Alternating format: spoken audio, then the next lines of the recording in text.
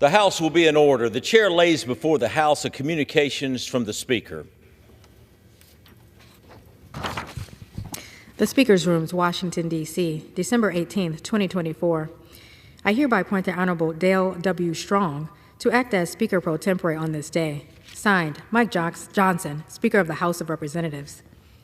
Pursuant to the House on January the 9th, 2024, the chair will recognize members from a list submitted by the majority and minority leader for morning hour debate. The chair will alternate recognizing between the parties with time equally allocated between the parties and each member other than the majority and minority leader, and the minority whip limited to 5 minutes, but not and shall not debate continue beyond 11:50 a.m.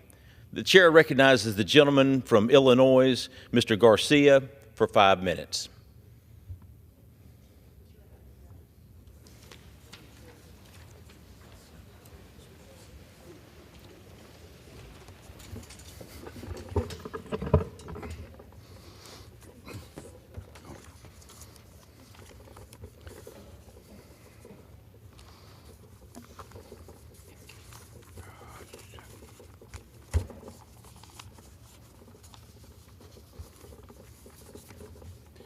Mr. Speaker, I rise today to honor the president of the Village of Hinsdale, Illinois, Thomas Cauley, Jr., who will be retiring at the end of this year.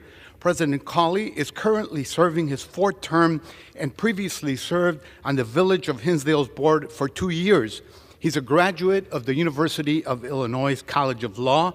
As a lawyer, he has had a successful career representing numerous entities and is now head of his own law firm. As president of Hinsdale, he played an essential role in ensuring its residents have a local government connected to the community and responsive to resident needs. Thank you, President Cauley, for the critical work you've done to transform lives and honorably represent the Village of Hinsdale.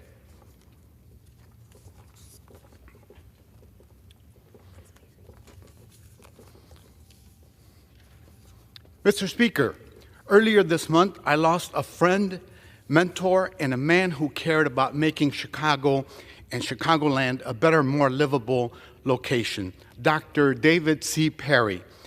David was an urban planner who spent the last 12 years of his life leading the Great Cities Institute at the University of Illinois at Chicago and bridging the gap across academia, community, and practice. When I enrolled in the master's program in urban planning at UIC, Professor Perry was one of my favorites. His belief in involving and informing communities to help address the problems they faced had an important impact in my professional development. And it's a concept I've consistently practiced as an elected official. He was a prolific writer who addressed topics like economic development, race, politics, urban violence, and public infrastructure in American cities. Professor Perry will be sorely missed. My wife and I are thinking about his wife, Judy, his children, and grandchildren during this difficult time.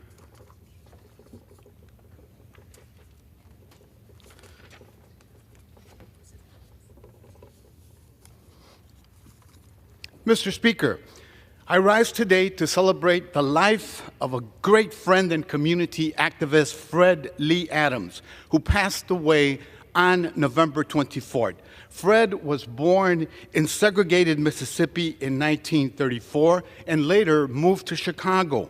Having experienced the worst of Jim Crow growing up, Fred became an organizer looking to improve the conditions of his community in Chicago. He became a part of the Corkery Elementary School's Men's Club, a group of mentors who organized sports teams in school in my neighborhood of Little Village in North Lawndale. In 1982, Fred joined my friend and community leader, Rudy Lozano, and me as a member of the 22nd Ward Independent Political Organization, and he remained one of its core members. The following year, together, we worked to elect the first black mayor of Chicago, Harold Washington.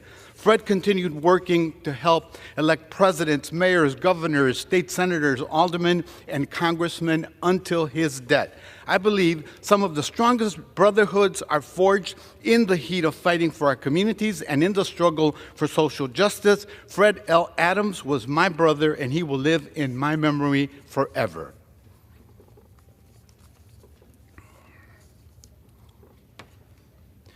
Mr. Speaker, today I celebrate the 40th anniversary of PACE, the public transportation agency that provides bus and paratransit services in the Chicago metro area. For many in the suburbs, it is the only mode of transportation.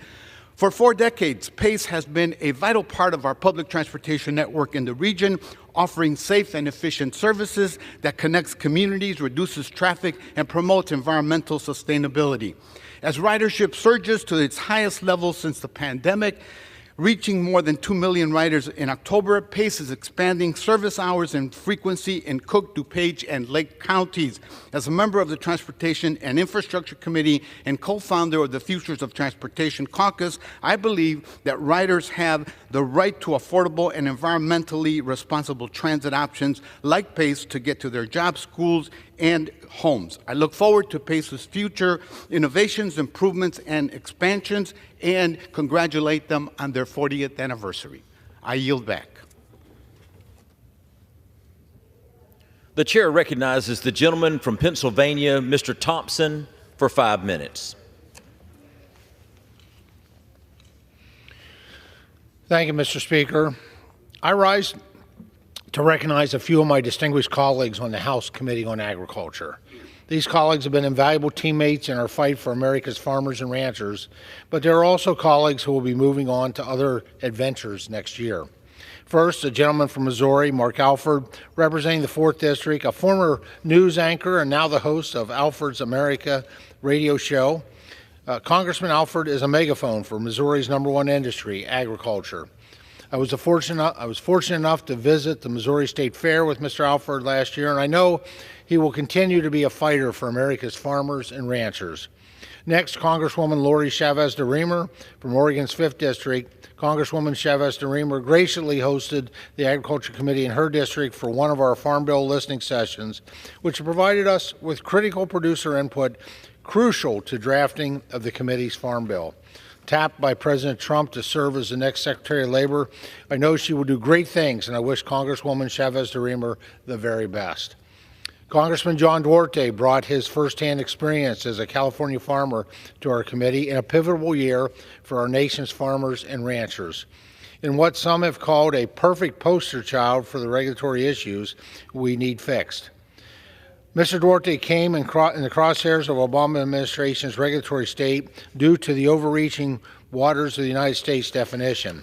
In a way only possible in America, Mr. Duarte ultimately earned a spot in Congress and a seat on the Agriculture Committee, where he was able to vote to rescind the Biden administration's flawed WOTUS rule. We'll miss having him on our committee, and I wish him the best. Next, Congressman Max Miller has been a real fighter for Ohio's agricultural industry. During his time on the committee, we've traveled to listening sessions together. I've joined his Agriculture Advisory Board calls, and he has been a constant champion for our producers, and he even became a father. And as he leaves the Agriculture Committee, I know Mr. Miller will continue to advocate for the Buckeye State's farmers through his work on Ways and Means. From upstate New York's 19th District, Congressman Marc Molinaro immediately brought a unique perspective to the Agriculture Committee.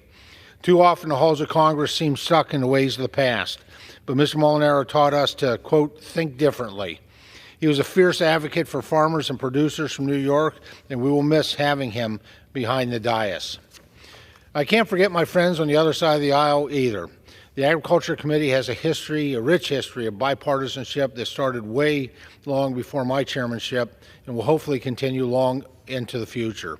Congresswoman Caraveo from Colorado's 8th District, Congresswoman Slotkin from Michigan's 7th District, and Congresswoman Spanberger from Virginia's 7th District are bidding farewell to the Agriculture Committee. Each represented their diverse communities with distinction on our committee, and I want to wish them, each of them, the very best. Finally, I'd like to acknowledge my friend and brother in Christ, current ranking member, the gentleman from Georgia, David Scott, who's not retiring, rather is stepping down as ranking member. Since 2002, Congressman Scott has led the Democrats on the Agriculture Committee with distinction. Agriculture really isn't and never should be a partisan issue. In fact, it is one of the few that still unites members from very different political backgrounds. I'm proud of the fact that we have been able to find common ground on so many issues over the years. I look forward to continuing to work across the aisle with Mr. Scott and thank him for his service to the Agriculture Committee. Mr. Speaker, I want to thank all of our colleagues for their contributions to American agriculture and wish them good luck in the next chapter. Thank you, Mr. Speaker, and I yield back. The chair recognizes the gentlewoman from Oregon, Ms. Bonamici, for 5 minutes. Thank you, Mr. Speaker. For many people across the country, their first introduction to Portland, Oregon was the sketch comedy show Portlandia. Like any parody, it exaggerates reality. Contrary to popular belief, most Portlanders don't spend their time asking about a chicken's backstory at a farm-to-table restaurant or sorting their recycling into 50 bins. And I can tell you firsthand that the City of Roses is a place where people care about the environment, where their food comes from, sustainable transportation, and inclusive communities. And there's no better advocate and no truer representative of Portland than my good friend, colleague, and mentor, Congressman Earl Blumenauer. Earl has been in public service for more than 50 years, 28 years here in Congress and 25 years in state and local government. He's devoted his career to making Oregon and the country more livable so individuals and families can be safe, healthy, economically secure. As he said, it's in his DNA to care about the community and to bring people together to accomplish a goal. Earl came to Congress after the special election in April of 1996, when Ron Wyden moved to the Senate in one of 5 special elections that year. And on the Hill, people know Earl by his bow ties, his bike pins, and his annual comedy events. But to those of us who know him well, he is so much more. Earl has a wide breadth of knowledge and extensive experience gathered through his years in state and local government and now in Congress. When I went on a tour of the Library of Congress several years ago, I noticed it was quiet and empty, and I asked if any members of Congress actually used the library, and my tour guide said, "Do you know Earl Blumenauer?" That's Earl. As former Congressman Peter DeFazio remarked, Earl goes to people with facts, and he goes back to them with facts, and he tries to wear them down, and Earl can be very convincing. He's a long-term thinker, a skill that is sometimes in short supply in the policy-making arena, and a quintessential policy wonk. Earl's vision and tireless work has made real game-changing progress for his hometown of Portland, for our state, for the region, for the nation, and in fact around the world. He's been a key part of promoting curbside recycling, investing in bike and pedestrian infrastructure, advocating for animal welfare, transit, water infrastructure, supporting Afghan interpreters, changing the regulatory structure of cannabis, reimagining food policy, and more. Earl always seeks to share what he knows. As a Portland City Commissioner, Earl wanted to provide a way for Portland residents to engage constructively with transportation systems, so he created an evening class and gave people the opportunity to learn about the system and suggest changes, a program that continues to this day at Portland State University. And when new members come to Congress, Earl welcomes them with a gift, a very thorough multi-page letter sharing some of his lessons, some of the knowledge that he's absorbed throughout his service. And I came back to that letter and to Earl for guidance as I found my way. Even Snoop Dogg asked Earl for advice on how he could help with cannabis legislation. Yes, Earl has friends everywhere, and I know many of us in Congress will miss him tremendously when he retires at the end of the 118th Congress. But for those of us who live, work, and visit Portland, Earl's not going anywhere. In his next role in Portland State's Metropolitan Studies program, he'll continue to make things better for Oregonians with his typical, methodical, and data-informed approach. As the incoming dean of the Oregon delegation, I acknowledge I have big shoes to fill. But Earl has charted a good and worthy path, and I know he will be around for advice when we need his wisdom, his sense of humor, and his sincerity about creating a better future. We wish Earl Blumenauer well, and I know he will appreciate his additional time with his wife, Margaret, and his children and grandchildren. Congress will not be the same without Congressman Earl Blumenauer. Thank you. I yield back the balance of my time. The chair recognizes the gentleman from Ohio, Mr. Wenstrup, for 5 minutes. Well, thank you, Mr. Speaker. Imagine winning a war for a country that didn't yet exist and had no government. That was our beginning. What our founders did have was freedom-loving people that believed that our rights come from God. 13 independent colonies united for a common purpose to form the United States of America. Eventually, they formed 3 branches of government: executive, judicial, and legislative. And here we are in this beautiful chamber right now. You know, growing up, I watched Superman, and each show began with the motto, fighting for truth, justice, and the American way. And I bought in. And I truly believe that most of America does as well. At a young age, I knew that I wanted to be a doctor. I didn't imagine that that would lead to military and legislative careers as well. My version of the American dream, I suppose. I have loved every chapter, not knowing that they all would overlap. And on occasion, God would put me right where I could serve best. And sometimes he would perform miracles. Long live Majority Leader Steve Scalise, an American hero. When one chapter ends, another chapter begins. With the priorities of God, family, and country in mind, I'll return home to further elevate my roles as husband, father, coach, and provider, while God, family, and country are all still priorities. I cherish all the great Americans that I have served with along the way. Thanks for keeping me company. I've been blessed. My wife, Monica, and my children, Brad and Sophia, are my blessings as well. Farewell for now. God bless all of you, and God bless the United States of America. I yield back. The chair recognizes the gentleman from North Carolina, Mr. Nickel, for 5 minutes. Mr. Speaker, as my term in Congress ends, I want to express my heartfelt gratitude to those who made it possible, the people of North Carolina. Representing North Carolina's 13th District has been the honor of a lifetime. I'm proud of the impact our office has had. Over the past 2 years, we've helped more than 1,600 constituents resolve issues with federal agencies, returning nearly $2.8 million to my constituents in the process. We've hosted and attended nearly 300 public events, including 16 town halls, to connect with our neighbors and make their voices heard in Washington. We responded to over 70,000 pieces of correspondence, ensuring that every constituent knew their voice mattered. And we brought back millions through the federal budget to North Carolina's 13th District. Legislatively, we've worked to make life better for the people we served. I introduced 13 bills and co-sponsored over 450 pieces of legislation, fighting for affordable health care, safer schools, better infrastructure, and an economy that works for everyone. I took to this floor 70 times to advocate for my district's priorities and to share their stories with the American people. Mr. Speaker, this is not a normal farewell speech. I'm not giving this speech by choice. As someone who first came to Congress 30 years ago as an intern for Senator Dianne Feinstein, I can guarantee you one thing: nobody has truly loved serving in Congress more than me. That's in part because we knew there was a good chance that my district would be erased by partisan gerrymandering and my time here would be short. Had a lot of work to do in a short amount of time. So I'm not here giving a farewell speech because I did a bad job or because my constituents voted for another candidate.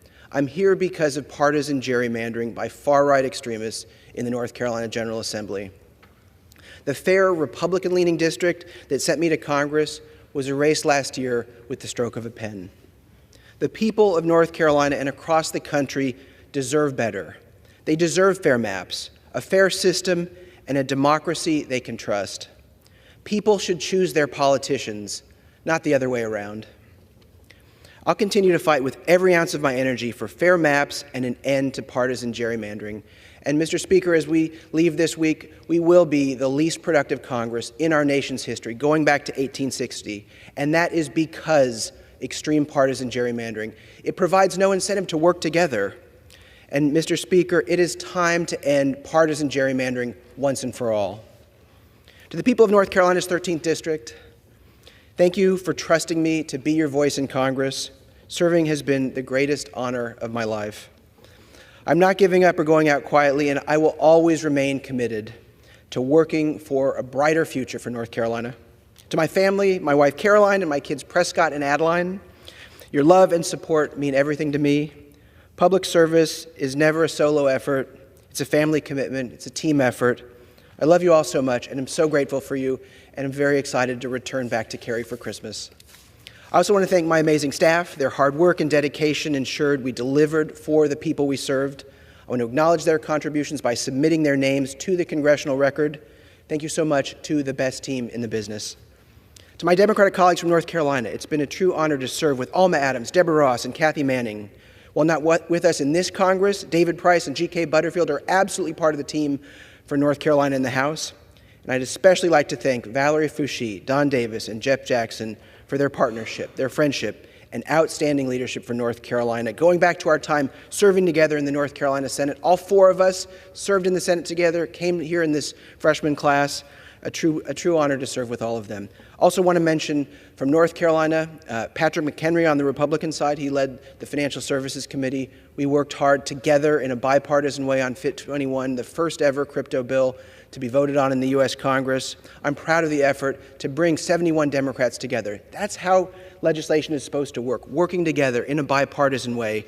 And that, for me, was a bright spot for this Congress. To my colleagues, especially my fellow freshmen, thank you for your friendship and collaboration. Working alongside you has been a true honor. We ended this term with an amazing dinner together, all of us last night. Your passion and determination remind me why we do this work, and I'm grateful for the lifelong friendships we've built. I know I'm leaving the future of the U.S. Congress in very good hands. Public service is about making a difference. It's about putting others first and leaving things better than you found them. As I leave this chamber, I do so with a full heart and hope for the future. There's a lot of work I still want to do, and I plan to continue in public service. North Carolina's working families deserve elected leaders who will serve their best interests, not the interests of special interests or the interests of Donald Trump. I'm not giving up in that fight. Thank you, Mr. Speaker. May God bless the United States of America. I yield back. The chair recognizes the gentleman from New York, Mr. Langworthy, for 5 minutes.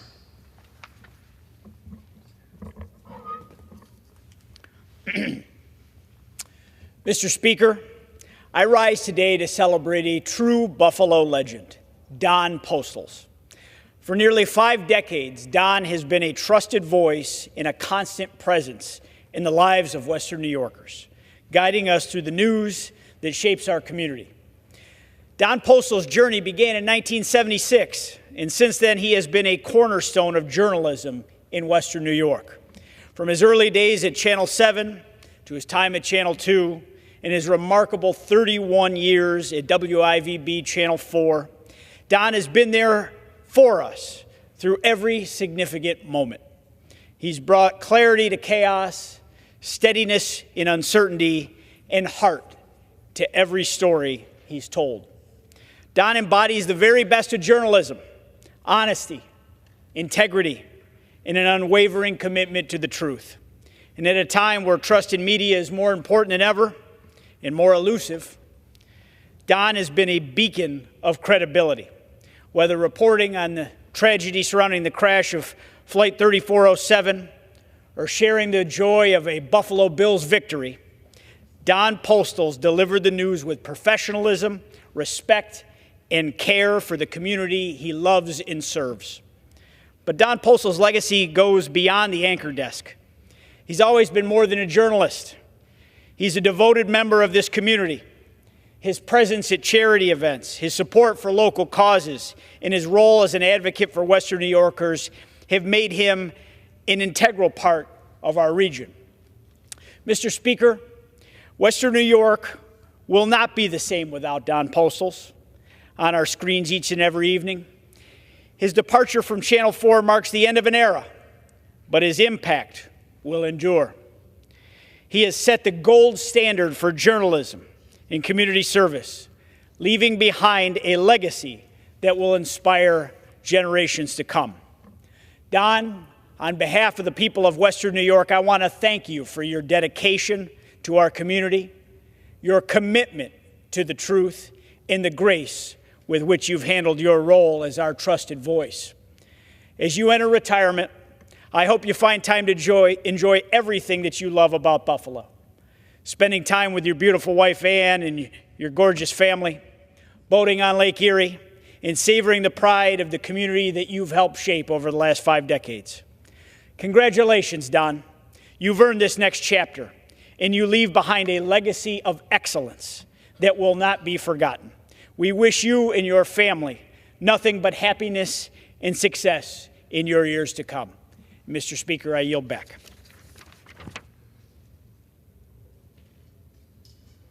The chair recognizes the gentlewoman from Michigan, Ms. Skolton, for 5 minutes.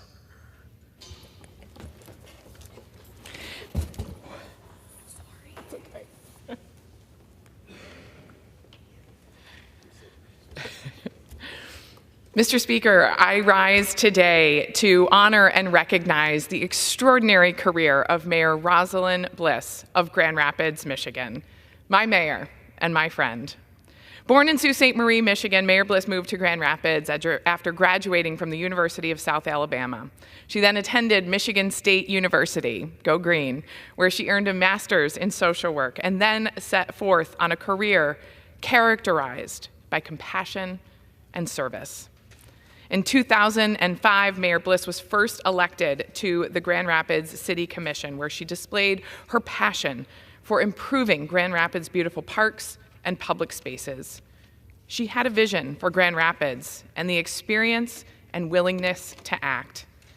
After laying out her ambitious plans for the city, then City Commissioner Bliss was elected by her friends and neighbors to become the first woman mayor of Grand Rapids, Michigan's second largest city, and the youngest in over 130 years. Mayor Bliss's tenure in Grand Rapids was defined by bold, compassionate leadership. She strengthened community police relations through community-centric law enforcement initiatives and mental health response teams, a first-of-its-kind crisis stabilization unit. Amidst a nationwide housing shortage, she expanded affordable housing opportunities and prioritized sustainable development through projects like the Grand River Greenway and an ambitious carbon neutrality goal. She also shepherded the city through the COVID-19 pandemic, allowing our West Michigan community to bounce back even stronger. Thanks to Mayor Bliss, our economy is booming with over $11 billion in private investments, a new soccer stadium, many new sports teams, and 9 million annual visitors. Our limitless growth potential is in large part due to her forward-thinking vision and her bold action. After 2 incredible terms in our city's highest office, I am confident that Mayor Bliss will leave an impactful legacy that sets a high bar for public service in West Michigan and across America's great cities. Mr. Speaker, once more, I ask my colleagues to join me in commending Mayor Bliss for her decades of service to the great city of Grand Rapids. And to my dear friend, I wish you the greatest happiness in your retirement. I yield back. The chair recognizes the gentlewoman from West Virginia, Ms. Miller, for 5 minutes. Thank you, Mr. Speaker. I would like to recognize one of West Virginia's most impressive reporters and a good friend of mine, Marc Curtis. For 4 decades now, Marc has devoted his career to broadcast political journalism. From local government races to presidential elections, Marc has consistently delivered fair and thorough reporting. Despite his line of work taking him across the country, Marc chose to stay and finish his career in West Virginia, and his love of our state and its people shined through his reporting. I am grateful for our friendship, and I have always enjoyed coming on his show to discuss the important issues that are happening in our state and around the country. I remember as if it was yesterday when I sang happy birthday to him on the House floor in that West Virginia House. Time certainly does fly by, Marc, and thank you so much for your years of service to our wild and wonderful state. I wish you a happy and well-deserved retirement.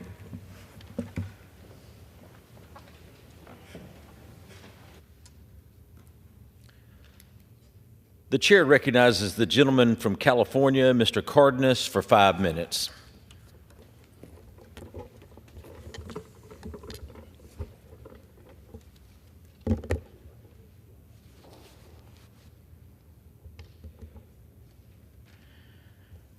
Mr. Speaker, I rise today to honor and celebrate the contributions of a dedicated, generous, and kind-hearted person, Lisa Marie McGovern. Lisa volunteers for many causes. As the chair of the Democratic Spouses Forum, Lisa welcomes and helps spouses understand how to navigate the unique dynamics of the life of a Congress member's spouse. My wife Norma met Lisa 12 years ago and has benefited from Lisa's wisdom and friendship. Lisa works hard behind the scenes and is someone who does not seek credit or praise. She just does things out of the kindness of her heart. Congressman Jim McGovern is Lisa's husband. Jim has represented Massachusetts' 2nd Congressional District since 1996. For nearly 3 decades, many of us have come to count on Lisa's knowledge, experiences, her compassion, and friendship. Her enormous heart extends beyond just helping us, the members and the spouses. She has made it her life's work to take the fight to cancer. Her fight is personal, as Lisa lost her mother to lung cancer in 1996 and has given every effort to the cause. Lisa McGovern is the executive director of the Prevent Cancer Foundation's Congressional Families Program.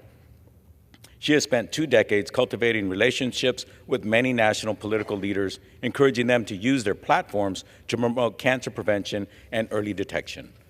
Her tireless work has been very fruitful. Lisa has put together high-profile capital events to raise awareness about the foundation's work and has brought out some high-level personalities and popular celebrities to help. Lisa, your work and your care have not gone unnoticed. On behalf of my wife, Norma, I want to extend my deep gratitude and sincere appreciation for every single thing that you have done for us. From the bottom of my heart, I thank you for sharing the love, mentorship, and friendship to so many of us.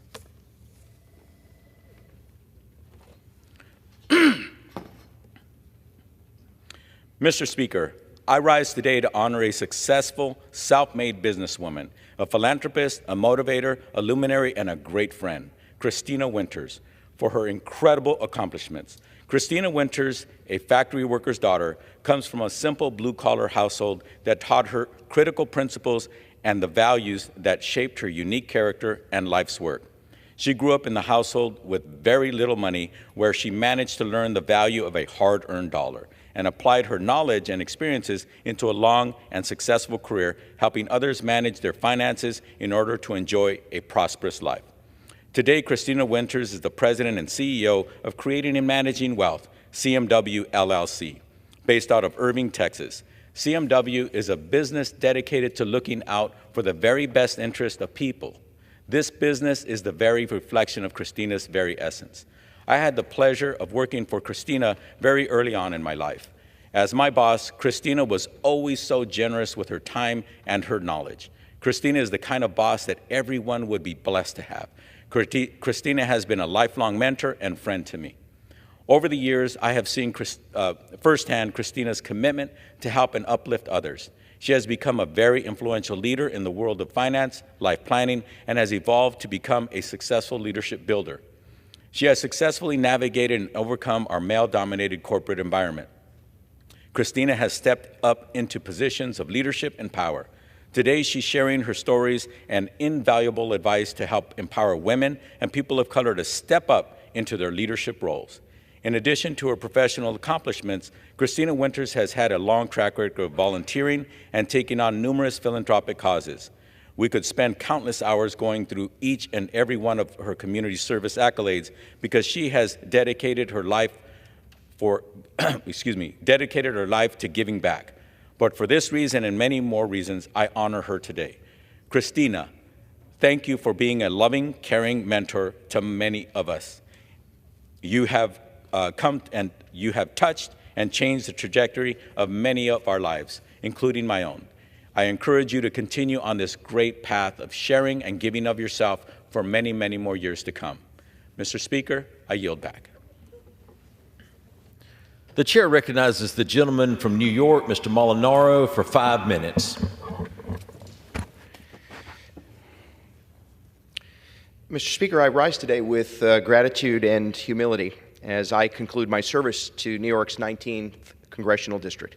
Representing the people of upstate New York in this historic chamber has truly been the honor of a lifetime. And now this journey has been guided by the values, aspirations, and resilience of the families, farmers, and small businesses that are the backbone of our district. From the Massachusetts-New York border, across the Hudson River Valley, through the Catskill Mountains to central New York and into the southern tier. And to the people of this amazing upstate New York district, thank you. Thank you for your trust, your support, and your unwavering belief in me. Representing you was never just a job, it was a deeply personal mission. Your faith in me inspired every decision we made, every vote cast, every moment spent advocating for our shared future. Together, we focused on what truly matters, delivering results for the people and places that make our district extraordinary. And we met challenges head on. Together, we tackled the fentanyl and mental health crises, securing federal funding to expand stabilization centers in Broome and Sullivan counties. These efforts remind us that no one should have to face their struggles alone. And we championed the Think Differently initiative on a national stage, breaking down barriers and creating opportunities for individuals with physical, intellectual, and developmental disabilities, and creating new opportunities for employment, education, and social services. We worked to safeguard the Hudson River, preserve farmland, and protected our most precious natural resources for generations to come. Amid inflation and border crises, we sought solutions that would make a tangible difference for everyday Americans.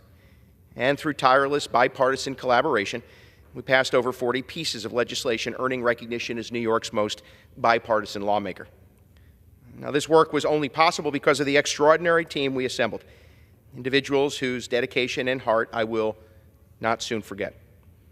To my Chief of Staff, Jeff Bishop, Deputy Chief of Staff, Dan Kranz, District Director Caitlin Daly, Legislative Director Connor Tarosian, Scheduler Maddie Bruno, Legislative Assistants Caitlin Mullen and Doug Gordon, Legislative Correspondent Nick Urban, Field Representatives Nicole Leonard and Alex Horton, Constituent Caseworkers Michelle Speech and Sean Lisk, Press Assistant Hannah Benfield, Outreach Coordinator Chiano Briga, Constituent Services Representative Ben Strabler, Staff Assistant Noel Dana, and other members of Team Molinaro, Jessica Akshar, Caroline Doxey, Tyler Gutchis, Alex Holderith, Kate McCann, Maddie Minahan, and Rick Yackel, I thank you.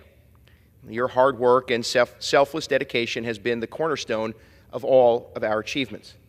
To my colleagues and friends who serve and represent the state of New York, Republicans and Democrats alike, your friendship and support has been so gratifying, and it has been a pleasure these last 30 years to work with most of you. Finally, let me thank my family. My wife, Corinne, is a superhero, filled with strength, love, and patience, and I'm grateful to her and my children, Abigail, Jack, Elias, and Theo, each amazing and accepting and wonderful in their own special way. And I'm thankful to my mother, Donna, who instilled in us a desire to pursue truth, work hard, and serve others. You are all my foundation, my heart, my greatest source of strength. You stood side by side with me every step of the way, and this journey was ours together. I am endlessly grateful for your love and sacrifice. And so as my time in Congress comes to an end, let me be very clear. Public service is not just something I do. It is who I am. Yes, from America's youngest mayor to congressman serving upstate New York, this for me is not a goodbye. It is the start of a new chapter. And so I will continue to fight for the values we share, advocate for the communities we love, and work tirelessly to make our country better, stronger, and more united.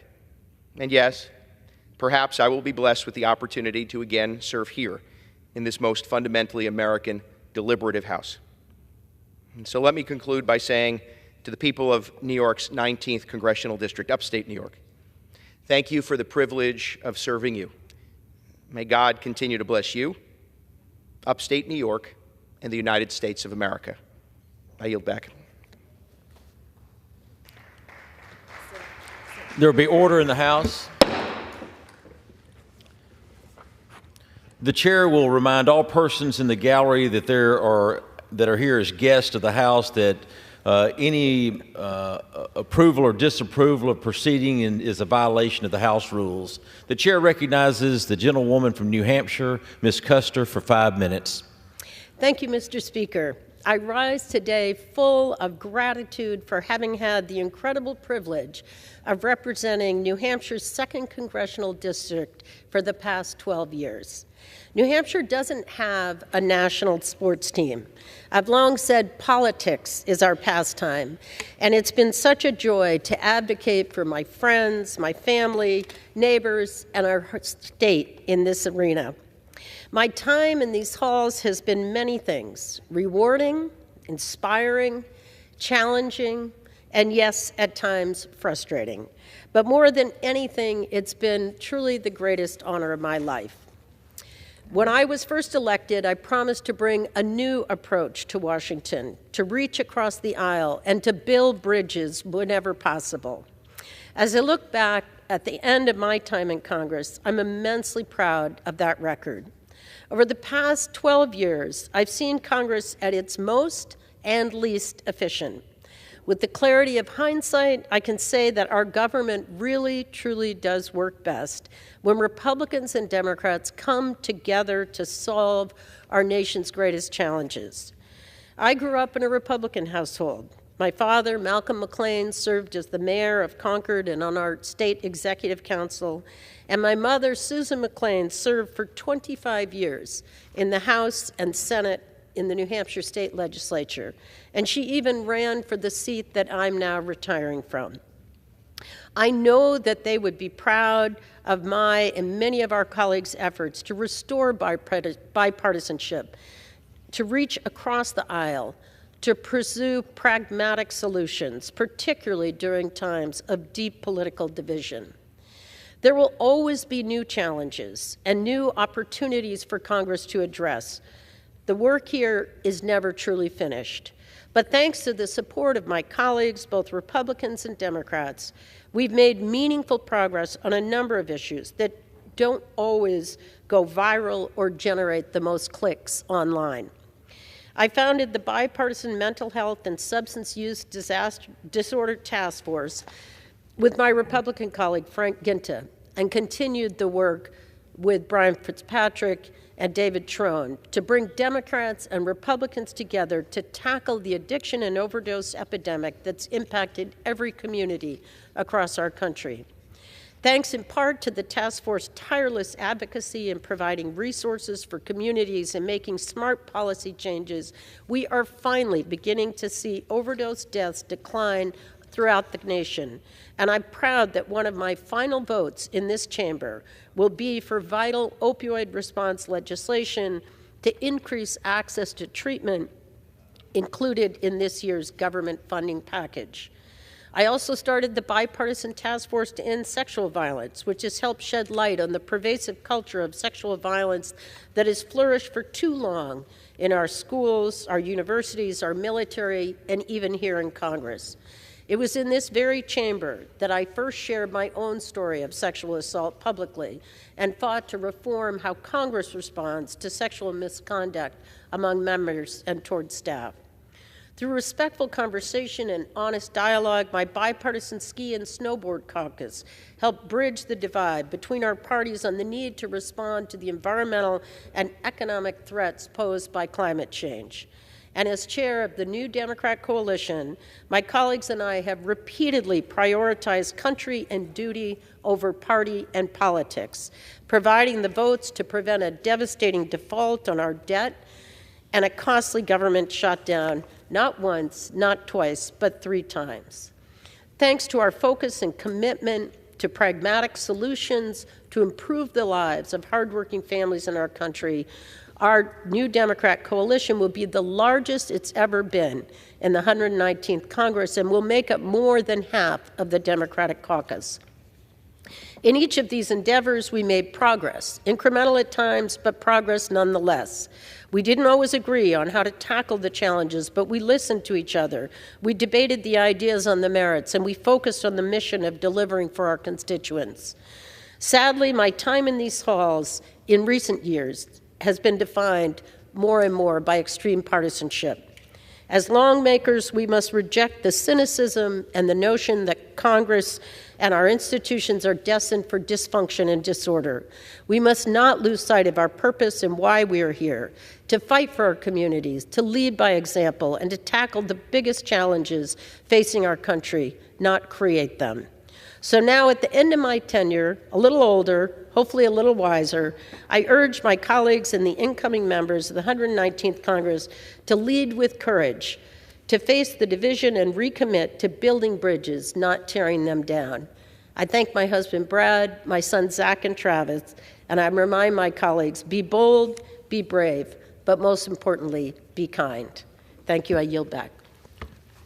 The chair recognizes the gentleman from Indiana, Mr. Pence, for 5 minutes. Thank you, Mr. Speaker. Mr. Speaker, I rise today to recognize and honor my brother, Mike Pence. Michael has been my congressman, my governor, and our nation's vice president. While serving my constituents, he's been my inspiration. Everyone has their own preconceived notions of who my brother is. The real Mike Pence, the man I have known his whole life as his oldest brother, is one of the best, most honorable people I know, and he has always done the right thing. Michael is devoted, kind, generous, and he loves his family very much. He's humble and gentle, but he's the bravest and the boldest of my siblings. His mettle is iron-tested. His character is unimpeachable. These are the qualities that made him the leader that he is. It has been my honor to follow in his footsteps and represent the Hoosiers of the 6th District of Indiana.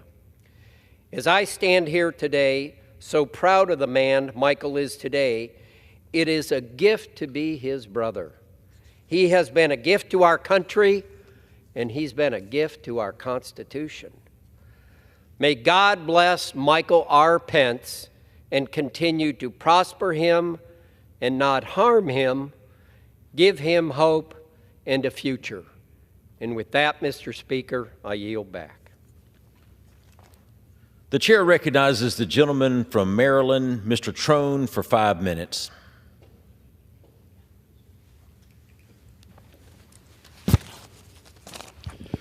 Mr. Speaker, I rise today say that it's been my greatest honor serving the Maryland 6th District over the past 6 years. I've met and listened to thousands of Marylanders who worked across the aisle to pass legislation that has improved and will continue to improve the lives of all Americans. I didn't do it alone. I am forever grateful to my wife, June, and my 4 children, Michelle, Julia, Natalie, and Rob. During my time here, I became a grandfather to 2 grandchildren and a 3rd on the way. Nothing reminds me of how important our future is when you see it through the eyes of children and grandchildren. Many of you know that I chose to run for Congress because I lost my 24-year-old nephew to a fentanyl overdose in 2016. In 2021, I co-founded the Bipartisan Mental Health Task Force with Ann Kuster to bring Democrats and Republicans together to fight the mental health and opioid epidemic. And we did. Together, we've passed dozens of bipartisan bills, delivered billions of dollars to communities to fight this, bring this crisis on the front lines, and united hundreds of our colleagues annually during Recovery Month for Congress Goes Purple. This past year, our state and country saw the first decline in overdose deaths. I'd like to think our task force did a small part of that. Throughout my time in Congress, I've stood by my mission to lead with compassion, civility, and competence, and put people over politics. I was proud to deliver $53 million in community project funding, federal funding going directly to where it's needed most in my district. By working as a team, we're able to make life-changing impacts in our communities. In the last 6 years, I've also led 30 bills that were signed into law. Bills on issues that we can't afford to ignore: mental health, addiction, and criminal justice reform. Suffice it to say, our work is not done. I leave Congress aware, knowing that countless lives have been and will be changed as a result of what we've accomplished.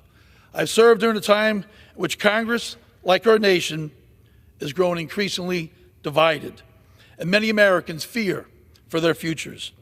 We must all remember that what unites us is greater than what divides us. And despite our differences, I've developed productive, meaningful relationships with many of my colleagues across the aisle.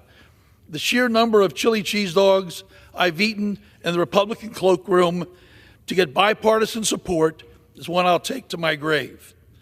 Through it all, I remain certain that the path forward for progress lies in common ground. To my Republican friends, thank you for your partnership, for putting country over party to work together. To all of my colleagues, I urge you to take a look to your counterparts on the other side of the chamber and commit to fighting together, not against each other, to empower America to reach its full potential. Because if that's not why you're here, we don't deserve to be. Thank you for this privilege representing you, and have a safe holiday season. I yield back. The chair recognizes the gentleman from Washington, Mr. Newhouse, for 5 minutes. Mr. Speaker, I rise today to reflect on my 4 years serving as chairman of the Congressional Western Caucus. It's been a tremendous 4 years, filled with memories and accomplishments that certainly will last a lifetime. The caucus's work on behalf of the issues impacting Western and rural America is invaluable, and it has been a great honor to be a part of this effort.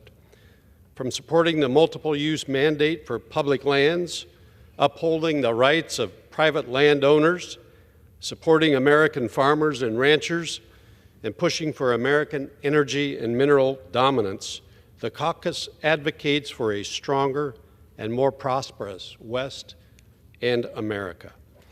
While I could reminisce for hours about the caucus, I want to highlight some of my favorite memories and achievements over the past 4 years. For the first time in its history, the caucus reached 110 members. What once started out as a group small enough to literally meet in a closet is now the second largest caucus on Capitol Hill. Last year, we also celebrated the 30th anniversary of the caucus, a noteworthy milestone. We've participated in numerous field tours hosted by our members over the years to connect our policymakers and staff with Westerners to learn firsthand about the issues impacting the region, bringing the voices of the people back to Washington, D.C. We visited miners from northern Minnesota, to cattle ranchers in Fort Worth, to park officials in Yosemite and Yellowstone, to those who use and benefit from the Columbia River system, all to get a better understanding of policy issues in these communities. We have supported many pieces of legislation to unleash the full potential of domestic energy, support American farmers and ranchers, and end the assault on multiple-use mandates for public lands. I would like to thank my colleagues who have joined and worked hard for the caucus over the past 4 years. It has been my pleasure to serve as your chairman. I also want to thank the staff who have made hard jobs easier and have accomplished much. And I also want you to know our successes on behalf of rural and Western America would not have been possible without your dedication. Lastly, I'd like to congratulate my good friend Doug LaMalfa of California on his election as chairman for the next Congress. I'm excited for the future of the caucus and know it is in good hands. And while I no longer will be serving as chairman, I will continue to be a strong advocate for Western and rural America. Mr. Speaker, I would like to take a moment and extend one more thank you to my Chief of Staff, Amanda Beal, for her leadership and service to my office and the people of Washington's 4th District. Rising through the ranks over the years, Amanda has been a strong leader who who has delivered on our priorities and been an incredible mentor to my staff. I am fortunate to have had her by my side and will certainly miss her dearly. Joan and I wish Amanda the best as she continues her journey with her husband Peter and her growing family. And we remind her that she will always be a member of Team Newhouse. Thank you, Mr. Speaker, and I yield back.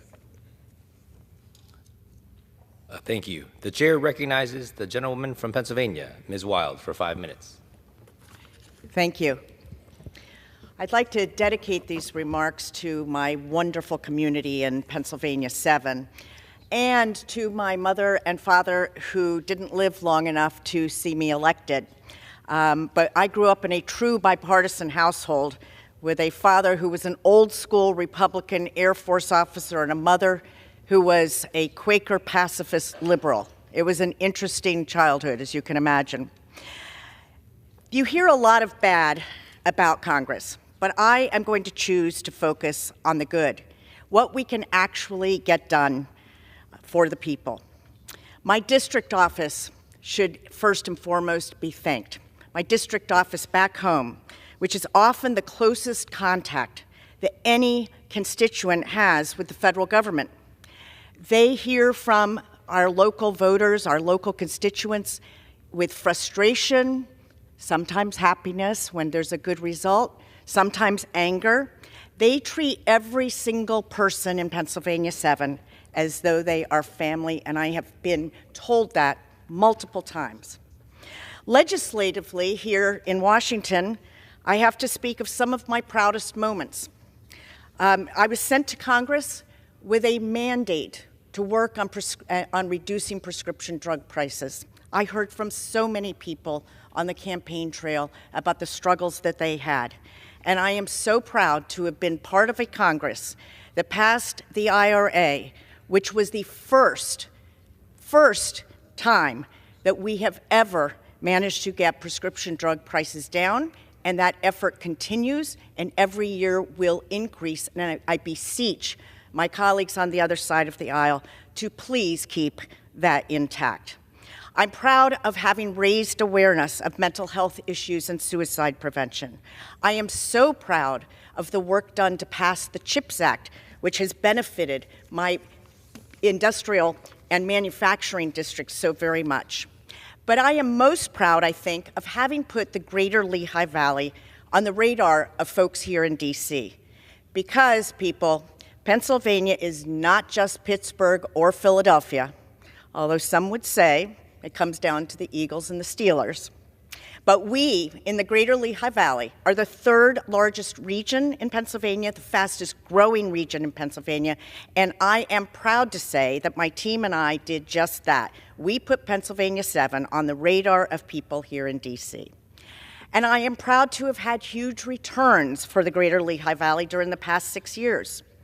$395 million from the bipartisan infrastructure law alone has come to my community. Our local airport has constructed a whole new TSA terminal.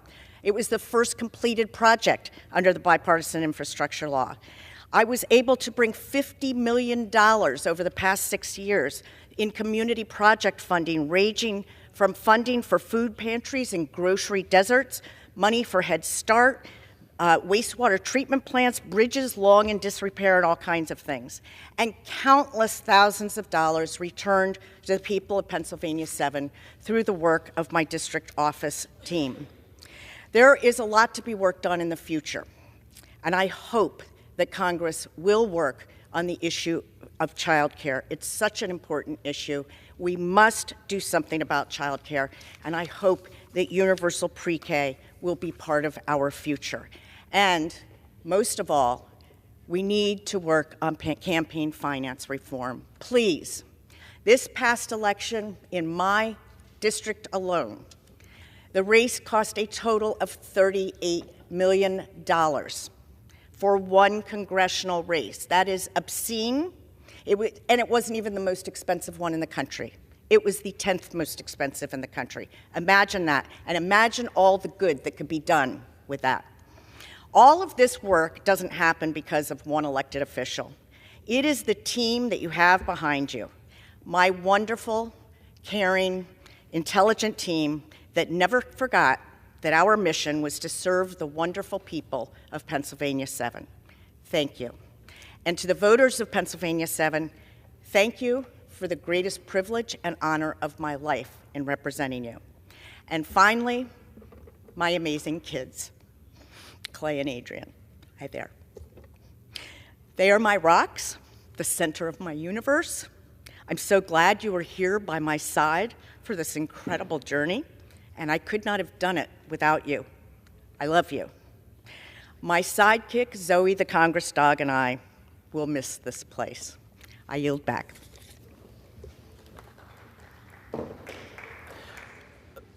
The chair recognizes the gentleman from Minnesota, Mr. Emmer, for 5 minutes. Mr. Speaker, I rise to honor one of the longest-serving mayors in the nation. Marvin Johnson is the mayor as he retires after 45 years of leading the City of Independence in Minnesota. Marvin was actually my inspiration to run for office. When my wife Jackie and I were starting out, our city public works department marked four 100-year-old trees on our property, 2 oaks and 2 maples, and they were to come out the next day for a new road. I called Marvin. He showed up at my house at 10 o'clock at night. He looked at the trees, he looked at the road, and he took the brick phone that some of us remember from 30 years ago, and he called the public works director, and he said, "Danny, move the road 50 feet. We're not going to take these trees." Since that time, I've never seen a government official as effective as Marvin. His council meetings were models of efficiency and respect, even as I rocked my newborn children in their car seats under the table during late-night evening sessions. He's a true public servant and has been an outstanding mentor and friend over the years. Marvin, as your career in public service comes to an end and you look ahead to your 90th birthday this spring, we wish you all the best in whatever comes next. Thank you for your support over the years and your leadership on behalf of the City of Independence. Mr. Speaker, I rise today to honor the memory of Minnesota State Representative Dick Burrell, who passed away suddenly earlier this year. Dick was not just a loving family man, but also a successful businessman and a true patriot. Raised in Waverly, Minnesota, he went on to serve our nation in the Marine Corps and earned his degree from Minnesota State Mankato. Dick had a Midas touch when it came to business. Everything he touched seemed to turn to gold. He ran his business for over 20 years and was often found working overtime or on weekends, shoulder to shoulder on the production lines with his employees. In fact, Dick was at his warehouse working just 3 days before he passed away. When not at work, Dick loved flying and sharing countless adventures with his wife, Patty, usually from their backyard runway, which he used with his plane. He even spent time flying around the state with me during my campaign for governor, which I'll never forget. Dick was passionate about politics. He preceded me in the Minnesota House of Representatives, was an active member of the Wright County Republicans, and was never shy about sharing his thoughts about what's coming out of Washington. He was a leader in our community. Dick Burrell touched the lives of thousands of Minnesota. To his wife, Patty, and the rest of the Burrell family, we offer our most sincere condolences, and we will always remember our friend Dick and a life well lived. Mr. Speaker, I rise to honor, sorry about that. Mr. Speaker, I rise to acknowledge my Minnesota congressional colleague, Congressman Dean Phillips, as he concludes his service in the House of Representatives. Outside of Congress, Dean has proven to be a shrewd businessman, owning and starting several successful companies and helping run his family's business. During his tenure here in Washington, Dean worked across the aisle with the same tenacity to help Minnesotans, from ensuring small businesses received the financial flexibility they needed during COVID, to working with all of us in the Minnesota delegation to strengthen the Department of Veterans Affairs for our veterans. he found ways to put our political differences aside and get results for our constituents. As we saw over the last year, Dean is never afraid to pursue common ground for the common good and fight to restore Americans' faith in our institutions, regardless of the political ramifications. Dean, thank you for your service. We wish you all the best in your next chapter. And Mr. Speaker, I yield back.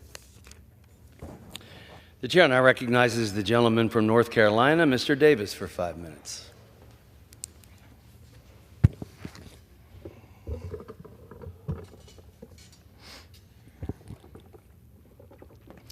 Mr. Speaker, I rise to honor the life and legacy of Brigadier General Ralph Ronald Ronnie Griffin, known as Ronnie back home. Ronnie's life of dedication, military service, and leadership has left a mark on both our country and eastern North Carolina. He began his military career by enlisting in the United States Marine Corps. Ronnie later received his commission from the North Carolina Military Academy and rose up the ranks, eventually pinning on the rank of Brigadier General. He spent over 38 years in military uniform. His career took him to Vietnam, not once, but twice. Ronnie was inducted into the North Carolina Military Academy Hall of Fame, and he was awarded our state's high honor of the Order of the Longleaf Pine by Governor Hunt and Governor Easley for his exceptional contributions to our state. Beyond his military service, Ronnie loved his family. He stood at Annalee's side, his late wife, and I'll never forget our conversation. He shared with me how her passing was difficult for him. Ronnie loved his children, and especially those grandchildren. Serving in the military, you develop lifelong friends. Ronnie had many friends that served with him, and one in particular was Mike, who was more like a brother. They shared so many stories and laughed together. Even their children called each other Uncle. It was Uncle Mike and General Uncle Ronnie. Mr. Speaker, Ronnie was a humble person, and he came from humble beginnings. He was driven by faith and his deep love for our country. We owe a great deal of gratitude and respect to Brigadier General Ronnie Griffin and his family. Mr. Speaker, I'm glad to honor a true American hero and one that I just so happen to call my friend, Ronnie. Godspeed. I yield back.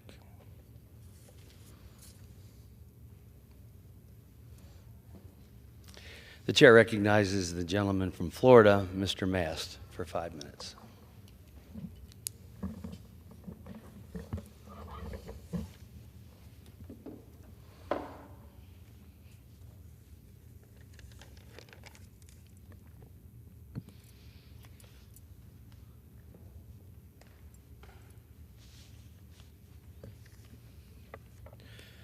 Mr. Speaker, my community lost 3 brave Palm Beach County Sheriff's deputies in a very tragic crash. Deputy Ignacio Dan Diaz, Deputy Ralph Butch Waller, and Corporal Luis Paez. I did know these men. I can't pretend that I knew them well, but well enough where we shared a handshake at various Veterans Day parades throughout the years, nods as we were in the same motorcade routes, and camaraderie as we fired up our Harleys and hit the road on motorcycle runs during times like the holidays like now. These men, they were always present. They were always on watch because that was their calling, to protect every person in our community from danger. whether they knew them well or not. They knew the hazards of their chosen profession. All day, every day, they patrolled inches from death. Yet these men, they never hesitated. They never stepped aside and asked somebody else to face the danger. Each day they woke up, they put on their badge, their body armor, they holstered their pistols. They left their families and they went to work. Courage for them was as natural as breathing. Plain and simple, they were warriors, strong, selfless, committed to protecting others. We thank God for these men. We thank God for their families who shared these patriots with us each and every day. Thank God for their dedication to duty, which was a beacon of selflessness. And I ask that my colleagues rise and join me in a moment of silence to honor these brave men for their sacrifice. And I would ask that you in the gallery rise as well, since you're here listening, and honor these deputies in a moment of sacrifice. And I would ask that my colleagues rise to honor these deputies in a moment of sacrifice.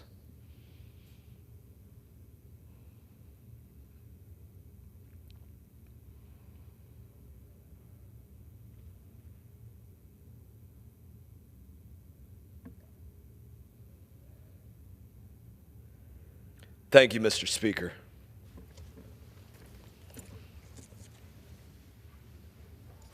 The chair recognizes the gentleman from Massachusetts, Mr. Lynch, for 5 minutes.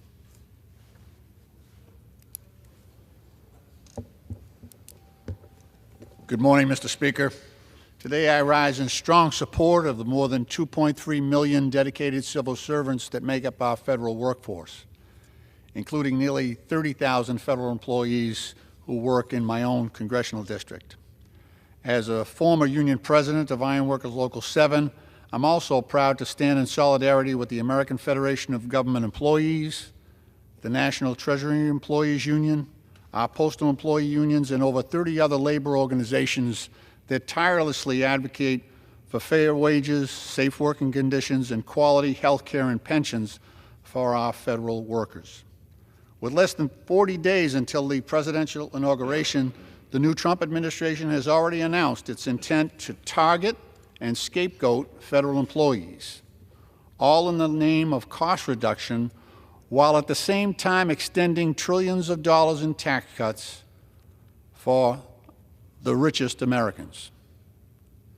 This reflects a blatant disregard for the sacrifices made by federal workers at the VA and elsewhere, and the critical services that they deliver to the American people.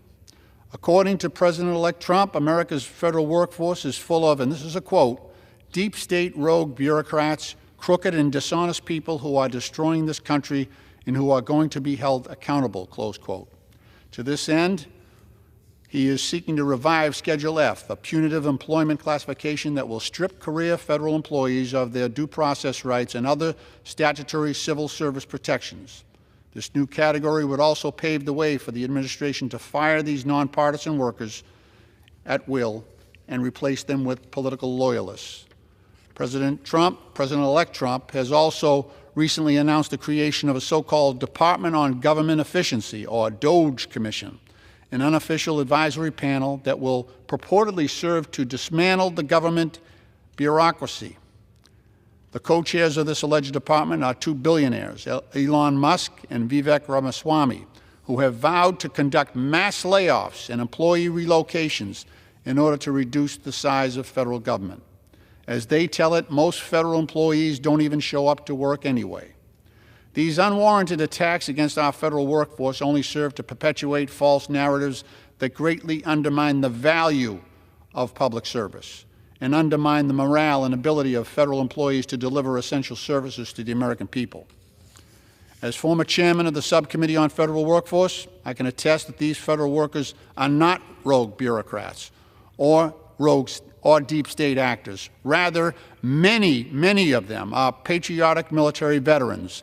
In fact, our federal workforce consists of nearly 650,000 U.S. Armed Service veterans, or more than 30% of all federal employees. In fact, the vast majority of federal employees work in the service to care for 18 million veterans and their families who are served and cared for by the Department of Veterans Affairs, which employs nearly 490,000 doctors, nurses, medical staff, and social workers and other healthcare professionals caring for our nation's veterans. Our federal workforce also consistently shows up to work, even during national emergencies, as reported by the Partnership for Public Service. Frontline federal employees are deployed in the field nationwide as Border Patrol agents, food inspectors, postal workers, TSA officers, forest firefighters, FEMA disaster response personnel, clinical biologists, and other jobs that support public safety in times of crisis. According to the Office of Personnel Management, only 15% of federal workers actually live in the D.C. area, with 85% of federal workers stationed in communities across our nation. And in stark contrast to President-elect Trump and his billionaire Doge co-chairs, federal employees are not looking to get rich. The Federal Salary Council reports that in 2024, federal workers earn nearly 25% less on average than their private sector counterparts. Recent strikes in the auto workers, UPS Teamsters, Kaiser healthcare personnel, and other private sector workers have resulted in historic and well-deserved wage increases, in some cases more than 20%. Meanwhile, to ensure the continuity of government services, federal workers are expressly prohibited by statute from participating in a strike. They must stay on the job. Asserting the right to strike and even belonging to a union that asserts the right to strike is against the federal government is a violation and a felony and punishable by imprisonment. In the interest of public safety, frontline federal employees also stay on the job without pay for the duration of every government shutdown. Nevertheless, every federal worker proudly takes an oath of office that reflects their commitment to our nation, to public service, and to dedication to carrying out their agency mission on behalf of the American people. Mr. Speaker, sadly, Elon Musk has now even resorted to publicly naming federal employees who would like to fire on social media. I yield back the balance of my time. The chair recognizes the gentlewoman from California, Mrs. Steele, for 5 minutes. Mr. Speaker, I rise to thank my constituents, colleagues, and friends for the wonderful 4 years I've spent serving in the People's House. It's been the privilege of a lifetime to serve Orange and Los Angeles counties in Congress, from helping my constituents to passing life-changing legislation. The work we've done has truly mattered. Only in America can a first-generation immigrant who speaks English as a third language rise to become a member of this body. When my parents fled communist North Korea for freedom in South Korea, they never would have imagined that their daughter would be standing here today. On behalf of my beautiful, diverse district, my team and I have accomplished a great deal. We've delivered significant funding to improve our Orange County beaches through sand replenishment. We've also provided important infrastructure investments to our communities. We've expanded health care access by expanding telehealth coverage, and we've led the fight for lower taxes. And legislation I've sponsored on its way to becoming the law to expand language access in telehealth for non-English speakers and expand mental health support for youth in foster care. I've been strong advocate for defending human rights across the globe and taking on the communist regimes who abuse them. These accomplishments are not mine alone. I want to give a heartfelt thank you to the members of leadership, committee chairs, and my colleagues who helped pave the way, and of course, my wonderful staff. Speaker Kevin McCarthy and Mike Johnson have ably led this body and supported me every step of the way. The same is true to Steve Scalise, Tom Emers, and Ellis Stefanik. My friend Kathy McMorris Rogers has also been a great mentor to me and helped me along the way. My colleagues in the California delegation have likewise joined me in supporting causes important to our state. I have been also blessed to serve on great committees. On the Ways and Means Committee, we have promoted an economy that benefits all Americans. Under the leadership of Chairman Jason Smith, Congress will reauthorize the Tax Cuts and Jobs Act with improvements that benefit American workers and job creators. We have also done great work on the Education and Workforce Committee to promote quality education for all students. This includes fighting the rise of anti-Semitism on campuses, a fight that Chairwoman Virginia Foxx has strongly championed. Dr. Foxx has been a partner for me in helping reduce communist China's influence in education through my Deterrent Act. As we have talked about so much on Select Committee on China, the CCP is truly America's #1 adversary. I have passed legislation to ban our military from using seaport reliant on Chinese technology. I have also worked to strengthen Taiwan's military readiness through the Taiwan Security Act. Congress must keep their eye on the CCP and build on this progress. For now, I'll be heading back to my home in sunny California. But while my time in Congress is ending, I will always look for ways to serve the country that I love. I'll always treasure the friendship I've made, both in Washington and Southern California. Like all journeys, this one is ending for a new one to begin. Thank you, and I yield back. The chair recognizes the gentlewoman from Michigan, Ms. Tlaib, for 5 minutes. Mr. Speaker, my residents still pay the highest auto insurance rates in the nation. Auto insurance discrimination continues to keep our residents in the cycle of poverty. I want to ask American people, the auto insurance industry, what does your education level, your marital status, your occupation, your employment status, credit scores, zip codes, or home ownership status have to do with whether or not you are a good driver? Right now, the auto insurance industry is determining rates based on these non-driving factors. So I introduced the Prohibit Auto Insurance Discrimination Act with my good colleague, Representative Watson. And one of the factors, again, to determine, the driving ability should not be these non-driving factors. Yet my residents still see and face higher auto insurance rates.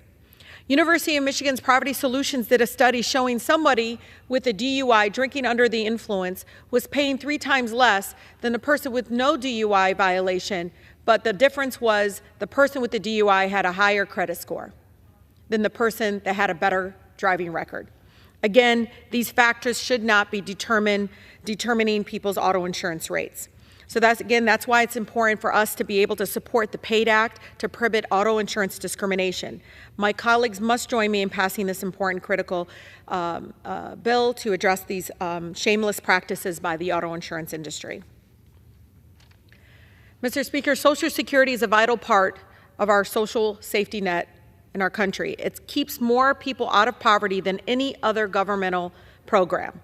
Nearly 23 million people So I wasn't surprised when the number one question and concern that was brought up in our telephone town hall throughout the district, over 9,000 people participated, was what's going to happen to Social Security. For most seniors, Social Security is their largest source of income. Cutting Social Security would be a disastrous policy choice for our communities, and it would be absolutely be a choice that is decided here, not a necessity. We should be strengthening and expanding Social Security, not cutting it. That's why I support the Social Security Expansion Act. It's very critical because it would increase benefits by $2,400 annually and ensure that program is funded for the next 75 years. We must protect Social Security.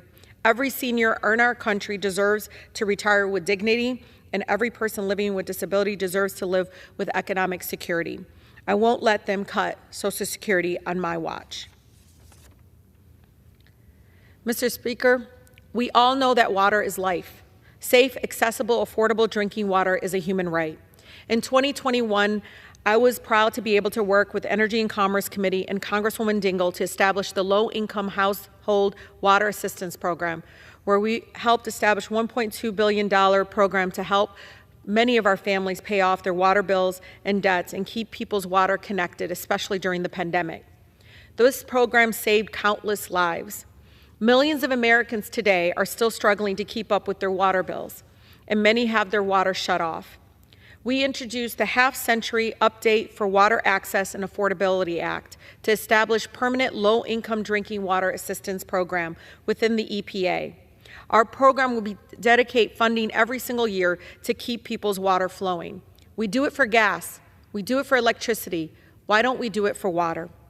The program will include reconnection assistance, but what I also love, it will help with water efficiency upgrades like plumbing repairs to many of our families that live in old homes.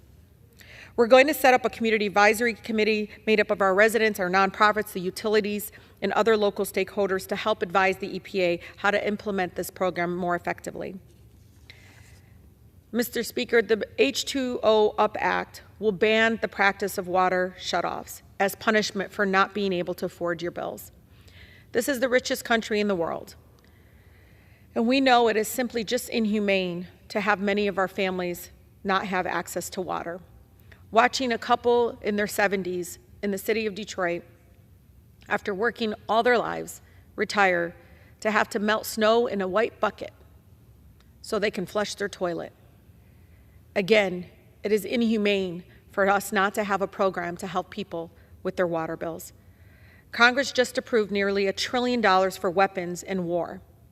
So please, for all my colleagues, I don't want to hear that we don't have the money to help our families here at home. We must, again, ensure access to water.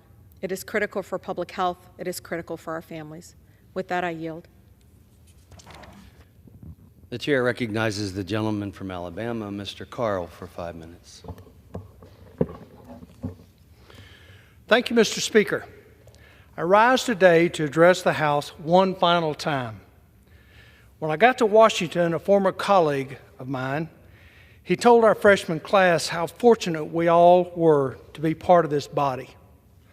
I'll never forget him saying he always felt humbled each and every time he saw the Capitol and when he walked on this floor. He warned us all, the day that you don't feel humbled walking on this floor or when you see the Capitol, it's time to retire and go home. This comment stuck with me, and I still get chills every time I walk on this floor or I see this glorious Capitol at night. In this very chamber, so much of history of our country and the history of modern world has been made.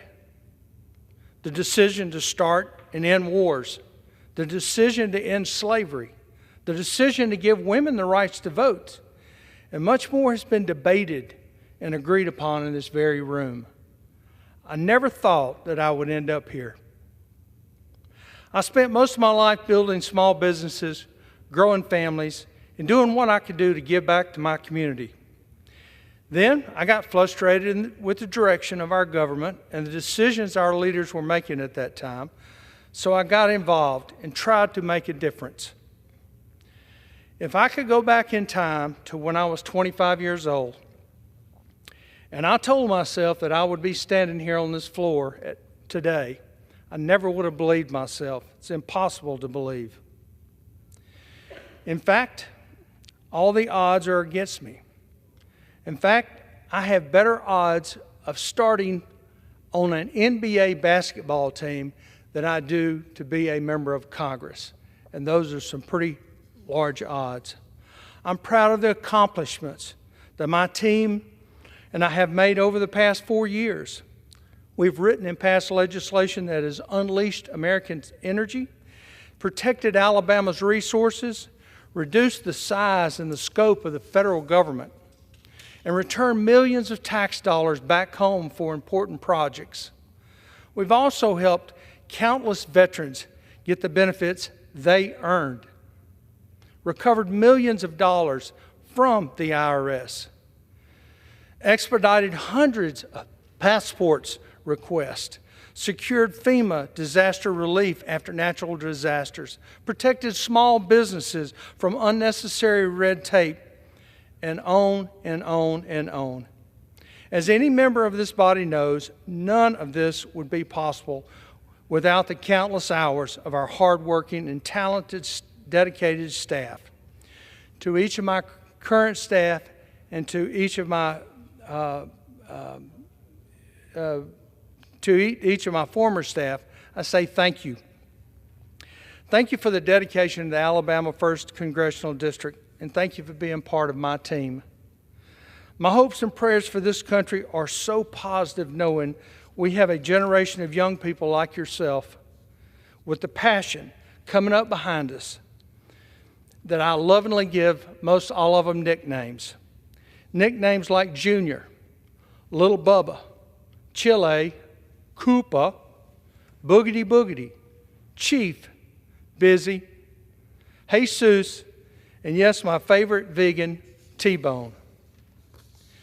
You're all forever part of Team Carl, and I'm proud to have played a role in each of your careers. Also, could not have done anything without the love and support of my wife, Tina, and our family. My family has always believed in me and supported me, and I look forward to spending more time with you very soon. Tina, start your grinning, because Big Daddy is headed home. To the folks of the 1st District, thank you for giving me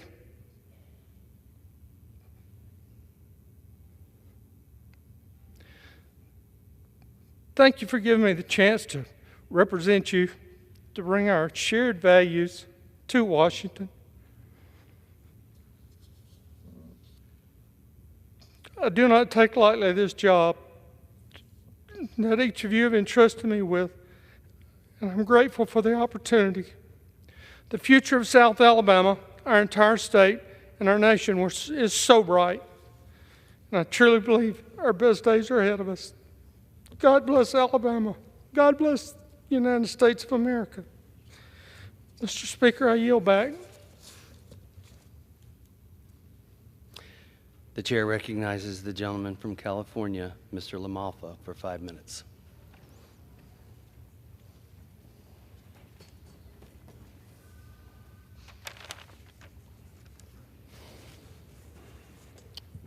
Thank you, Mr. Speaker.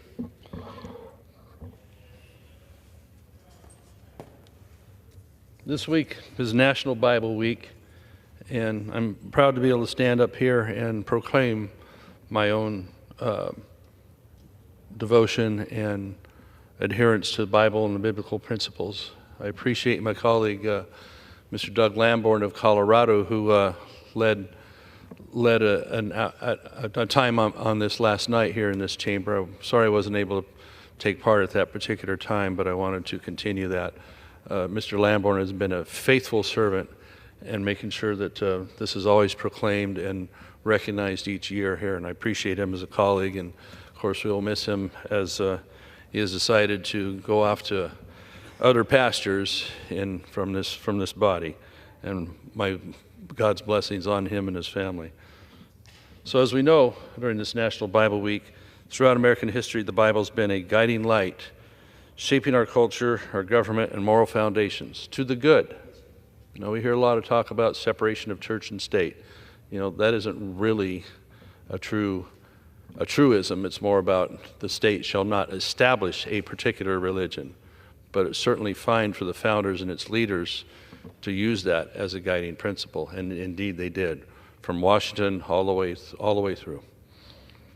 So when we reflect upon this week, it's important to remember that the Word of God has always provided clarity, strength, and direction to this nation. In Psalm 119-105, we are reminded, "Your word is a lamp to my feet and a light to my path." In a world filled with uncertainty and confusion, the Bible serves as a beacon of truth and wisdom. It calls us to live with integrity, to honor one another, and to acknowledge the divine responsibility we have to God. Indeed, the Bible is the inerrant Word of God. As leaders, as citizens, and as people of faith, we must continually seek guidance from our Scripture. It's extremely important in my own life, and that as well as my family, as our guide. The Word of God is not just a historical document, although it has been always found to be proven historically accurate. It is also the foundation of our morals and the source of wisdom that has indeed shaped our country. This National Bible Week, let us renew our commitment to uphold these principles, to guide our actions with the truths of the Bible, and to honor God in all we do. On top of that, it'll soon be Christmas, as this body tries to complete its work for the end of the year. So let's remember the reason for the season, as is put, that is the birth of Jesus Christ, our Savior. Amongst all the hustle and bustle of Christmas time, let's not lose sight of that fact, that indeed that is why we celebrate. So Merry Christmas to you all. I yield back. The chair now recognizes the gentlewoman from Illinois, Ms. Miller, for 5 minutes.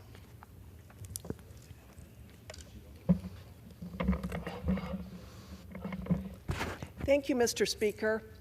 I rise today to talk about a national bestseller, a book that has changed the world and has had a tremendous impact on my life, the Bible. I regularly pray the Apostle Paul's words in 2 Corinthians 5:9. So whether we are at home or away, we make it our aim to please him. I want God to be glorified through every meeting I go to, every speech I give, and every vote I take.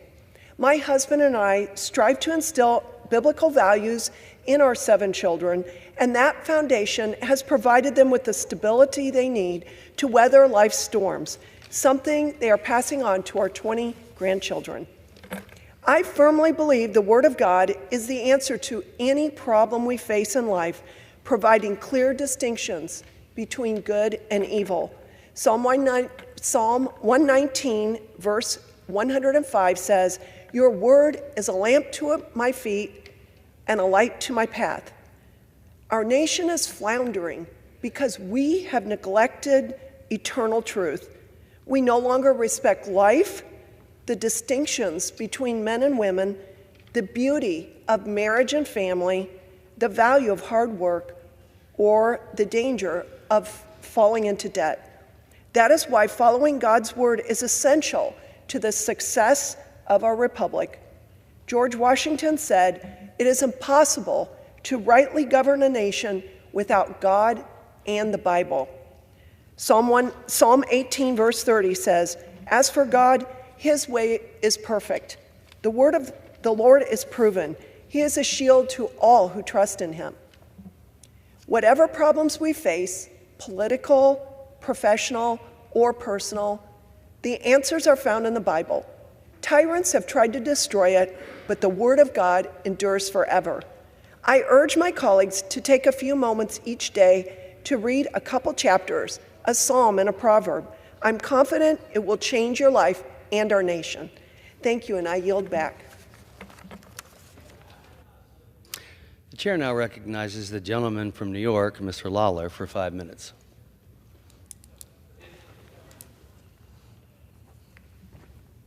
Mr. Speaker, today I rise to honor the memory of John Waldy Gullen, a lifelong Lewisboro resident and World War II veteran who passed away on December 1st less than 3 weeks after friends, family, and neighbors gathered to celebrate his 100th birthday. John Waldy Gullen was born on November 12, 1924. He attended a one-room schoolhouse on Schoolhouse Road and graduated from Katona High School in 1943. After graduating, he joined the U.S. Army, eventually deploying and fighting in the European theater, where he served as a combat infantryman from 1944 until 1946.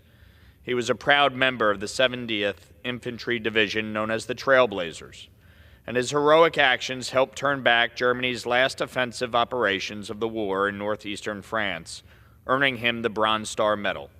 Upon returning home, he married his high school sweetheart, Barbara Miller, with whom he was faithfully married for 72 years. He was the father of 2 sons, a grandfather of 4 grandchildren, and great-grandfather of 5. John Waldy Gullen's life was marked by service, on and off the battlefield. He continued to serve in the Army Reserves upon returning home from the European theater of World War II, and he was a member of the South Salem Volunteer Fire Department for 80 years. A successful business owner and real estate investor, Mr. Gullen helped found the Lewisboro Lions Club in 1958. His service to his country, community, and family spanned decades, and he was an inspiration to the many that knew him, and I was proud to be among those blessed to have met him. Mr. Speaker, I ask that when the House adjourns today, it does so in the memory of John Waldy Gullen, a true hero of our greatest generation.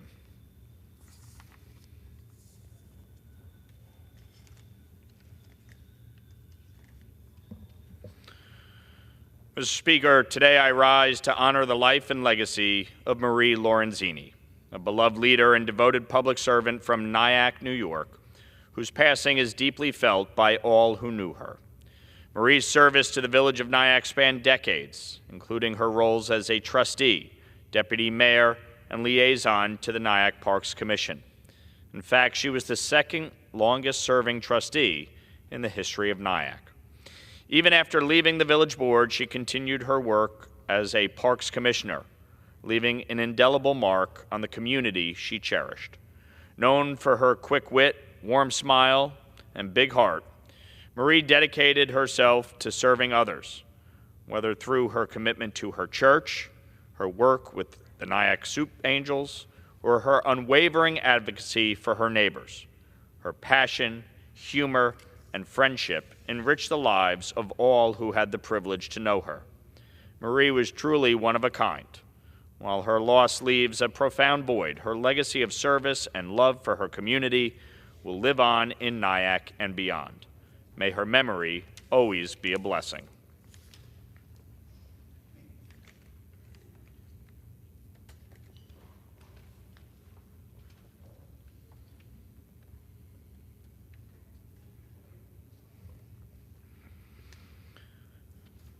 Mr. Speaker, today I rise to honor the life of Joseph William Cotter, a visionary leader and beloved father who passed away unexpectedly on October 25, 2024, at the age of 66. Joe was a proud father to Lydia and William, a devoted partner to Jane Carroll, and a son of both Purdy's and New York City. A graduate of Williams College and NYU's Stern School of Business, Joe co-founded National Resources in 1988, transforming urban and industrial sites into thriving communities. His innovative spirit and ability to see potential where others could not defined his life's work. Joe was a man of many passions, an All-England rugby player at King's College, a basketball leader at Oxford, an eternal optimist with a global perspective. His intellect, wit, and boundless energy brought people together, whether on the field, at home, or in his professional life. Joe's legacy lives on through his family, his transformative projects, and the countless lives he touched with his warmth and vision. May his memory inspire us to dream big and to find joy in every step of the journey. Joe will be missed by all who knew him and our Hudson Valley community. in which he impacted so greatly for so many years. Thank you, Mr. Speaker, and I yield back. The chair now recognizes the esteemed gentleman from California, Mr. Panetta, for 5 minutes. Thank you, Mr. Speaker.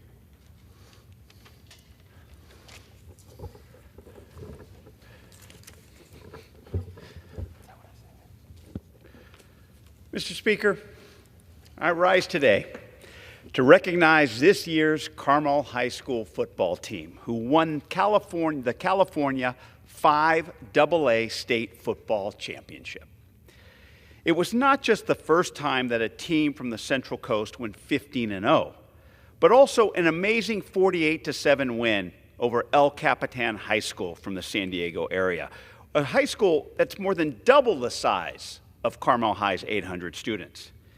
Yet despite that small number, the Padres came up big on the gridiron, averaging 50 points a game in 5 postseason wins, and holding El Capitan to a season low of 1 touchdown. Now, I could highlight that the Padres have a player who got a full scholarship to the University of Alabama next year, and who actually grew up playing youth soccer with my daughter, who I'm sure, if you know my daughter, whipped that lineman into shape. But if you look closely at the entire team of the Padres, only a couple will go on to play at a 4-year college. Coach Golden Anderson and the entire staff are very proud of the Padres, but they will be the first to tell you that they are a seasonal football program where 95% of the team are multi-sport players. Coach Anderson will also tell you that when they started the season, they weren't thinking about a state title. They just wanted to win. As someone who played football at Carmel High for all 4 of his high school years, I understand that attitude. But I admit, we didn't even come close to winning a league title, let alone a state title. So I stand here, Mr. Speaker, not just as the proud representative of California's 19th Congressional District. I am a proud Padre.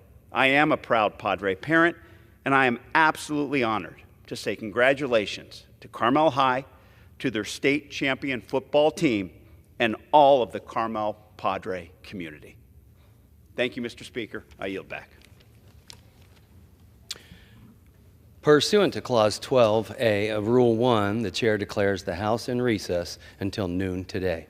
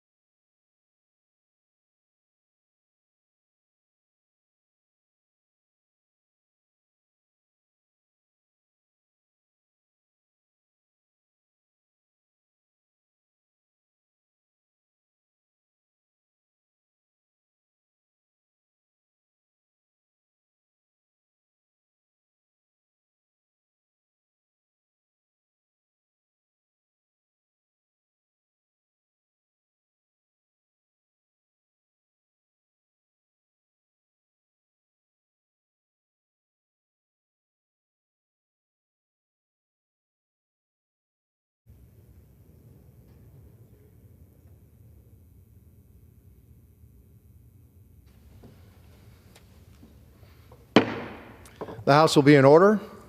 The prayer will be offered by Chaplain Kibben. Would you pray with me? Immortal, invisible, and only wise God, in this season of darkening days and sober skies, your light seems inaccessible, your presence hidden from our eyes. But though we do not see you, we love you and call upon you to reveal yourself as light in our darkness. Though we walk in life-quenching shadows and cannot see your hand to guide us, yet we believe in you and trust you to lead us on paths of righteousness.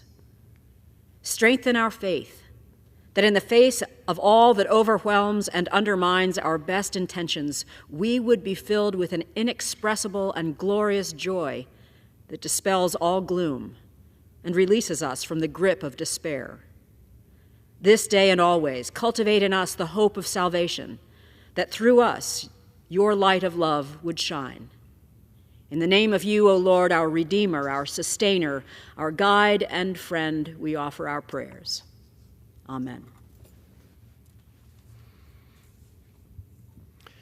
The chair has examined the journal of the last day's proceedings and announces to the House the approval thereof. Pursuant to Clause 1 of Rule 1, the journal stands approved. The Pledge of Allegiance will be led by the gentlewoman from Illinois, Ms. Brzezinski. Allegiance to the flag of the United States of America and to the republic for which it stands, one nation, under God, indivisible, with liberty and justice for all. The chair will entertain up to 15 requests for 1-minute speeches on each side of the aisle. For what purposes does the gentleman from Pennsylvania seek recognition? Speaker, request unanimous consent to address the House for 1 minute and to revise and extend my remarks. Without objection, the gentleman from Pennsylvania is recognized for 1 minute. Thank you, Mr. Speaker. I rise today to recognize the outstanding commitment of Ridgeway, Pennsylvania volunteer fireman Philip Rogalski. Mr. Rogalski has tirelessly served the Ridgeway Fire Department for over 65 years.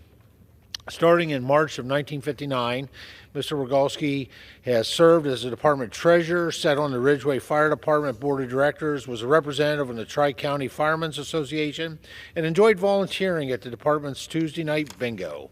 As a former volunteer firefighter, I understand how important Mr. Rogalski's service to the community has been and how much of an impact he has had on so many people's lives.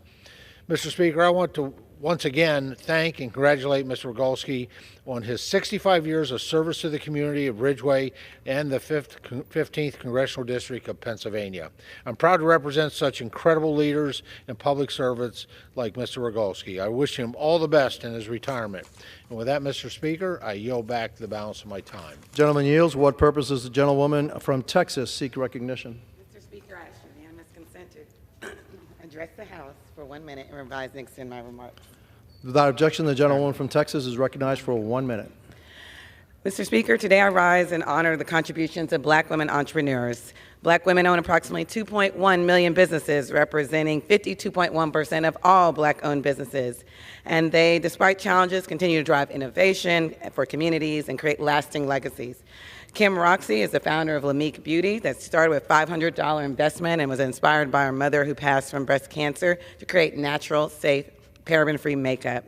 Melodrama Boutique, founded by Jackie Adams, is a pillar of empowerment and sisterhood in Houston, featuring local fashion and empowering local designers. I also honor Kim H., founder of Camera Ready, Beauty, Fashion, and Wellness. She's a force in the industry and also president of the citywide Beauticians and Barbers Association that uplifts entrepreneurs across Houston. These are but a few examples of extraordinarily talented Black women in business who join the many who employ over 528,000 people and generate $98 billion in revenue for our nation. But there could be more. They lack access to capital, and they often are left out of funds, venture capital funds, where less than 2% of those dollars go to Black women. Yet still with grit and determination to carry on, and I ask that we continue to invest in Black women entrepreneurs. Thank you. The gentleman's time has expired. For what purpose does the gentleman from Indiana seek recognition? Address the House for 1 minute and revise my remarks. Without objection, the gentleman from Indiana is recognized for 1 minute. Mr. Speaker, I rise today to honor my wife of 43 years tomorrow, Denise Karen Pence. She's the mother of Nicole, Lauren, Emily, and John, the mother-in-law of Jason, Chris, and Giovanna, the grandmother of Emma, Andrew, Colin, Kate, Matthew, Mary, Luke, Gregory, Jack, and Vivian.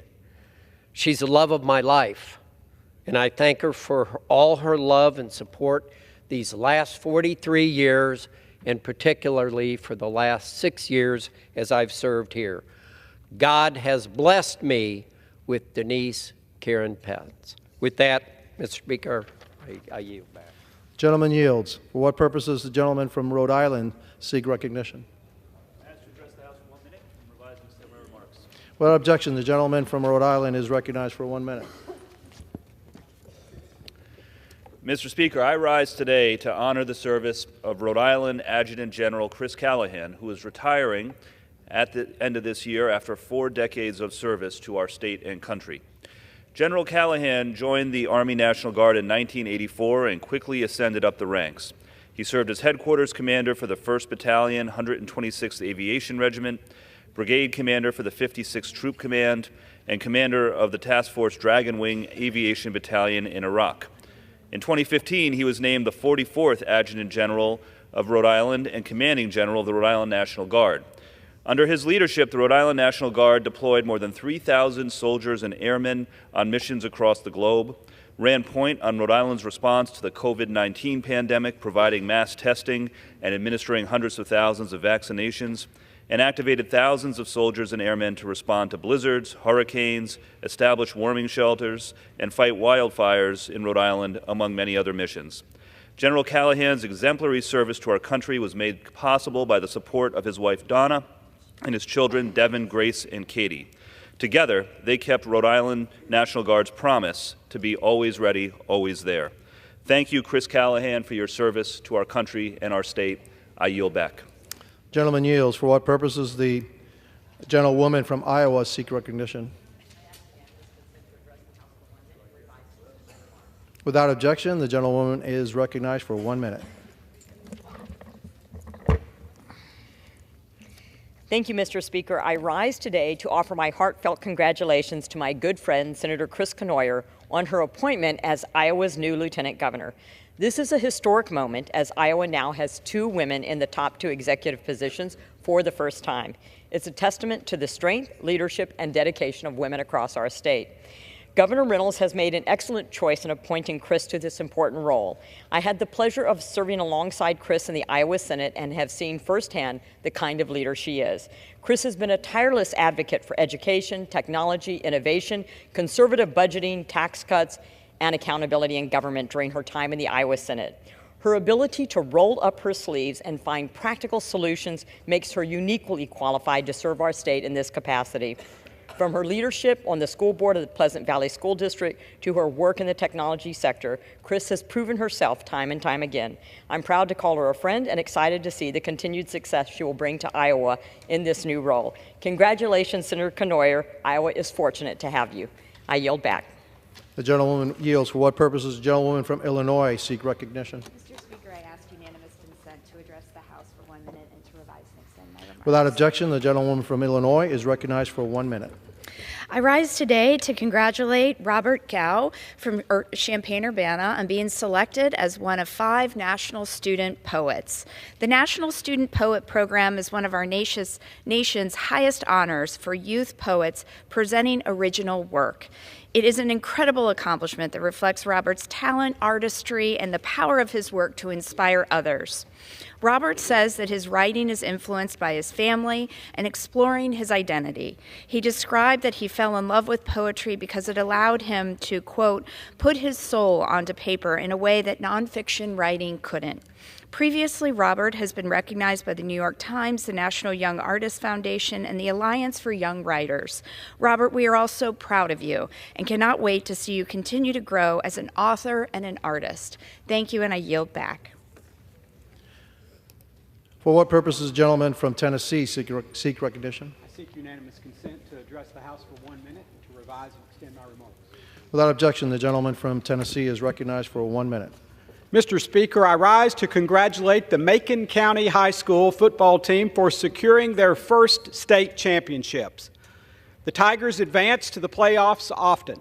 They've done so 20 times in the last 55 years, but this year they captured the big Class 4A Blue Cross Bowl title after defeating Melrose 45-15. Twin brothers Zach and Gabe Borders are credited as standouts. Gabe ran for 117 yards and completed his team's only pass for a touchdown.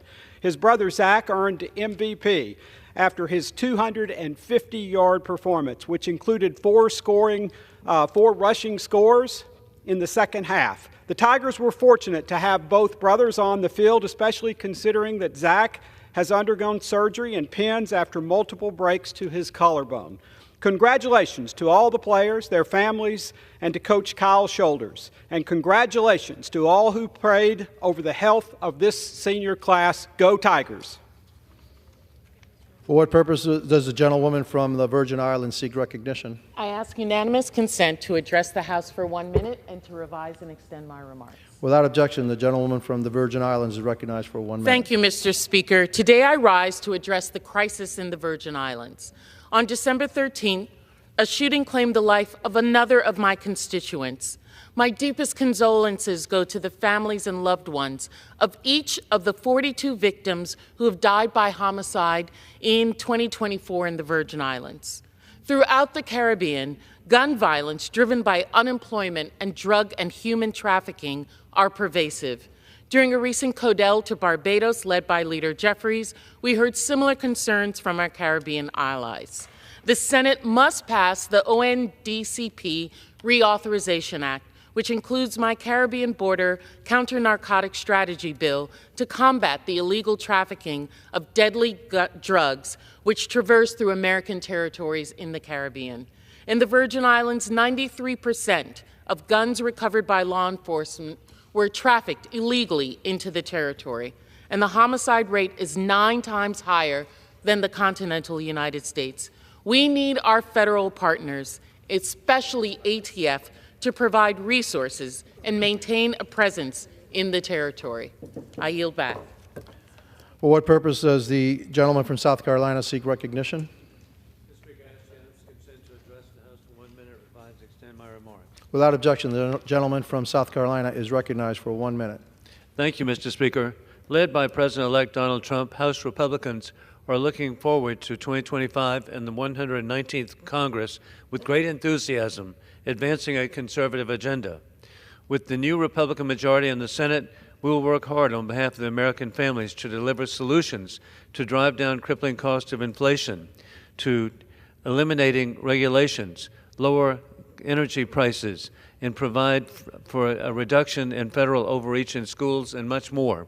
House Republicans are committed to securing the borders, promoting family values, supporting small businesses, creating jobs, with backing our allies, establishing peace through strength. House Republicans, led by the leadership of Speaker Mike Johnson, will resume making America great again. In conclusion, God bless our troops as the global war on terrorism continues. Open borders for dictators put all Americans at risk of more 9/11 attacks imminent, as warned by the FBI.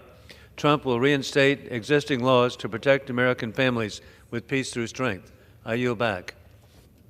For what purpose does the gentleman from California seek recognition? Mr. Speaker, to address the body for 1 minute without objection. Without objection, the gentleman from California is recognized for 1 minute. Mr. Speaker, today I rise to honor the life of my good friend, Mayor Marc Murphy, and to recognize his lifetime of service to the city of Orange. Marc was a loving husband, lifelong Orange County resident, and a committed public servant. He served our community for more than 30 years as an Orange County Transit Authority chairman, City of Orange council member, and then City of Orange mayor. It's because of his love for his neighborhoods and his community that he earned the nickname Mr. Orange. Marc's passion was improving our community's parks and recreation centers. He oversaw the construction of Grijalva Sports Center, the expansion of the Orange Library, and the acquisition of several park spaces. While many know Marc for his strong advocacy, his voice as a singer is less known. He actively participated in his church choir and even sang on stage during park concerts. And Marc was also known as a Harley-Davidson bike writer. Marc, we love you, and your legacy continues. Thank you, Mr. Speaker. I yield. For what purpose does the gentleman from California seek recognition? Without objection, the gentleman from California is recognized for 1 minute. Thank you, Mr. Speaker. Well, I can't emphasize enough how important it is for the ag economy, for the security of this country. My own home state of California provides so many of these essential crops in high percentages. Many of these crops you see are 90 to 99, and even 100% are grown in my home state. And so what does that underline for you is that the need for my home state to have a water supply to grow those crops. Each year it seems more and more is being taken away regulatorily from farmers and given to environmental purposes. We need to build more storage in my home state. We need to build what's called Sites Reservoir. We need to raise Shasta Dam.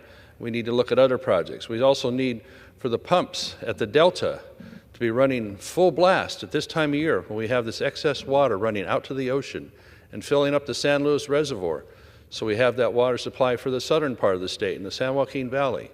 We need to do all these things in order to ensure that we have the crops, the food to put on the table for Americans. At this time, with the ag economy suffering so much across the country, we need to do everything we Gentleman's can time has expired. to make their jobs easier. I yield back.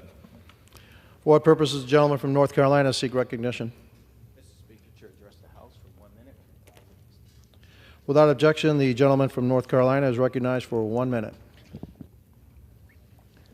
Mr. Speaker, the East Carolina University Pirates will be taking on the North Carolina State University Wolfpack in what is sure to be an exciting 2024 Go Bowling Military Bowl at the Navy Marine Memorial Stadium in Annapolis, December 28th. It will be an evening of incredible state pride, sportsmanship, and hard-hitting football by an intense in-state rivalry. The Go Bowling Military Bowl matches top teams from the Atlantic Coast Conference and American Athletic Conference. Above all, it aims to benefit active and former service members and their families. It will be fantastic to see two North Carolina teams and an excellent end of the season, especially for those players who are graduating. It should not be any surprise who I'll be cheering on: Coach Harold and the ECU Pirates, loyal and bold. We're purple and gold. Arrgh. Thank you, Mr. Speaker. I yield back. For what purpose does the gentleman from Florida seek recognition? Mr. Speaker, I ask unanimous consent to address the House for 1 minute and to revise and extend my remarks. Without objection, the gentleman is recognized for 1 minute.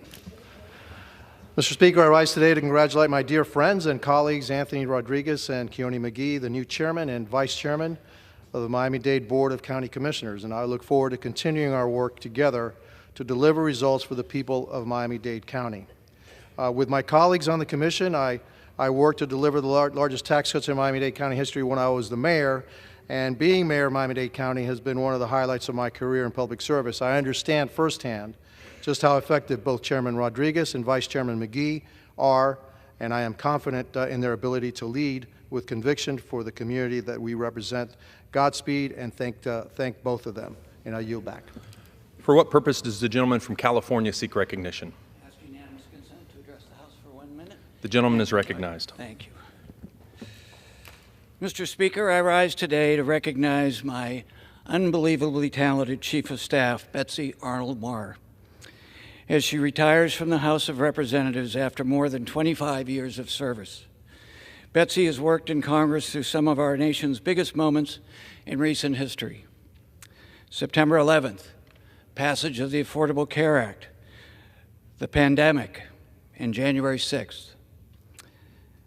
Through it all, she has been thoughtful and dynamic leader who helped navigate it all with grace, talent, and intelligence. Before her time in the House, Betsy developed her expertise in communications and press relations, working for the Minnesota Democratic Party on campaigns and then as a reporter.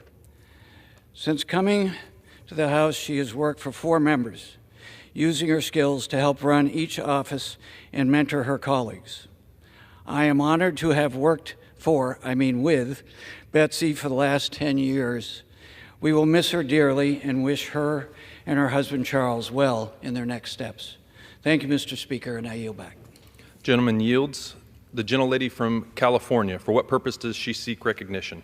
I rise to address the House for 1 minute and to revise and extend my remarks. The gentlewoman is recognized. Thank you. I rise to honor the life and legacy of Marc Murphy, who recently passed away. Known as Mr. Orange, Marc was a lifelong resident of City of Orange, born at St. Joseph Hospital and graduating from Orange High School.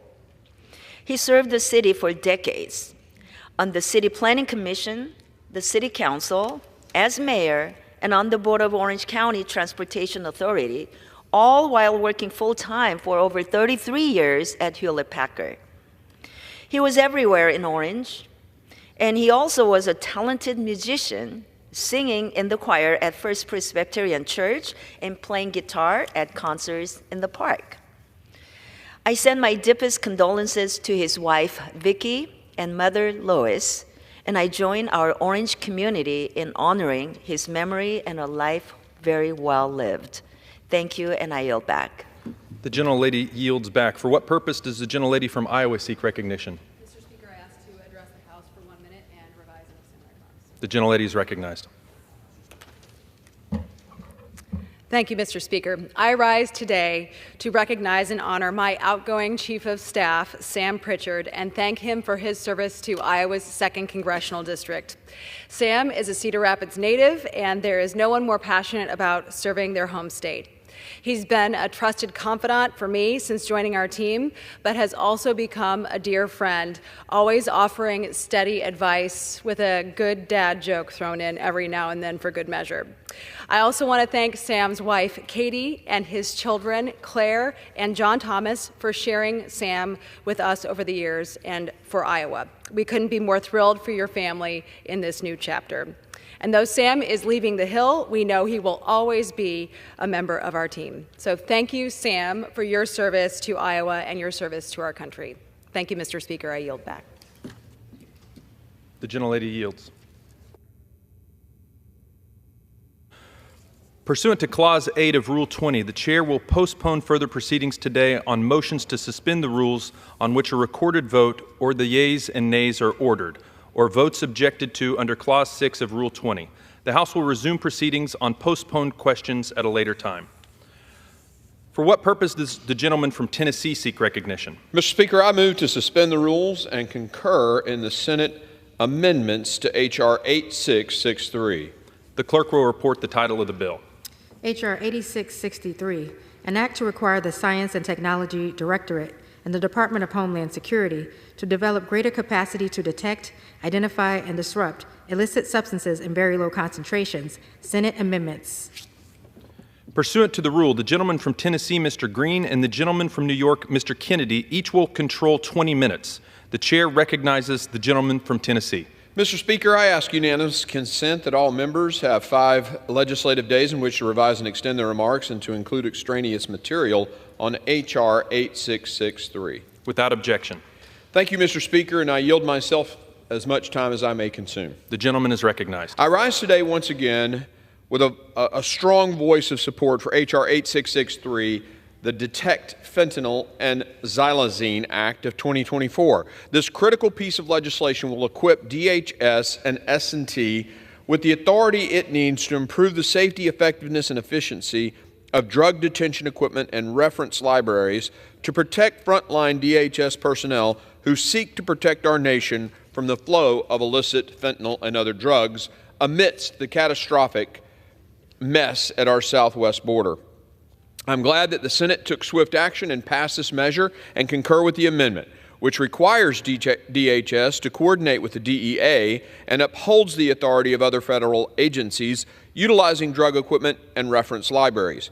I thank the gentleman from New York, Mr. LaLota, for his diligent work on this legislation in the House, as well as the gentleman from California, Mr. Correa. I also want to thank Senator Cornyn of Texas for working across chambers and championing this important legislation through the Senate.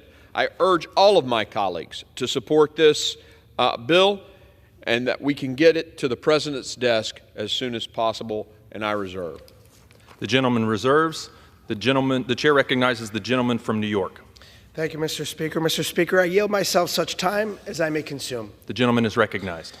Thank you, Mr. Speaker. H.R. 8663, the Detection, Equipment, and Technology Evaluation to Counter the Threat of Fentanyl and Xylazine Act of 2024, is an important piece of legislation that enables the DHS Science and Technology Directorate to improve the capabilities of law enforcement at every level in identifying and combating illicit substances. This bipartisan bill demonstrates a strong commitment to equipping law enforcement with the tools needed to combat the proliferation of dangerous substances like fentanyl and xylazine. The bill specifically directs DHS S&T to develop and evaluate advanced drug detection technologies like machines that can break down and analyze complex drug mixtures and AI systems to spot new drug threats. These initiatives aim to enhance the precision and efficiency of drug detection, empowering law enforcement to respond effectively to evolving challenges. Furthermore, H.R. 8663 prioritizes collaboration with agencies like the DEA and adherence to NIST's Artificial Intelligence Risk Management Framework, reinforcing the integrity and reliability of the technologies developed.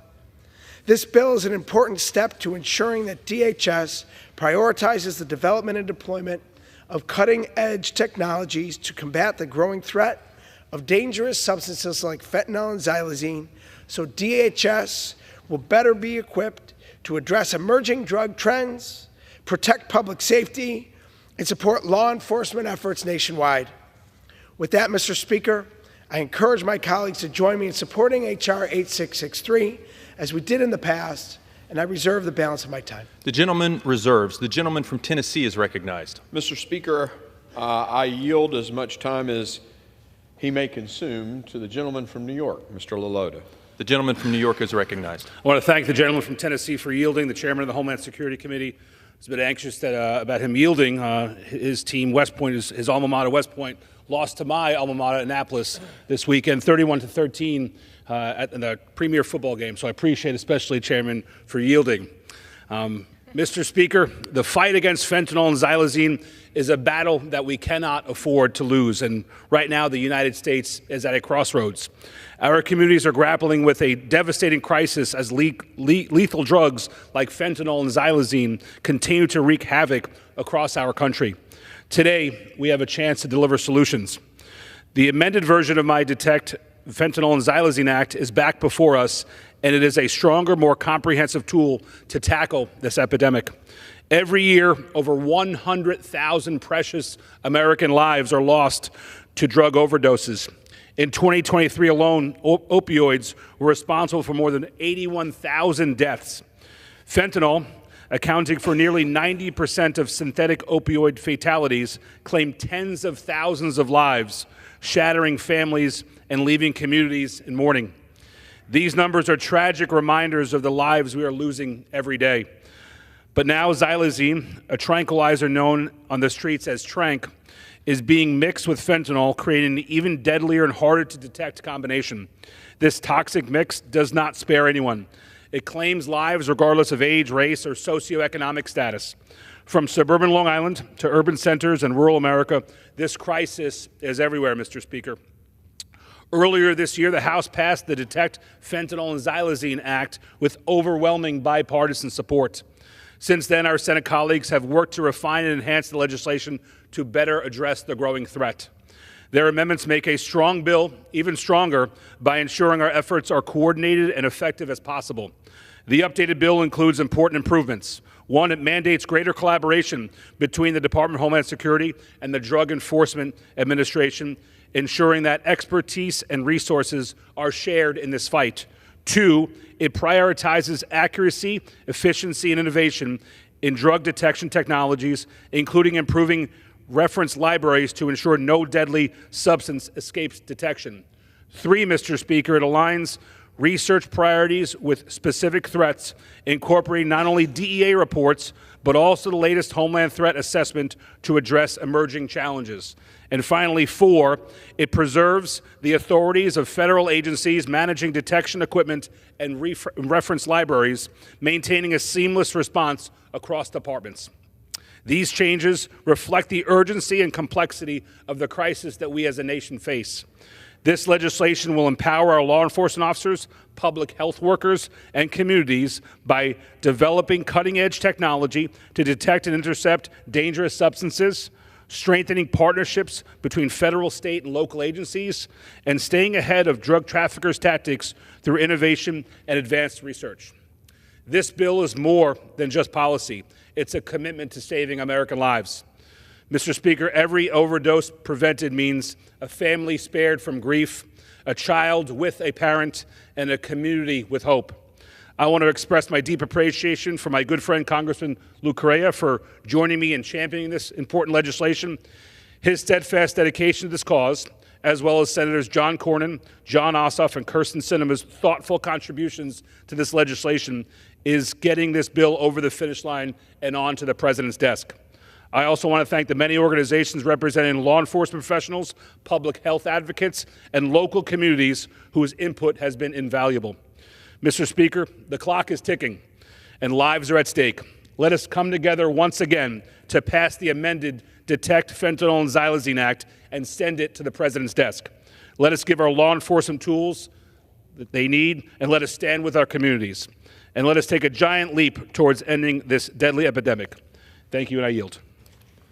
Mr. Speaker, I reserve the balance of my time. The gentleman from Tennessee reserves. The chair recognizes the gentleman from New York. Mr. Speaker, I have no more speakers. I'm prepared to close when the gentleman from Tennessee is prepared to close. I reserve. Chair recognizes the gentleman from Tennessee.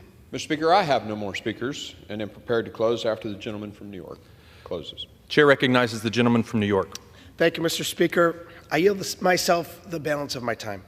Gentleman is recognized. Republicans and Democrats alike recognize the challenges facing law enforcement in the detection of dangerous drugs like fentanyl and xylazine. H.R. 8663 is a step in the right direction, and we should send it to the President's desk today. With that, Mr. Speaker, I yield back the balance of my time. The gentleman yields back the balance of his time. The chair recognizes the gentleman from Tennessee. Mr. Speaker, I yield myself the balance of my time. Gentleman is recognized. I again strongly urge my colleagues to concur in the Senate's amendments to H.R. 8663, and I appreciate the New Yorkers who contributed to this bill, as well as Mr. Correa. I yield back the balance of my time. The gentleman yields. The question is, will the House suspend the rules and concur in the Senate amendments to H.R. 8663? Those in favor say aye. Aye. Those opposed, no. In the opinion of the chair, 2/3 being in the affirmative, the rules are suspended, the Senate amendments are agreed to, and without objection, for what purpose does the gentleman from Tennessee seek recognition? I request the yeas and nays. The yeas and nays are requested. All those in favor of taking this vote by the yeas and nays will rise and remain standing until counted. A sufficient number having risen, the yeas and nays are ordered. Pursuant to Clause 8 of Rule 20, further proceedings on this question will be postponed.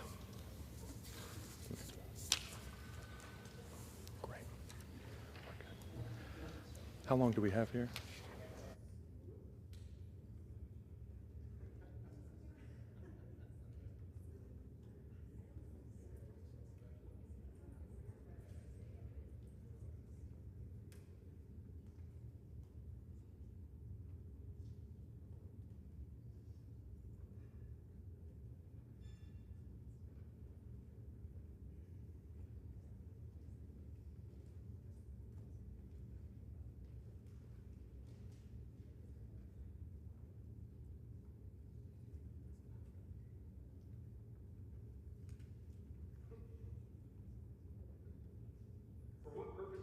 From Pennsylvania seek recognition.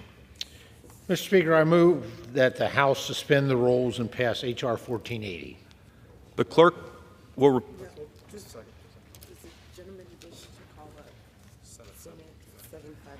Does the gentleman wish to call up Senate 759?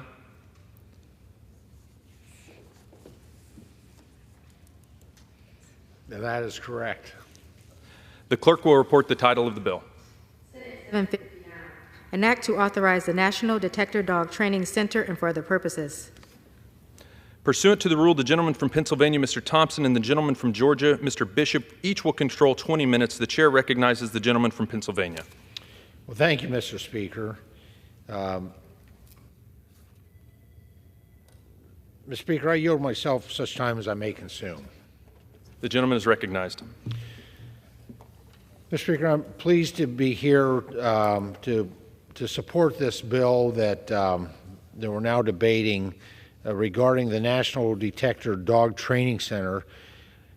This training center serves as an important line of defense in safeguarding America's agricultural and natural resources from harmful pests and diseases.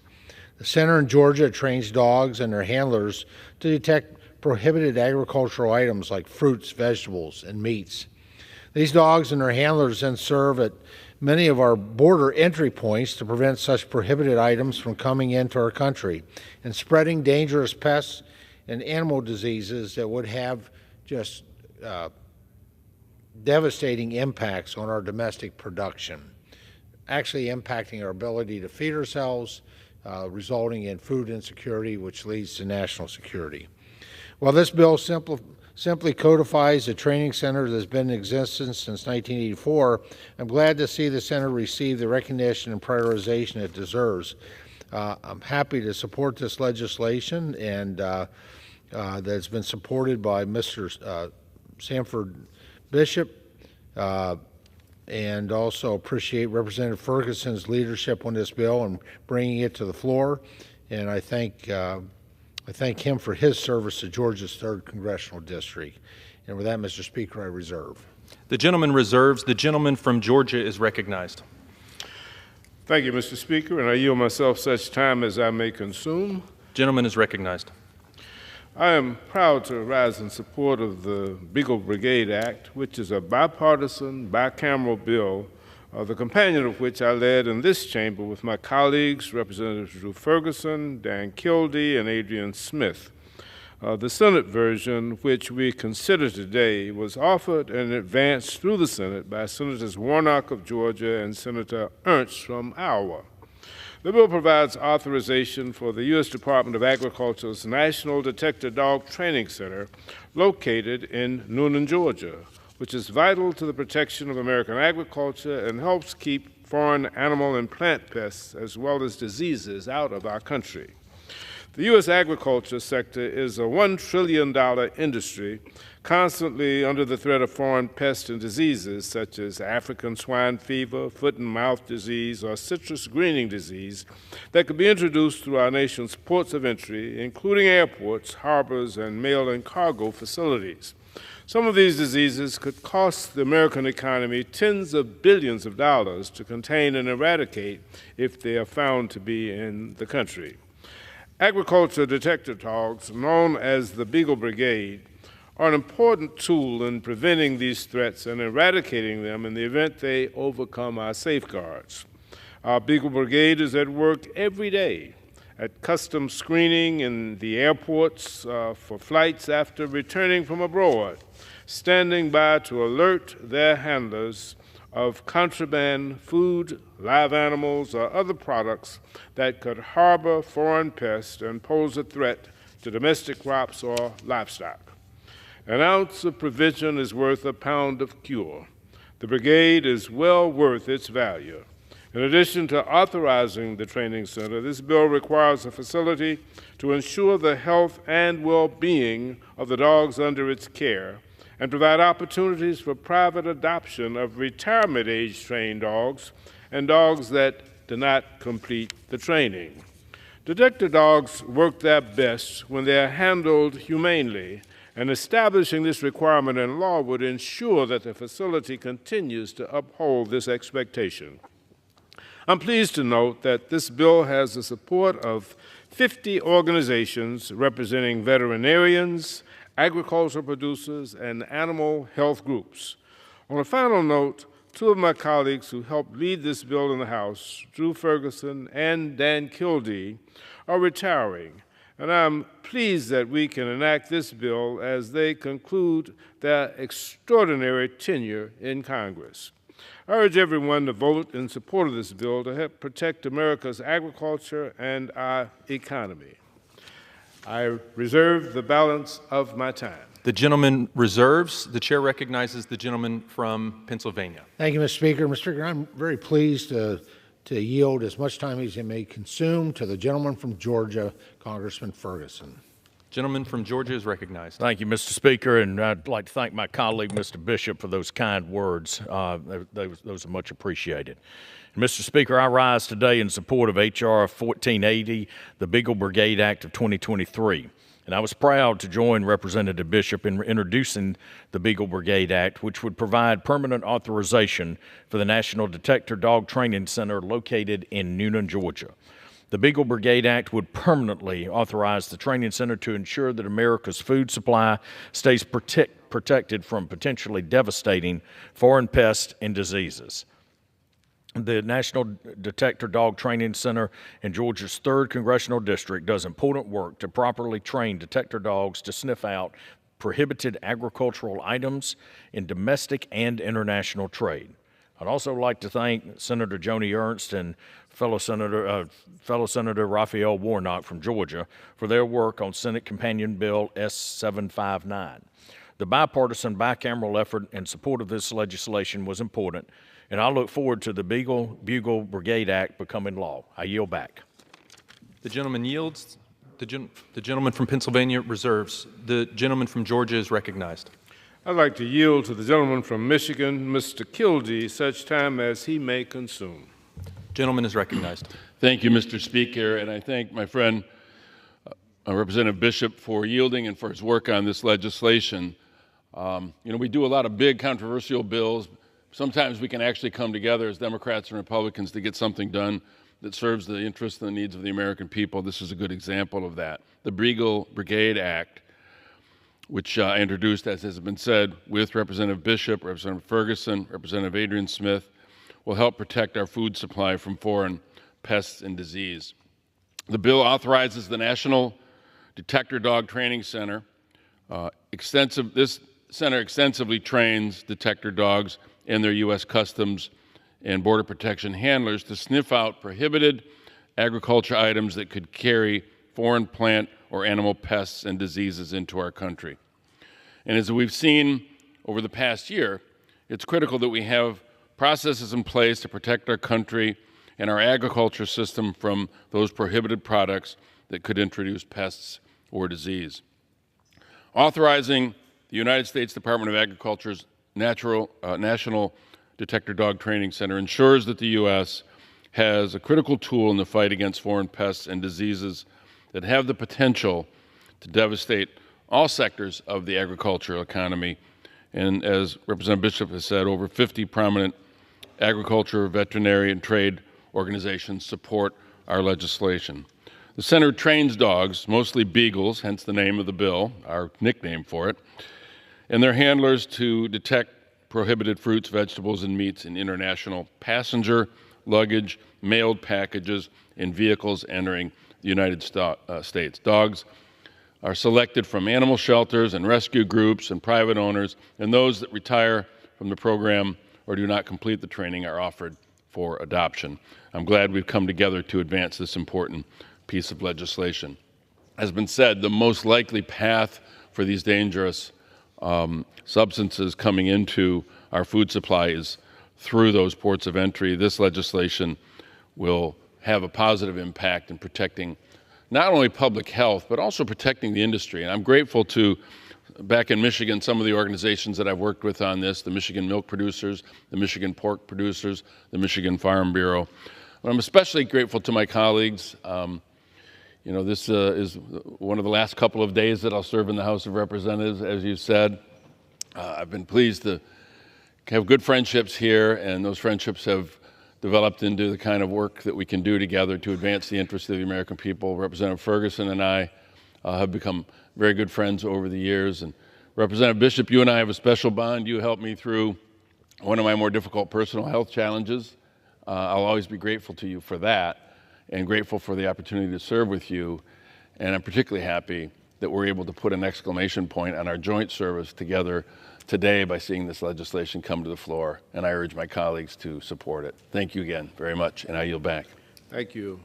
Mr. Speaker, I reserve the balance of my time. The gentleman reserves. The gentleman from Pennsylvania is recognized. Thank you, Mr. Speaker. Mr. Speaker, once again, I'm just very appreciative to all the members who have provided the leadership on this piece of legislation. I think when folks hear that the name of this bill, they wonder why Congress is dealing with this. And it is, I mean, I kind of like the name, actually, Big Old Brigade, but it's not a laughing matter. It's a serious matter. And I appreciate the thought that it has and the due diligence that has been put into this bill and the construct of it in terms of really meeting the needs of our nation. I mean, it is worth repeating that, the bill would officially authorize the existing National Detector Dog Training Center located in Noonan, Georgia. The center trains detector dogs, mostly beagles, not all beagles, but mostly beagles, and their U.S. Customs and Border Protection handlers to detect prohibited agriculture items like fruits and vegetables and meats that could carry foreign plant and animal pests and disease into the United States. And once that happens, how rapid those could spread can obviously seriously impact commodities within the United States and our agriculture industry, and quite frankly, the health and safety of our citizens.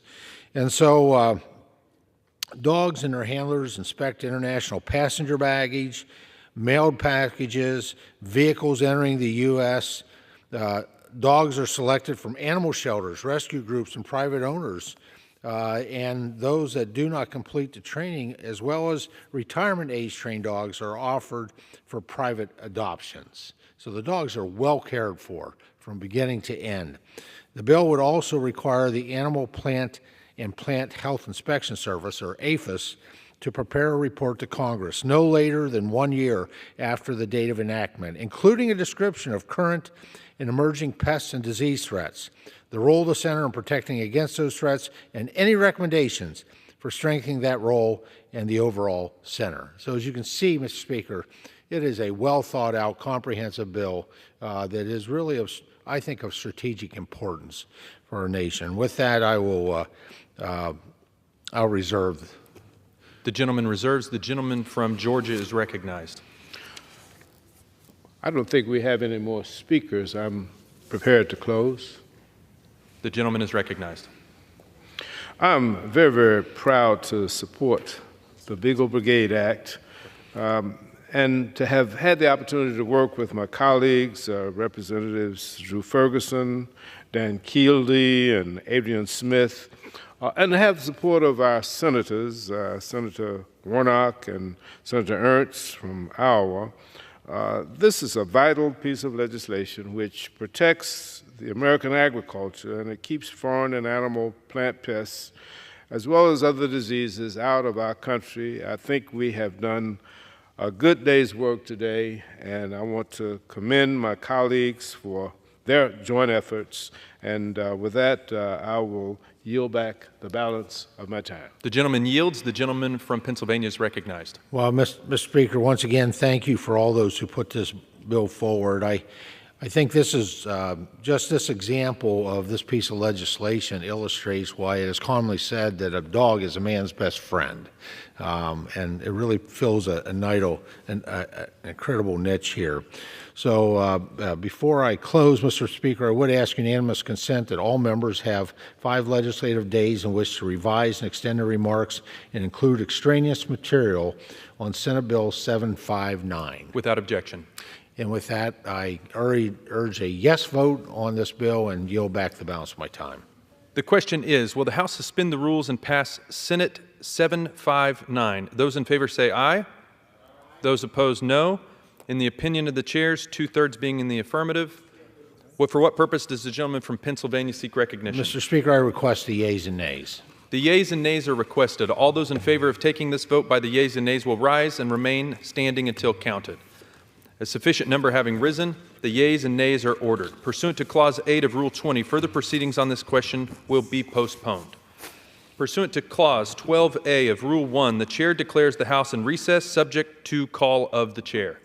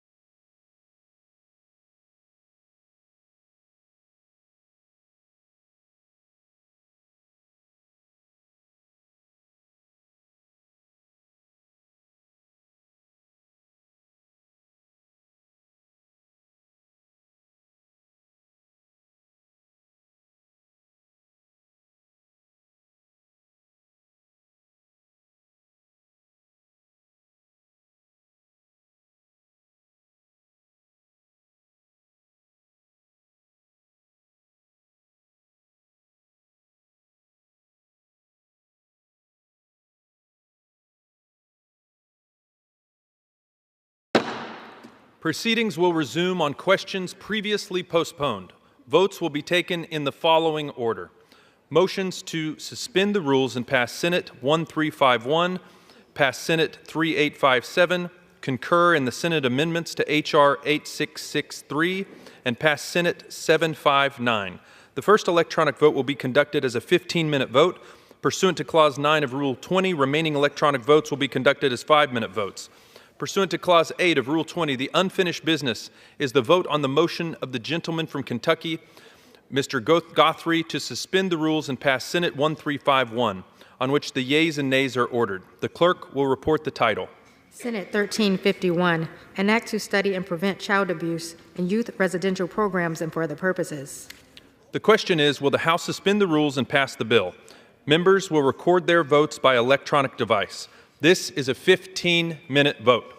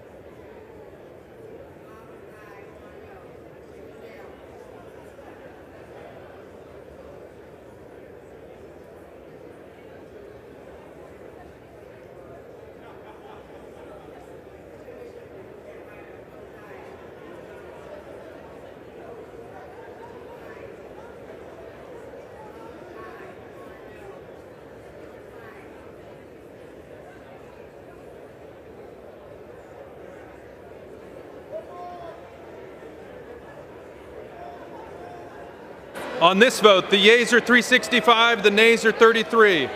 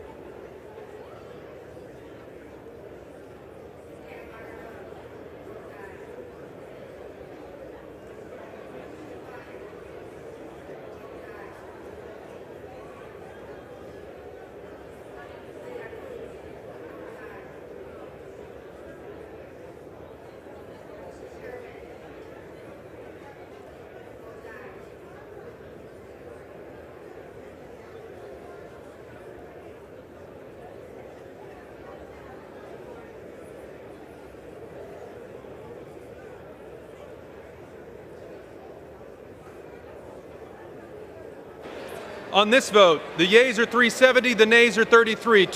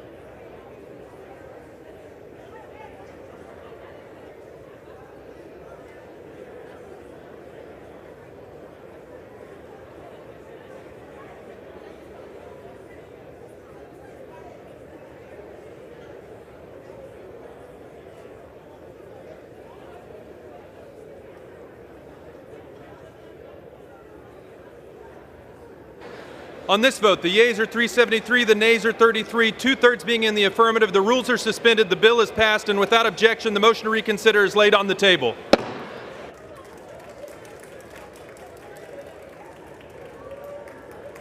Pursuant to Clause 8 of Rule 20, the unfinished business is the vote on the motion of the gentleman from Arkansas, Mr. Westerman, to suspend the rules and pass S 3857, on which of the yeas and nays are ordered. The clerk will report the title. Senate 3857, an act to take certain land in the state of California into trust for the benefit of the Hmul Indian Village of California and for other purposes. The question is, will the House suspend the rules and pass the bill? Members will record their vote by electronic device. This is a 5-minute vote.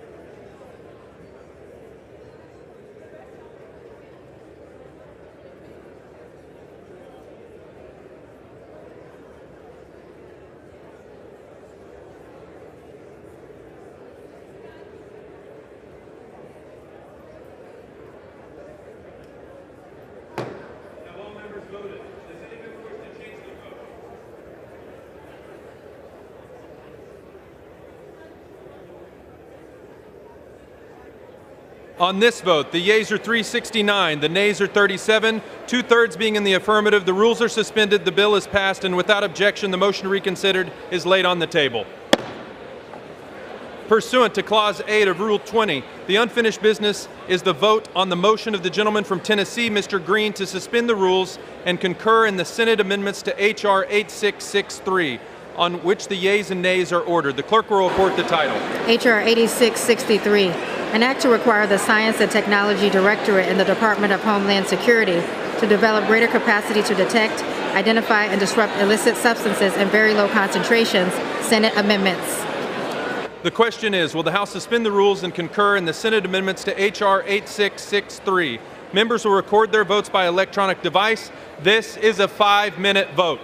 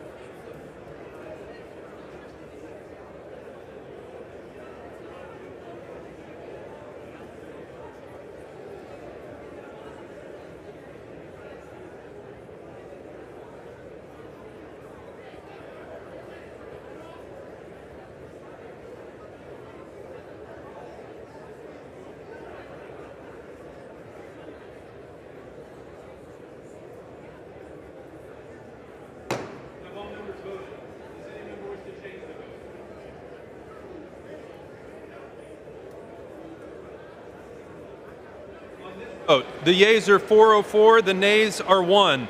Two-thirds being in the affirmative, the rules are suspended, the Senate amendments are agreed to, and without objection, the motion reconsidered is laid on the table. Pursuant to Clause 8 of Rule 20, the unfinished business is the vote on the motion of the gentleman from Pennsylvania, Mr. Thompson, to suspend the rules and pass Senate 759, on which the yeas and nays are ordered. The clerk will report the title. Senate 759, an act to authorize the National Detector Dog Training Center and for other purposes. The question is, will the House suspend the rules and pass the bill? Members will record their vote by electronic device. This is a 5-minute vote.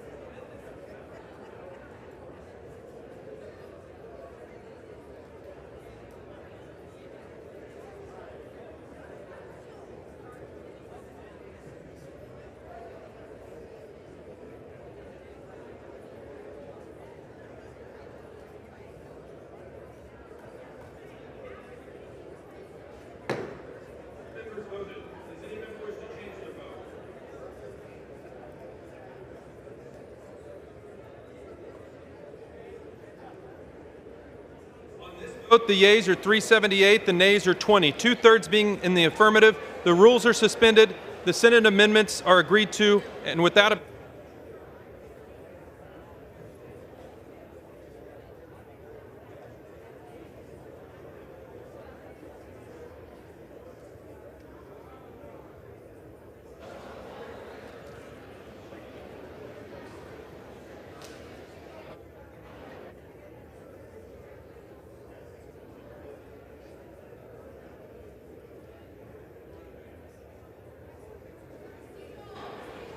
On this vote, the yeas are three.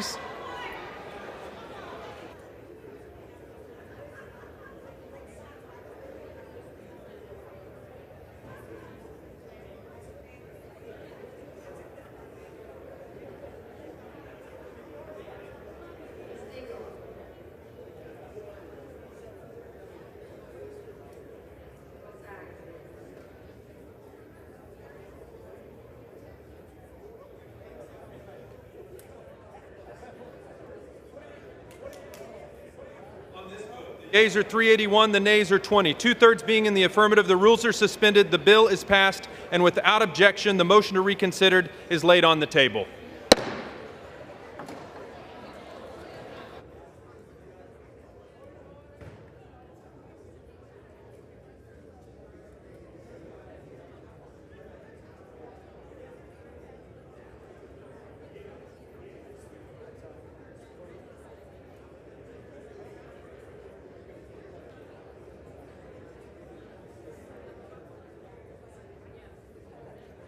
Purpose does the gentleman from Alabama seek recognition? Mr. Speaker, I ask for unanimous consent that I may hereafter be considered the first sponsor of H.R. 4864, a bill originally introduced by Representative Gates of Florida for the purpose of adding co-sponsors and requesting reprintings pursuant to Clause 7 and Rule 12. Without objection.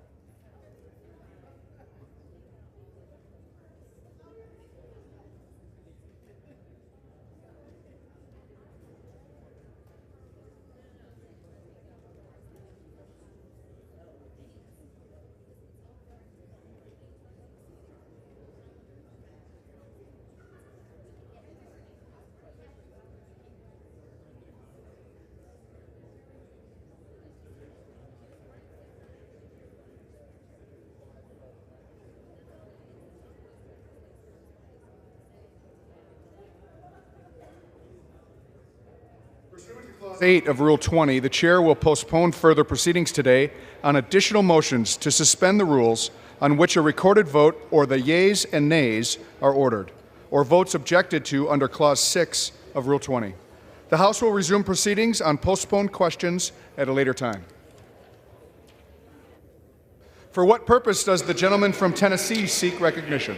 Mr. Speaker, I move to suspend the rules and pass Bill H.R. 9748. The clerk will report the title of the bill. H.R. 9748, a bill to require the Undersecretary of the Science and Technology Directorate of the Department of Homeland Security to develop a department-wide policy and process to safeguard research and development from unauthorized access to or disclosure of sensitive information in research and development acquisitions and for other purposes. Pursuant to the rule, the gentleman from Tennessee, Mr. Green, and the gentleman from New York, Mr. Kennedy, each will control 20 minutes. The chair recognizes the gentleman from Tennessee. Mr. Speaker, I ask unanimous consent that all members have 5 legislative days in which to revise and extend their remarks and to include extraneous material on H.R. 9748. Without objection. Thank you, Mr. Speaker. I yield myself as much time as I may consume. The House will be in order. I yield myself as much time as I may consume. Gentleman's recognized. I rise today, Mr. Speaker, in support of H.R. 9748, the Research, Security, and Accountability in DHS Act. The Science and Technology Directorate is the principal of research and development at DHS. In 2022, the DHS Office of Inspector General found that S&T failed to safeguard sensitive information in research and development projects. This bill requires S&T to develop a proper standard for safeguarding sensitive information, which has become especially critical given the heightened activity of our adversaries. I thank the gentleman from New York, Mr. D'Esposito, for his leadership on this issue, and I'm proud to join him as a co-sponsor. With that, I reserve the balance of my time. Gentleman from Tennessee reserves. The gentleman from New York is recognized. Thank you, Mr. Speaker. I yield myself as much time as I may consume. Gentleman is recognized. Thank you, Mr. Speaker. I'm pleased that we're here today to consider H.R. 9748, the Research, Security, and Accountability in DHS Act. This legislation aims to improve security policies by requiring the Department of Homeland Security's Science and Technology Directorate to develop a department-wide policy and process to safeguard research and development from unauthorized access to or disclosure of sensitive information in research and development acquisitions. Further, the bill would task the Government Accountability Office with reporting how DHS has compiled the National Science and Technology Council's 2022 implementation guidance and a 2021 National Security Presidential Memorandum related to protecting U.S. research against foreign interference. I am particularly pleased that this legislation includes a briefing to Congress by the Secretary of Homeland Security about the bill's implementation. We've seen time and time again where bad actors have attempted to access sensitive information. This measure will strengthen the department's abilities against those who wish to do us harm. This bill is an important step in ensuring that DHS prioritizes policies and procedures safeguarding research and development. With that, Mr. Speaker, I encourage my colleagues to join me in supporting H.R. 9748 and reserve the balance of my time. The gentleman from New York reserves. The gentleman from Tennessee is recognized. Mr. Speaker, I yield as much time as he may consume to the gentleman from New York, Mr. D'Esposito. The gentleman from New York is recognized. Thank you, Mr. Speaker, and thank you, Mr. Chairman, for your support and leadership in the Homeland Security Committee. Today I rise in support of my bill, H.R. 9748, the Research, Security, and Accountability in DHS Act. My grandfather, in his mid-90s, died a proud World War II combat veteran. And one of the things he always told us was to leave the world a little bit better than you found it each day. And from my time serving as an NYPD detective or a chief in the fire service or here in Congress, that has been something I have been committed to. That is why I'm proud of my bill and urge my colleagues to support the Research, Security, and Accountability in DHS Act. As threats against the United States homeland evolve, we must continue to innovate quickly and ensure that our nation's law enforcement officers have the tools and technologies they need to keep our communities safe. Right now, federal research and sensitive technologies are a target for foreign theft, espionage, and influence, and we must ensure that these technologies do not fall into the hands of bad actors. It should come as no surprise that many of the Department of Homeland Security's research and development projects contain sensitive information about the United States' capabilities and vulnerabilities, and it's common sense that the Homeland Security research and development projects should be safeguarded from bad actors. Whether the Department of Homeland Security is working to prevent a terrorist attack, vetting bad actors at the airport, or disrupting transnational criminal organizations at the southwest border, the Department of Homeland Security relies heavily on sensitive research and development projects to keep pace with the evolving threats against this great nation. H.R. 9748, the Research, Security, and Accountability in DHS Act, requires that the Department of Homeland Security Science and Technology Directorate to develop a process that safeguards sensitive information projects across all components of the department to limit unauthorized access to and disclosure of sensitive information. Both the Trump and Biden administration have made federal research security a priority by issuing executive orders and federal research security guidance for government agencies like Homeland Security to follow. However, it is unclear how DHS has complied under Secretary Mayorkas with existing federal guidelines to protect the $461 million worth of research and development projects. That's why my bill will also require the Government Accountability Office to report how Homeland Security has complied with existing federal guidance to protect federally funded research from foreign malign influence, ownership, and control. By passing this common sense bill, we will not only protect sensitive projects throughout the Department of Homeland Security, but will also better protect the American people. I urge my colleagues to support H.R. 9748 to better safeguard Homeland Security and this great nation, leaving our homeland better than we found it. With that, I yield my time. Tennessee reserves. Mr. Speaker, I'm prepared to say that I have no more speakers and that following the gentleman's yielding, close. Gentleman from Tennessee reserves. The gentleman from New York is recognized. Mr. Speaker, I have no more speakers and I am prepared to close. I yield myself the balance of my time. Gentleman is recognized.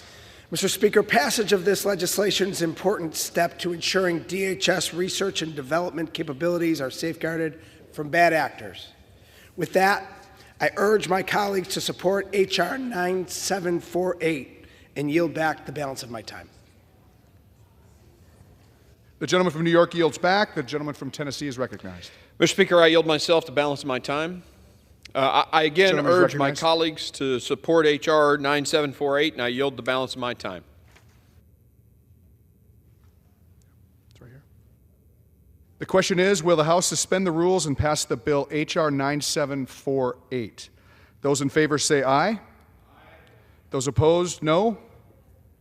In the opinion of the chair, 2/3 being in the affirmative, I object to the vote on the grounds that a quorum is not present and make the point of order that a quorum is not present. All right, pursuant to Clause 8 of Rule 20, further proceedings on this motion will be postponed.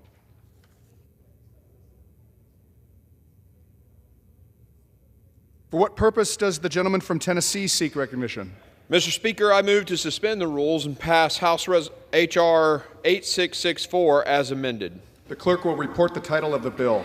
H.R. 8664, a bill to amend the Homeland Security Act of 2002 to direct the Undersecretary for Intelligence and Analysis of the Department of Homeland Security to conduct an annual audit of the information systems and bulk data of the Office of Intelligence and Analysis of the Department and for other purposes. Pursuant to the rule, the gentleman from Tennessee, Mr. Green, and the gentleman from New York, Mr. Kennedy, each will control 20 minutes. The chair recognizes the gentleman from Tennessee. Mr. Speaker, I ask unanimous consent that all members have 5 legislative days in which to revise and extend their remarks and to include extraneous material on H.R. 8664. Without objection. Thank you, Mr. Speaker. I yield myself as much time as I may consume. The chairman is recognized. I rise today, Mr. Speaker, in support of H.R. 8664, the DHS Intelligence and Analysis Oversight and Transparency Act, by the gentlewoman from Florida, Ms. Lee. DHS's Office of Intelligence and Analysis, or INA, is required to audit bulk data transferred to or from INA to appropriately limit intrusion into information related to the civil rights and liberties and other privacy concerns of Americans. A recent GAO study found that INA has not implemented guidelines to address this issue. Ms. Lee's bill would amend the Homeland Security Act to require INA to conduct an annual audit and report to Congress on its progress. I thank the gentlewoman from Florida for her common sense legislation and reserve the balance of my time. The gentleman from Tennessee reserves. The gentleman from New York is recognized. Thank you, Mr. Speaker. Mr. Speaker, I yield myself such time as I may consume. The gentleman is recognized. Mr. Speaker, I rise in support of H.R. 8664, the DHS Intelligence and Analysis Oversight and Transparency Act. H.R. 8664 would require the Undersecretary for Intelligence and Analysis at the Department of Homeland Security to annually audit and report to Congress on the information systems and bulk data of the Office of Intelligence and Analysis, or INA. The bill would ensure such systems and data are consistent with oversight guidelines. Last year, at the request of Ranking Member Thompson, the Government Accountability Office issued a report that found that INA is not auditing its information systems and bulk data. Such audits are necessary to ensure, for example, that information pertaining to U.S. persons that is collected, stored, shared, and managed in information systems is protected. The GAO report recommended that the Undersecretary identify who is responsible for conducting the audits of information systems and that the responsible official actually conduct them. This bill would simply codify the recommendations made in the GAO report. I support this common sense legislation and reserve the balance of my time. The gentleman from New York reserves. The gentleman from Tennessee is recognized. Mr. Speaker, I yield as much time as she may consume to the gentlewoman from Florida, Ms. Lee. The gentlewoman from Florida is recognized. Mr. Speaker, I rise today in support of H.R. 8664, the DHS Intelligence and Analysis Oversight and Transparency Act. Our public servants must carefully protect the personal information and data of Americans. Unfortunately, time and again, we've seen examples of agencies and bureaucrats who have failed to secure and protect our most sensitive information. A recent report from the Government Accountability Office found that the Department of Homeland Security's Office of Intelligence and Analysis, INA, has not fully implemented oversight guidelines pertaining to bulk data collection activities and has not conducted an audit as outlined in the Intelligence Oversight Guidelines. To ensure transparency and to protect Americans' civil liberties, privacy, and civil rights, my bill, the DHS Intelligence and Analysis Oversight and Transparency Act, will require DHS INA to conduct an annual audit to assess whether access to and searches of Americans' data are appropriately limited and in line with the INA's intelligence guidelines. To further conduct oversight, this bill will require the Undersecretary for Intelligence and Analysis to submit a report to Congress that outlines the findings of every annual audit to ensure transparency for the American people. Americans deserve to know what data and information is being accessed by government agencies. This bill will make sure that entities responsible for conducting audits of information systems and bulk data are carrying out their duties in accordance with INA's intelligence oversight guidelines. I urge my colleagues to vote yes on H.R. 8864. Thank you, and I yield back. The gentleman from Tennessee reserves. The gentleman from New York is recognized. Thank you, Mr. Speaker. Mr. Speaker, I have no more speakers, and I'm prepared to close. I yield myself the balance of my time. Gentleman is recognized. Mr. Speaker, this bill would ensure that DHS's Office of Intelligence and Analysis audits their systems and data, and that personnel follow policies to protect the privacy, civil rights, and civil liberties of United States persons. I thank the gentlewoman from Florida, Ms. Lee, for introducing the bill in response to oversight done by Democrats on the committee. I urge my colleagues to support H.R. 8664, and I yield back the balance of my time. The gentleman yields back. Tennessee is recognized. Mr. Speaker, I yield myself the balance of my time. I again urge my colleagues to support H.R. 8664, and I thank Ms. Lee for her hard work on this bill. I yield back the balance of my time. The question is, will the House suspend the rules and pass the bill H.R. 8664 as amended? Those in favor say aye. Aye. Those opposed, no.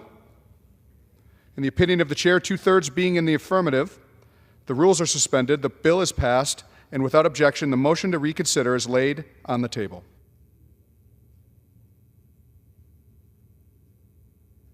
Purpose does the gentleman from Tennessee seek recognition? Mr. Speaker, I move to suspend the rules and pass the bill H.R. 8662. The clerk will report the title of the bill. Union Calendar Number 533, H.R. 8662, a bill to reduce commuting burdens on Transportation Security Administration employees and for other purposes. Pursuant to the rule, the gentleman from Tennessee, Mr. Green, and the gentleman from New York, Mr. Kennedy, each will control 20 minutes. The chair recognizes the gentleman from Tennessee.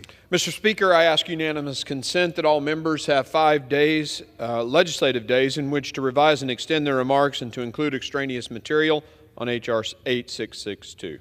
Without objection. Thank you, Mr. Speaker. I yield myself as much time as I may consume.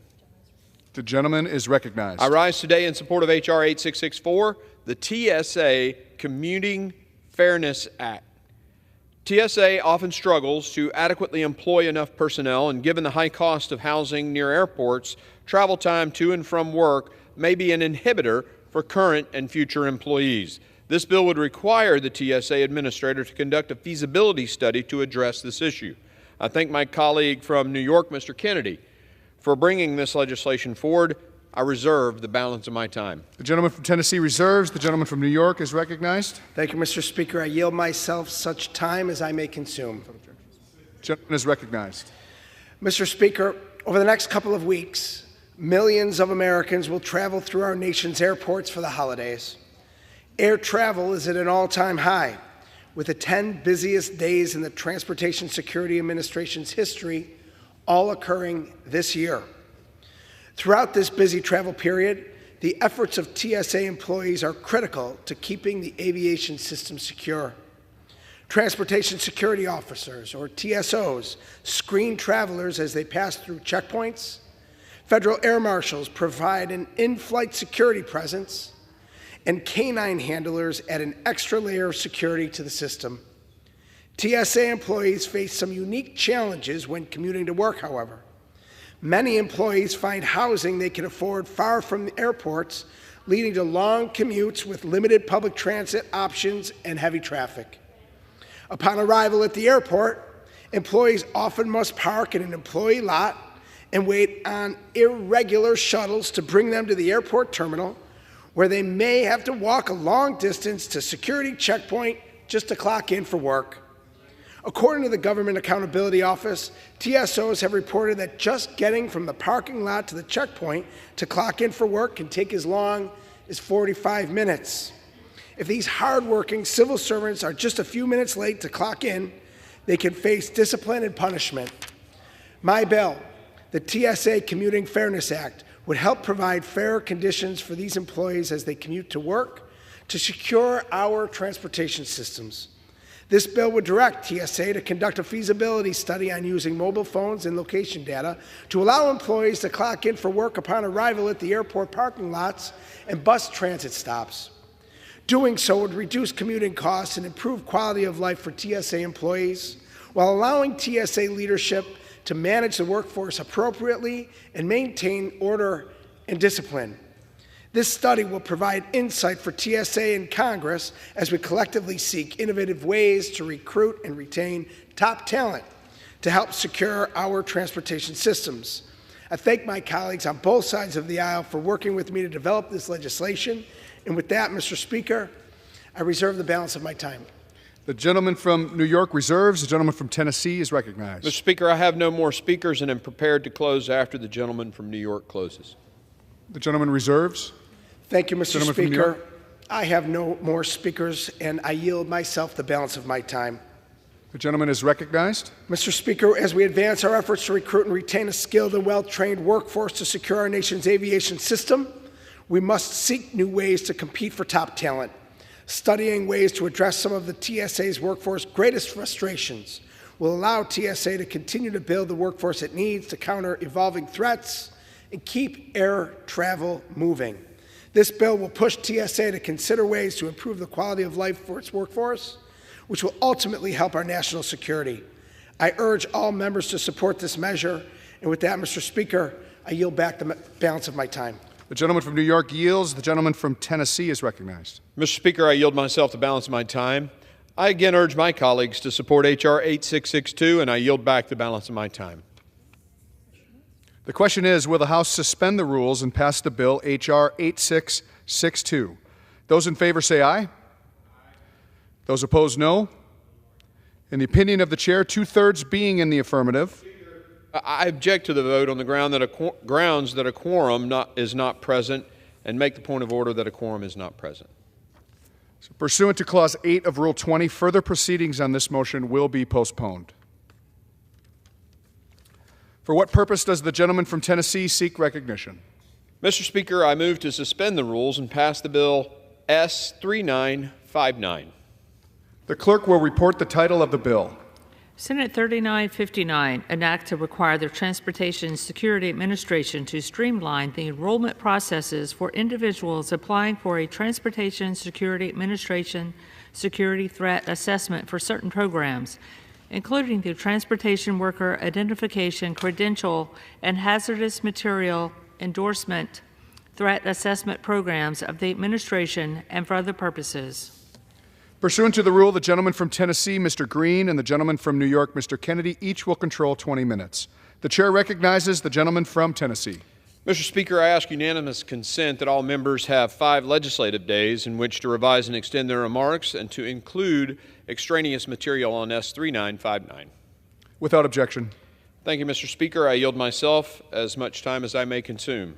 The gentleman is recognized. I rise today in support of S3959, the Transportation Security Screening Modernization Act of 2024, which will streamline the background check and credentialing process for American truck drivers across the United States. Truck drivers are a vital element of the U.S. supply chain that touch every sector of our economy, from the food on your table to the life-saving medicines at the pharmacy to the gas pump. Truck drivers are an essential part of our daily lives that often go overlooked. As it currently stands, truck drivers who transport hazardous materials or require access to secure areas of regulated maritime facilities in the United States must undergo separate background checks for the credentials they need to do their jobs, even though the background checks are the exact same. This bill would streamline credentialing for America's truck drivers by eliminating duplicative background checks administered by the TSA. S3959 will allow truck drivers to apply for and enroll in any security threat assessment program administered by the TSA for the credentials they need based on only one background check, not multiple threat assessment programs. We depend on our truck drivers every day, and I firmly believe that we should make their lives easier by streamlining their credentialing process. I'm proud to be an original co-sponsor of the House companion to this bill, H.R. 5840, and am grateful to the gentleman from Louisiana, Mr. Graves, for his leadership in the House, as well as Senator Wicker of Mississippi for bringing forth this important piece of legislation. With that, I reserve. The gentleman from Tennessee reserves. The gentleman from New York is recognized. Mr. Speaker, I yield myself such time as I may consume. Gentleman is recognized. Mr. Speaker, many U.S. truck drivers and other transportation workers must undergo Transportation Security Administration background checks as a requirement for employment. Workers requiring access to secure areas within maritime posts must undergo a background check to receive a Transportation Worker Identification Credential, known as TWIC. Likewise, truck drivers authorized to transport hazardous materials must undergo a background check to receive hazardous materials or hazmat endorsement. In fact, many workers with both a TWIC and a hazmat endorsement, and though TSA has made some progress in reducing requirements for such workers, they are still subject to far too many duplicative burdens and costs. The Transportation Security Screening Modernization Act of 2024 would help eliminate and ease those burdens by streamlining requirements and reducing costs. Importantly, the bill will push TSA and the Federal Bureau of Investigation to allow truck drivers and other individuals to visit a TSA enrollment center once and use their application to enroll in multiple programs. This bill will reduce barriers to employment for these essential workers who are keeping our economy moving. I urge my colleagues to support this bill. With that, Mr. Speaker, I reserve the balance of my time. Gentleman reserves. Gentleman from Tennessee. Mr. Speaker, I yield as much time as he may consume to the gentleman from Louisiana, the sponsor and author of the House version of this bill, Mr. Graves. Gentleman from Louisiana is recognized. Thank you, Mr. Speaker. Mr. Speaker, this legislation is common sense. Why does a patient not go through the same open heart surgery twice? Because you fixed it. You addressed the problem. In this case, if you have someone that's a truck driver, someone that's a port worker, and they have to get a TWIC card, they have to go through a background check. If they also have to get a hazardous materials endorsement, they have to go through a background check. The same background check. Look, Einstein's often quoted with a definition of insanity of expecting a different outcome from the same process. Now, I know that a lot of people have said he didn't really say that, but that's never, ever stopped anyone on the House floor from accuracy has never, ever helped prevent anyone on the House floor from saying something. But the reality is that why would you do it twice? It costs additional money, and it takes additional time to do that. In my home state of Louisiana, 1 in every 5 jobs are tied back to our waterways, 1 in every 5. So if you're going to delay these workers, the availability of workers that impacts our supply chain by making them go through this same process twice, by delaying them months, by costing them additional dollars, it simply doesn't make sense. I want to thank Chairman Marc Green for working with us on this. I want to thank Ranking Member Adam Smith. I want to thank Ms. Titus from Nevada, Mr. Carbajal, and many others that work with us on a bipartisan basis to apply this common sense legislation and fix this problem, help with government efficiency, and get our supply chain back in order. Urge adoption of the legislation and yield back. Gentleman reserves. Gentleman from New York. Mr. Speaker, I yield 5 minutes to the gentleman from Washington, Mr. Smith, an original co-sponsor of the House version of this legislation. Gentleman from Washington is recognized for 5 minutes. Thank you, Mr. Speaker. I want to thank Chairman Green, Mr. Graves, and all the people who have been involved in this process. It is, as has been described, a very common sense fix that really affects a lot of blue-collar workers. If you work in a job that takes you into secure transportation environments, you are required to go through a very cumbersome process and also pay fees to get the security clearance to do that job. The fees are redundant, the process is redundant, and it is an incredible burden on workers just trying to do their job. And this bill makes a ton of sense, fixes the process, reduces the fees, streamlines the process, is going to make this easier for workers all across the country, and something we need to work on. And in my own world, in the Defense Department, we have a similar problem with security clearances taking forever, and in many cases being redundant. So I hope this is an idea that will spread. We need workers to go to work for us. Yes, we need security, but the process takes too long, it is redundant, and costs too much. I hope this can be an inspiration to fix it. And the last thing I want to say is I first heard about this issue, and I think this is the coolest thing about the piece of legislation, from a constituent, Van Hurst, who was a Teamster and a truck driver at the time, who experienced this process, alerted my office to the problem, and it led to our involvement in this legislation. So now a lot of people say that the system doesn't work, nobody ever listens to us.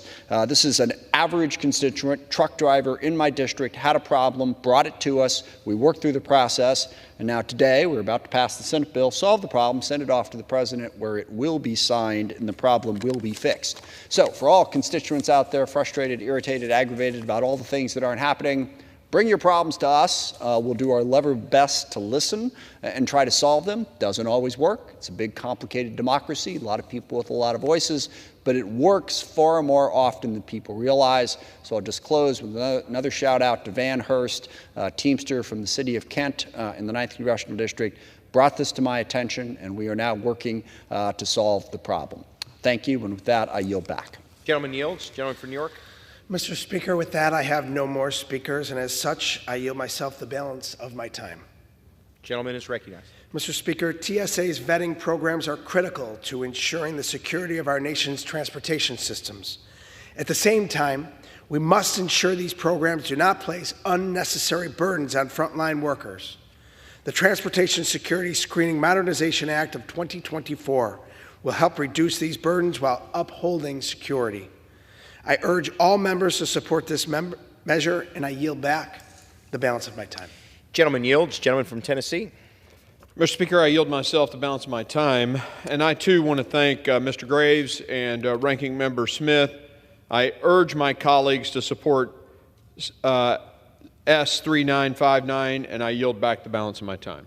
Gentleman yields. The question is, will the House suspend the rules and pass Senate 3959? Those in favor say aye. Those opposed, no. In the opinion of the chair, 2/3 being in the affirmative, the rules are suspended. The bill is passed, and without objection, the motion to reconsider is laid on the table.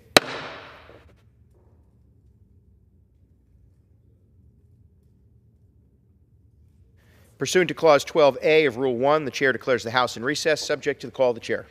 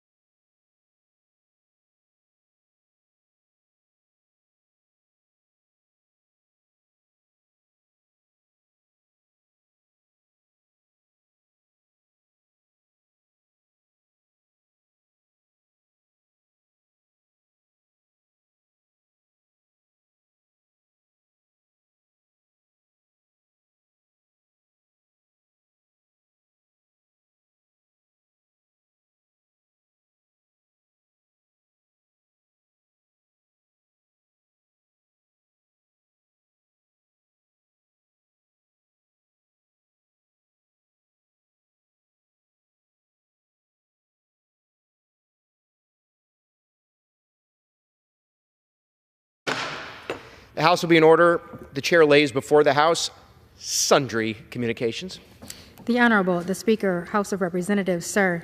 Pursuant to the permission granted in Clause 2H of Rule 2 of the Rules of the U.S. House of Representatives, the clerk received the following message from the Secretary of the Senate on December 18, 2024 at 3:15 p.m. that the Senate passed without amendment H.R. 1607, H.R. 1727, H.R. 2468, H.R. 3324, H.R. 4094, H.R. 4385, H.R. 5770, H.R. 6826, H.R. 6843, H.R. 7332, H.R. 9566. Signed sincerely, Kevin F. McCumber, Acting Clerk. The Honorable, the Speaker, House of Representatives, sir. Pursuant to the permission granted in Clause 2H of Rule 2 of the Rules of the U.S. House of Representatives, the clerk received the following message from the Secretary of the Senate on December 18, 2024 at 3:15 p.m. that the Senate passed Senate 1097, Senate 1144, Senate 1277, Senate 1299, Senate 3022, Senate 3373, Senate 3502, Senate 3543, Senate 4181, Senate 4576. Signed sincerely, Kevin F. McCumber, Acting Clerk. The Honorable, the Speaker, House of Representatives, sir. Pursuant to the permission granted in Clause 2H of Rule 2 of the Rules of the U.S. House of Representatives, the clerk received the following message from the Secretary of the Senate on December 18, 2024 at 3:15 p.m. that the Senate passed Senate 4654, Senate 5005, Senate 5130, Senate 5398, Senate 5575, that the Senate agreed to Senate Concurrent Resolution 44, that the Senate agree to the amendment of the House of Representatives to the amendment of the Senate, H.R. 5009, that the Senate passed without amendment, H.R. 663. Signed sincerely, Kevin F. McCumber, Acting Clerk.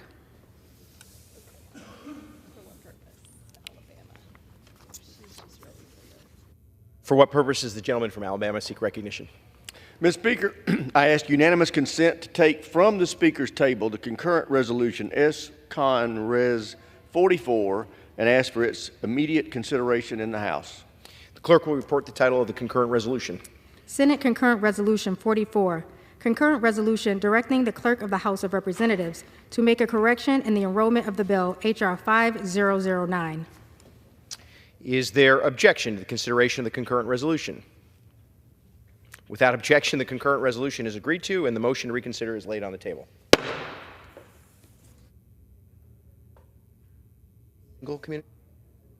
The chair lays before the House a singular communication.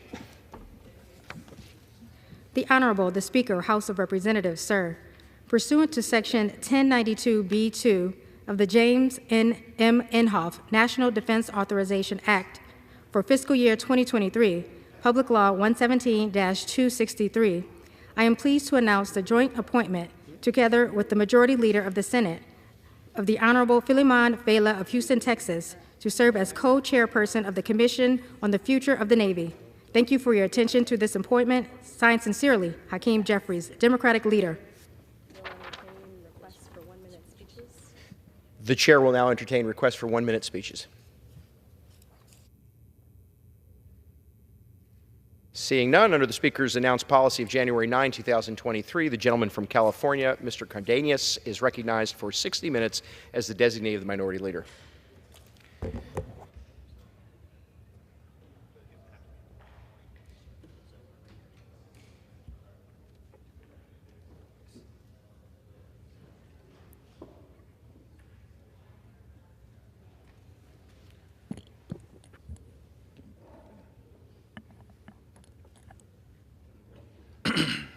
Thank you, Mr. Speaker. I've had the honor, the privilege, to represent the Northeast San Fernando Valley for 28 years. As a state assemblyman, as a city council member, and as a United States Congress member. I grew up in a neighborhood where I was told far too often, you're never going to amount to anything. You want to go to college? Don't even try it. Kids like you from your neighborhood never amount to anything. I heard that countless times, too many times, from too many people. But I'm here to remind anybody and everybody who's ever experienced that kind of negativity, those kinds of lies, that that is just not true. I'm very proud to say that I grew up in a community of hardworking people, a community that most of the families or most of the children are raised by immigrants in my community, just like me. I was raised by immigrants from Mexico, Andres and Maria Cárdenas, who came to this country not for themselves, but for future generations, to have a better life that they were afforded in their hometown of Temastian, Jalisco, Mexico. I'd also like to take this opportunity to say thank you to many people who've been a positive influence in my life and who have given me support in many different ways. I'd like to first thank the voters of my district who voted to elect me in 1996 to be the first person of color, the first Latino to ever represent the San Fernando Valley in any of our capitals. They elected me to be the state assemblyman for a community that was over 80% minority people, in a community where we never had a person of color represent us. They elected me to be the first one. It was an honor that I didn't take lightly. I took it very seriously. And I made sure that my goal wasn't to be the first. My goal was to make sure that I wasn't the last. Again, to the voters of the San Fernando Valley who have given me this responsibility and opportunity by voting me into office for over the last 28 years, I thank you. And I hope and pray that I've done well for all of you. I've tried my best. I've always done my best. I've always listened to you. I've always taken in the issues and try to interpret them the best I can to make sure that all of your lives in the San Fernando Valley are better for it. I'd like to thank my parents, Andres and Maria Cárdenas, and my 10 brothers and sisters for being such positive role models for me, for teaching me how to be good, do good, and give back to our great country and our community. God is good because God gave me 10 older brothers and sisters and 2 parents who stayed together for 48 years until my father passed away, who gave me all the examples I needed. The examples of stick to it. The examples of making sure that when you have ganas, when you want to get something done, do it. And to always think positive, always be positive, always give to others. They taught me faith. They taught me how to respect myself and my community. Those are the examples, not my college degrees. Those are the examples that have allowed me to be an effective legislator for the last 28 years. The core building blocks of what it means and what it takes to be the best that you can be. Not perfect, but the best that one can be. To the community leaders like teachers and counselors and people who passed through my life and put their arm on my shoulder and said, you can do this. You're good enough. Who nurtured me and encouraged me to always do good, to always think positive, to always believe in myself.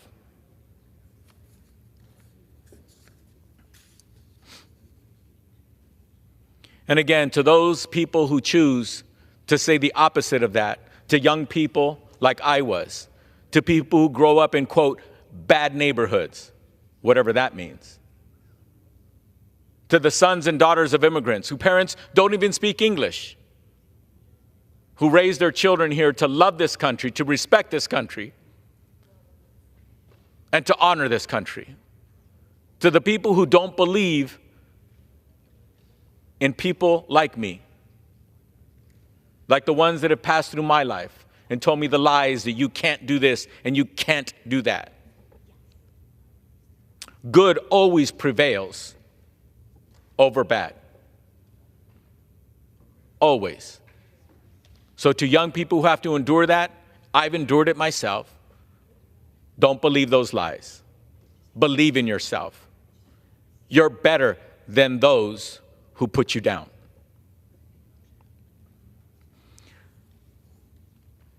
I'd like to thank the supporters in the community who have volunteered all across our districts, who have always been there to help thy neighbors when we were able to get resources out in the community and we needed help in doing so. Thank you to those community volunteers. And to the supporters in the halls of City Hall, in our state capitol, here in our United States Capitol, thank you so much for encouraging me to be myself and to do the best job that I can for our country and for all people. I have been very blessed to have amazing staff in all of my years in office, 28 years, dozens and dozens of amazing, wonderful people who have a heart for public service. People who put their heart and soul into everything that they do for the people. Smart, talented, and caring people who have served our community and our country with distinction and honor. To all of my staff, thank you for serving. I see you as family, and my family sees you as family as well.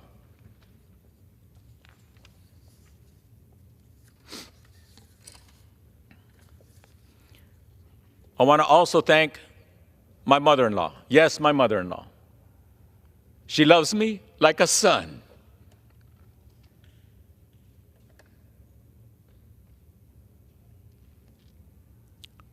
My mother-in-law who came here as a young immigrant, Elvira Delgado Wagner, and my father-in-law, Jesus Luis Sanchez, and my brother-in-laws, Louis and Robert, to my many brothers-in-laws and sisters-in-laws, and my over 40 nieces and nephews. Without you, our family, my wife Norma, and our children may not have been able to do this for this long. I thank all of you for being part of the support system that any and every elected official needs to do this job of public service. I'm eternally grateful to my wife Norma and our children Vanessa, Christian, Andres, and Alina. You have been so supportive and understanding for the past 28 years. To have that weird life of seeing your father go away for 3 or 4 days at a time to the state capitol, to the United States Capitol, being involved in community meetings and community events, yes, even during your birthdays and our anniversaries. Thank you so much for your understanding and your support and your patience. I'd also like to thank my son-in-law, Brian De La Rosa, and also our 2 beautiful grandchildren, Joaquin and Jimena. How blessed I am to be a husband, a father, a grandfather, to have so many beautiful family members that I can count on, that have always supported me in a loving, beautiful way. Next to me is a picture of my wife, Norma, about the time that I met her. You might say, wow, I know why he fell in love with her. The beauty that my wife Norma exudes is far more beautiful is what she has inside. So understanding, so supportive, so tolerant of me. 32 years married, and I'm grateful for every day. Being an elected official is a difficult job. I would say for family members of full-time elected officials like us, members of Congress, being a family member of an elected official is harder. As elected officials, people praise us more than they should, perhaps. People laugh at our jokes. People tell us nice things. But our family members don't necessarily receive that praise or that acknowledgement. I'm not just speaking for myself. I think I speak for all of us who are elected, who do our job willingly, who do our job as it's supposed to be done with 100% of effort. And let me tell you, you will never hear an elected official say, my family comes first. I've said it, and I mean it. But when you actually consider who sacrifices the most, not having their father, their mother with them, their brother, their sister, their husband, their wife, who's the elected official, what they endure, I believe, is more. I've been blessed. Blessed to be elected in a community that did not see themselves in their elected officials. And today, more of us do in the Northeast San Fernando Valley. When I got elected in 1996, one of my core missions was to break that glass ceiling, to be the first person of that community, from that community, who went to those public schools, who tripped on those broken sidewalks, who drove over those potholes and felt forgotten, to get elected to office and to fill those potholes and fix those cracks and make those schools better and build new schools. Those are the things that I've been able to help achieve for our community over the last 28 years. And I made it my personal mission that wherever I went, I would identify with good people who wanted to be good public servants and help them get elected, starting with my own community.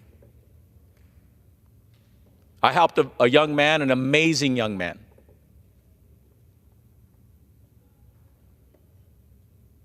Alex, I met him when he was 21 years old. Somebody was telling me, Tony, you need to run for the state assembly. And I said, Alex, if I run for the state assembly, will you run my campaign? I didn't know anything about campaigns. He said, neither do I, but let's do this. When I decided to run, I made him my campaign manager.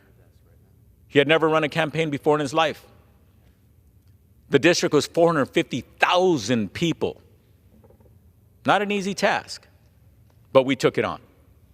As two people who grew up in Pacoima, two kids who were both told by the same math teacher 10 years apart from one another.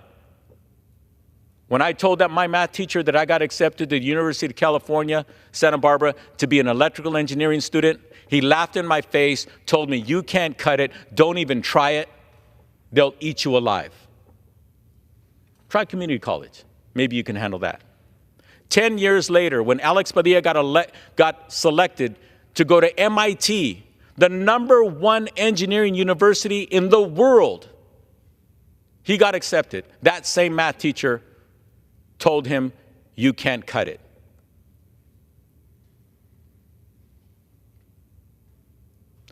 That young man, Alex Padilla, got elected to the LA City Council, became the first Latino council president of the city of Los Angeles, and the second youngest, actually the youngest council president in the history of Los Angeles. And later on went on to be our state senator for our community and served 2 terms. And then went on to be the Secretary of State, the first Latino Secretary of State in California history. and served his 2 terms there.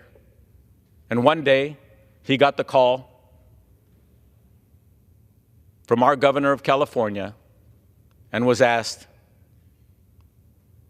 will you accept my appointment to be our United States Senator for California, to fill the vacancy that Kamala Harris left when she became our first woman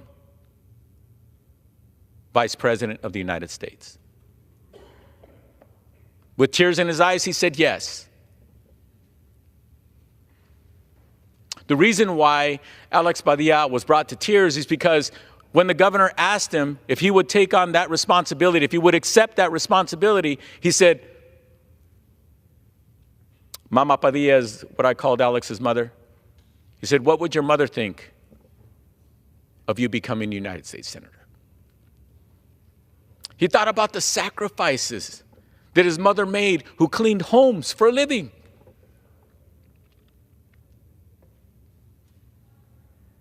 The career that his father had, being a short order cook, to raise their 3 children. And he said, yes, I accept.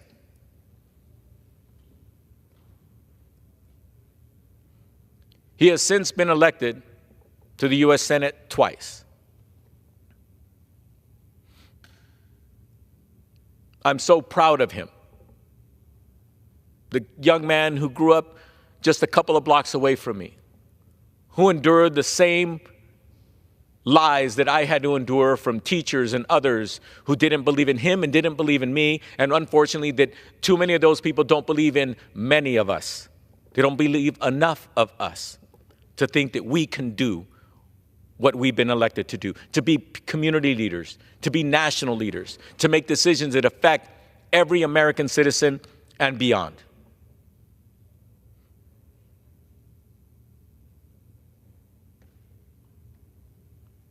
Every time I've been termed out of office, or every time I've chosen at like this time to no longer run for that position, State Assembly, City Council, and now Congress, as I retire from Congress, I've always chosen someone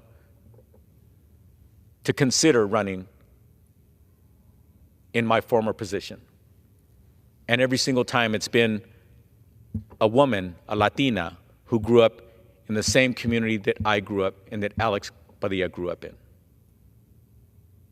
And on every occasion, they've done a much better job than I. I'm proud of that track record.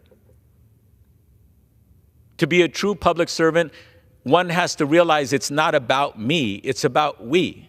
It's about the community, uplifting the community, bringing out the best in oneself and each other, bringing out the best in our community.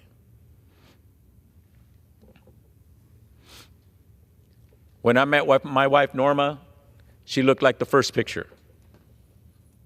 And she is more beautiful today.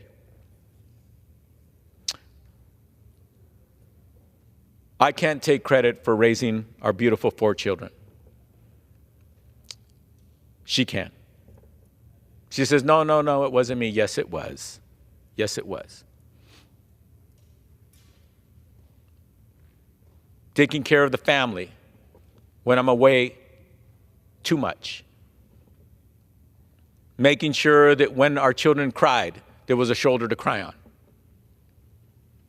Making sure that when it was time to take them to the hospital or to the doctor, she did that. Not me. She gave me the space to be the best representative that I can be. And she shouldered the burden of being the mother to our children and fill in the gaps when I couldn't be there. As in this picture, as you can see, she's wearing a cap and gown. All while doing that, she actually went to school. And she achieved her goals in many areas. She has run her own business, many times sacrificing her own business to make sure that she didn't leave the family out, or that she made sure that she was there for them when I couldn't be there.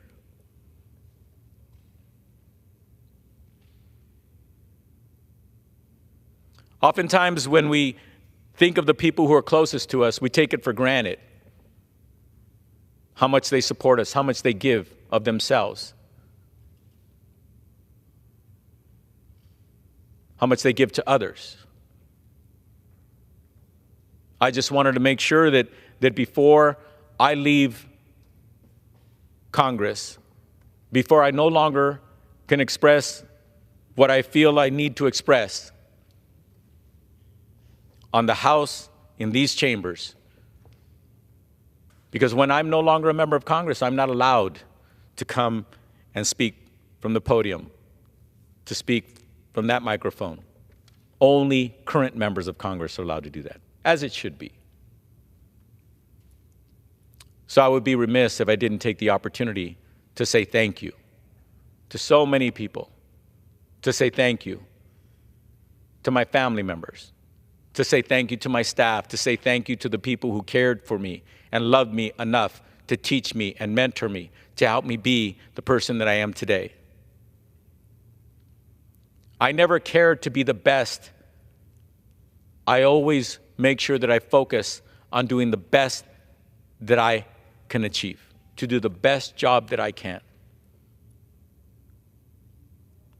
I feel good about my career. People remind me now and then, they said, remember when you did this and remember when you did that. And many times I actually put it so far back in my mind that I'm like, wow, I did do that, didn't I? We did achieve that.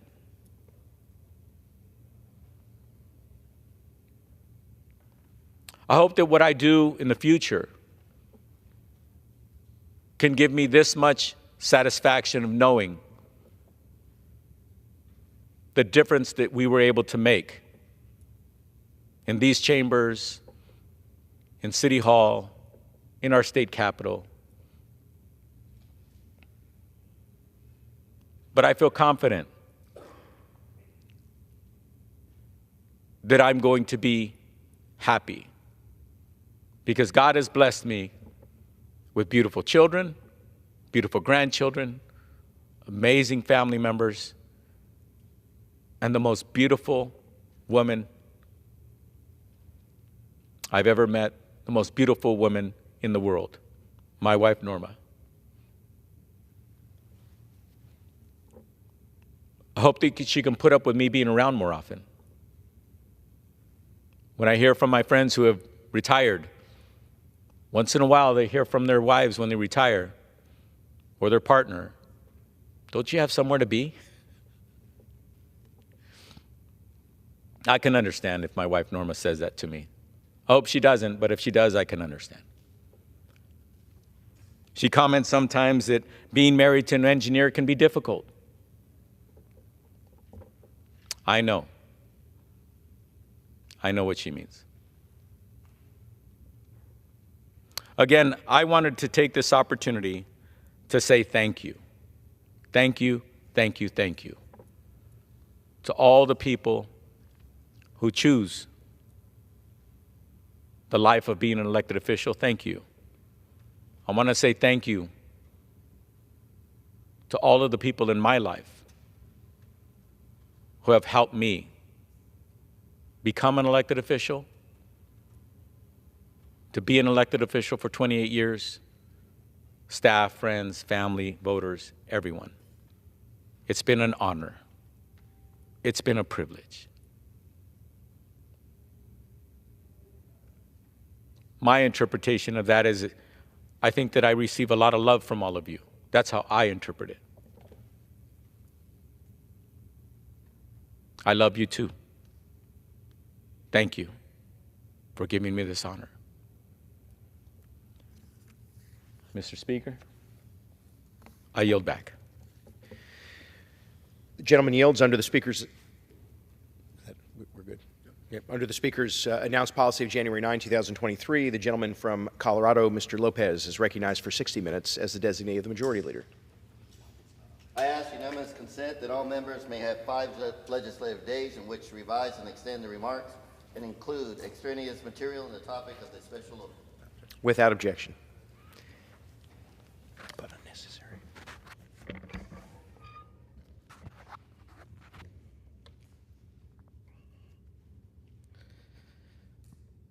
Mr. Speaker, members of the House of Representatives and my fellow Americans, lend me your ear. We, the people of the United States, in order to form a more perfect union, establish justice, ensure domestic tranquility, provide for the common defense, promote the general welfare, and secure the blessings of liberty to ourselves and our posterity, do ordain and establish this Constitution for the United States of America.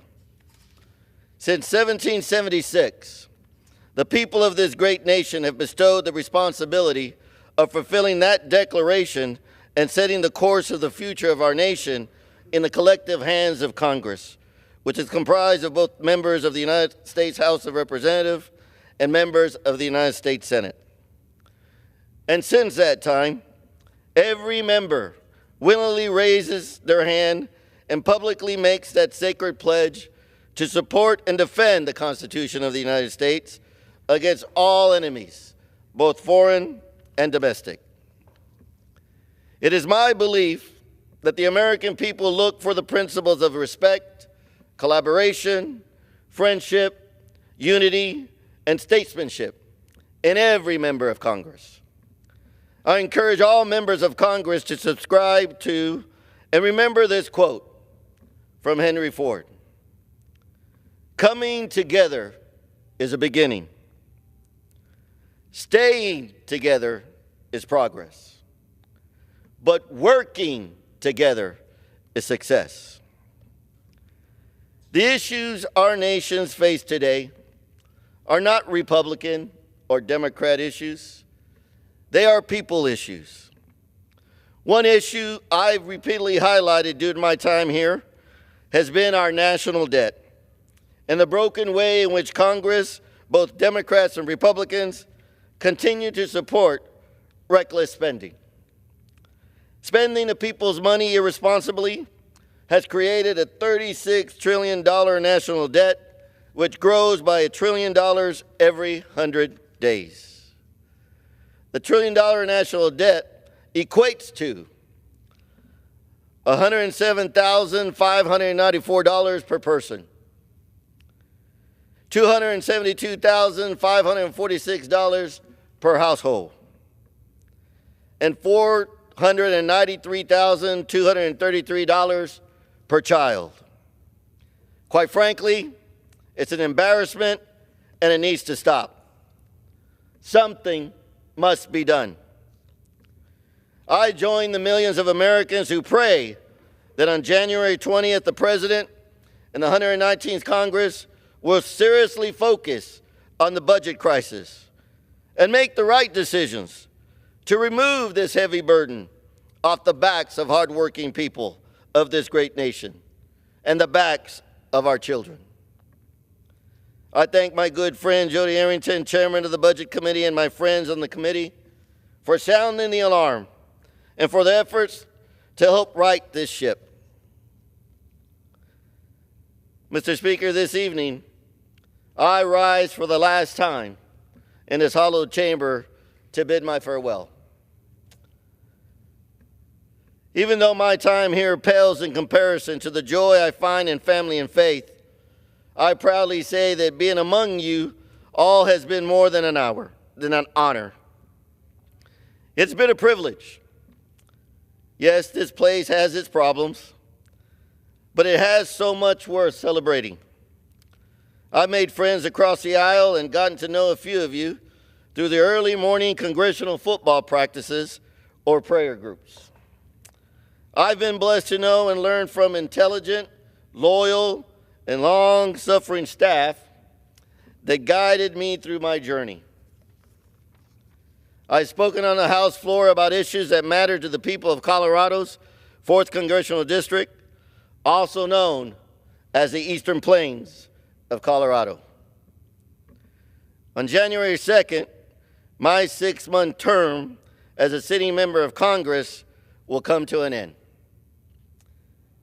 In just 6 months, my staff here in D.C. and I have passed H.R. 9714 out of the Budget Committee, introduced a common-sense red card bill that would allow immigrant workers to remain in our labor force, introduced legislation that would place the national debt on every federal voting ballot, highlighted and advocated for important local issues, presided over the House floor, played in the congressional football game, drew national attention to the dangerous Tren de Aragua apartment takeover in Aurora, Colorado.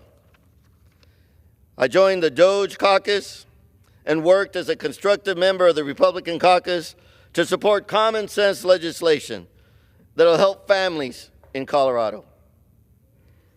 From July 21st to December 15th, 147 days, my district staff back in Colorado have closed 401 cases, had 58 walk-in appointments, referred 1,116 constituents calls for further help, helped 21 constituents with grant requests, helped return $564,760 back to constituents with $3,914 yet to be deposited into individual accounts, for a total of $4,478,760 total dollars, or better yet, $30,468 a day.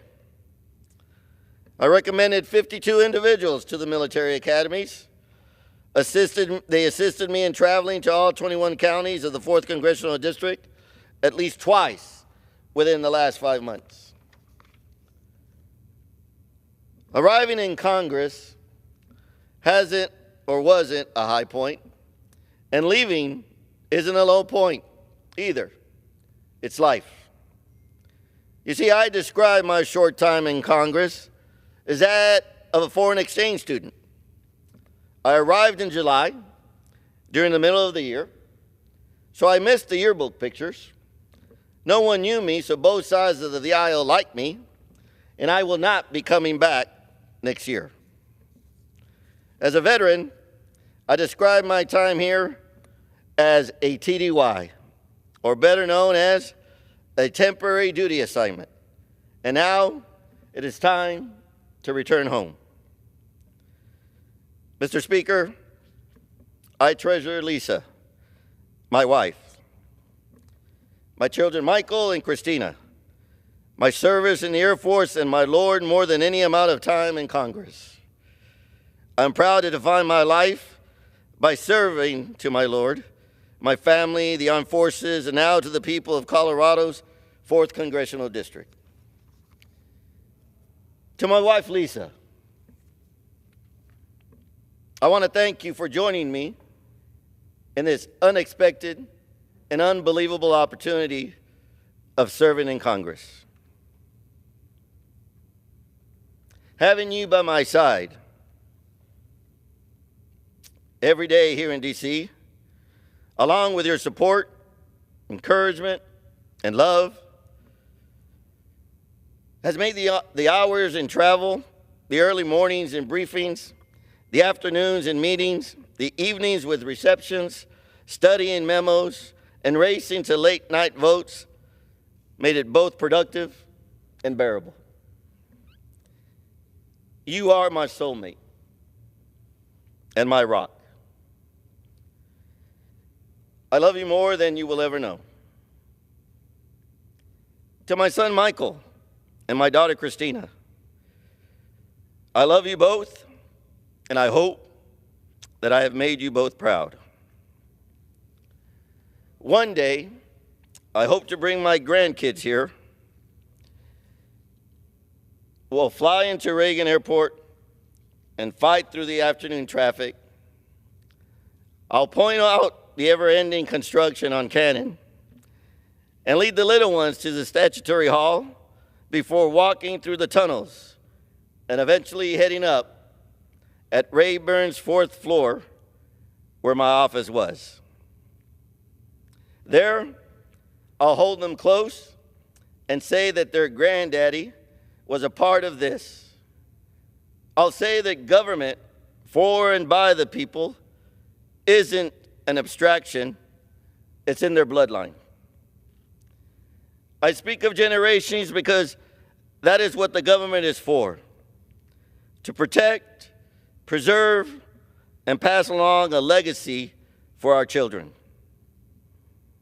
At the end of my oath of office, I bound myself to my pledge by saying, "So help me God."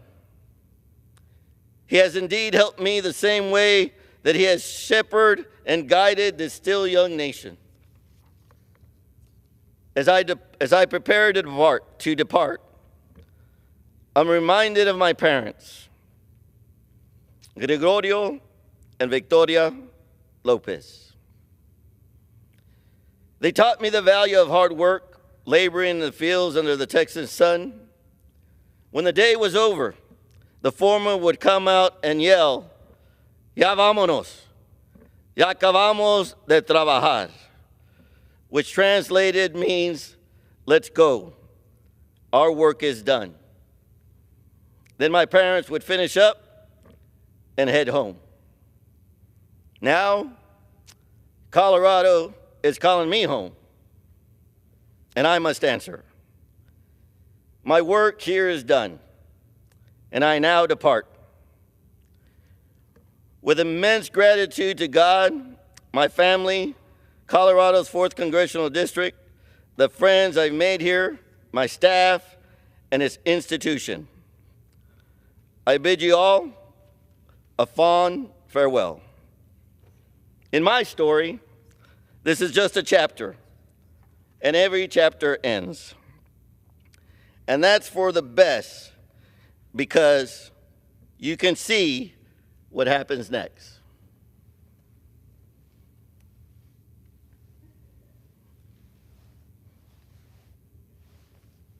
Mr. Speaker, I yield back for the final time.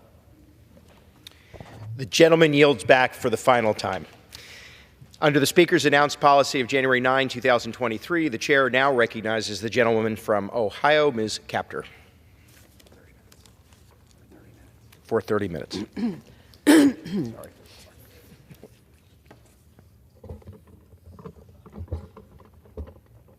Thank you.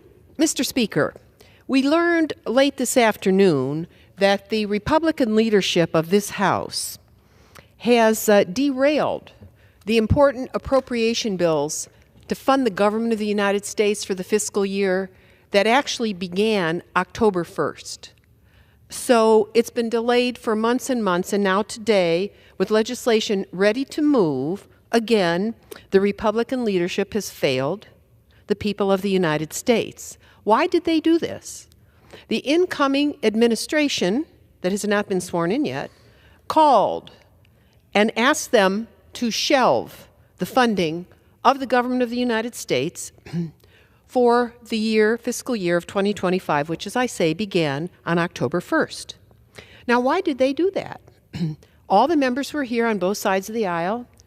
We were ready to vote. We'd done the work. I serve on the Appropriations Committee. We've worked for well over a year to put 12 bills together that should have been presented to this chamber one at a time, starting back last June. Well, they say they want to talk. They want to talk with Congress about the debt ceiling. Surely, this is a joke. Here are the facts, and here is a great chart. Numbers don't lie. The President-elect Trump, in his last term, had tax cuts passed to millionaires and billionaires that has already added $2 trillion to the over $30 trillion U.S. debt. We're going to add up numbers tonight, simple numbers. So $2 trillion from the first term, and that adds up even more every year. There's more to come, folks. The tax cuts provided by a predecessor of his, George Bush II, those tax cuts have already added $8 trillion to the U.S. debt. Those benefits went to billionaires again and millionaires, not to the middle class or working people. And there's more debt to come because those tax cuts haven't expired. So just with the past Trump administration and the Bush II tax cuts, we're talking about almost a third of the accumulated debt of the country, and that number's right up here. 36 trillion in U.S. debt. Interesting where it's coming from. Bush II, his wars added another 8 trillion as part of that 36 trillion in military spending to the debt, but it wasn't paid for. Okay? Just these three Republican gouges of the federal purse total 18 trillion of the 30 trillion. That's accumulated debt on the current generation and future generations. But it's not over. Republicans again cuddled up to Wall Street, causing the horrid recession of 2008. That cost a minimum of 3 trillion more of the 36 trillion to bail out America where it could be bailed out. That was a total disaster, that recession. The average African-American citizen of our country who owned a home, they lost half their accumulated wealth because so many families lost their dwellings. If you were Hispanic American, you lost about 30% of those folks lost their homes. And the rest of the country, about 20% of their accumulated wealth. That was a horrible, horrible, horrible meltdown of the economy, but again, added 3 trillion to the accumulated debt. Now we hear one of the people on the phone to the leadership of this House, Elon Musk, the richest man in the world, is trying to strangle the U.S. government, in other words, not pass the appropriation bills, to grow his monopoly power. He already has contracts from the Department of Defense, from NASA, and what is he interested in doing? Even gaining more control over the production of 3 things: electric vehicles, space-based communication, and commercial and military rockets. How much is he going to add to the accumulated debt?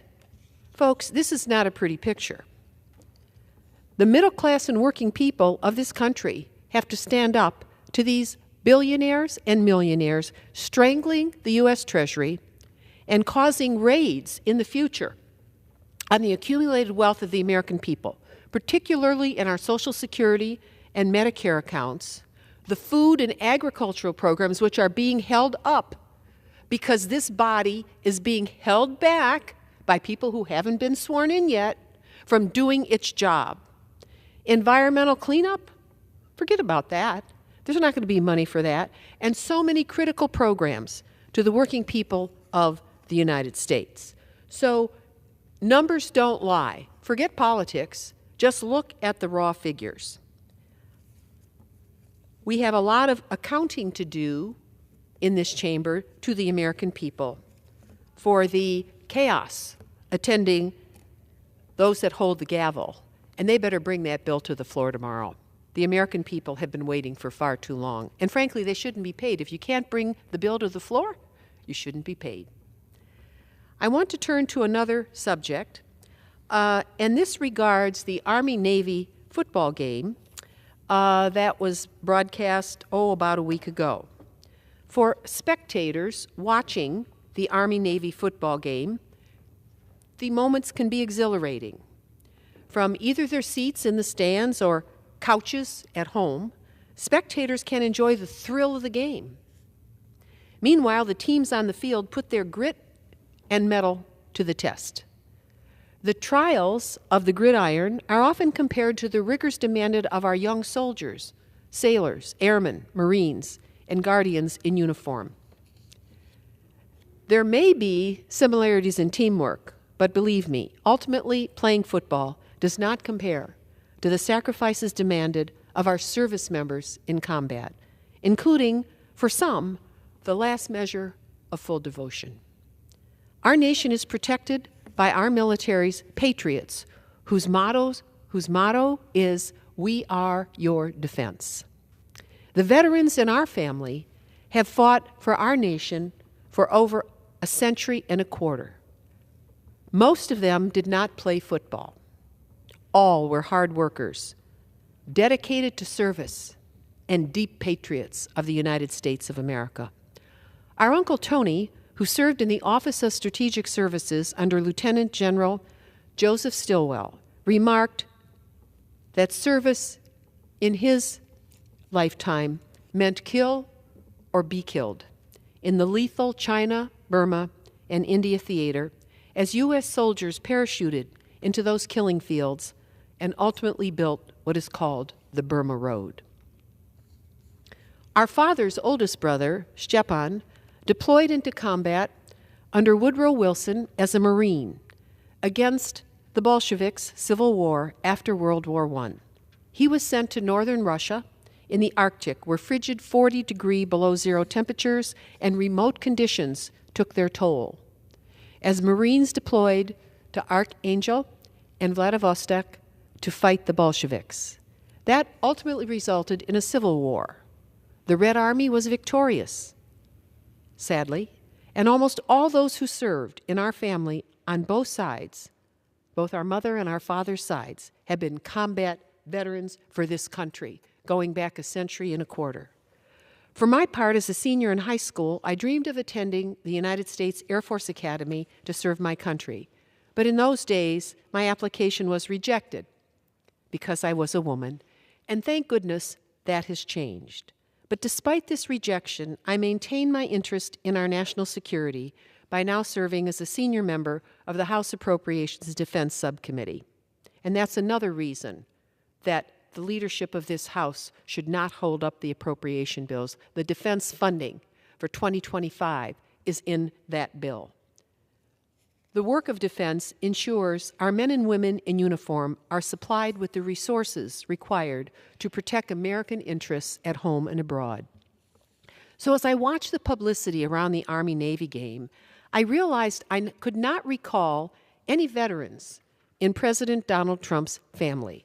Could I possibly be correct? I began to consider how someone with no or few veterans in their family would think about selecting advisors on such weighty questions as defense, war, and peace. We must hope that these appointees being considered will be outstanding intellects and experienced leaders. This is America's tradition as the greatest fighting force on earth.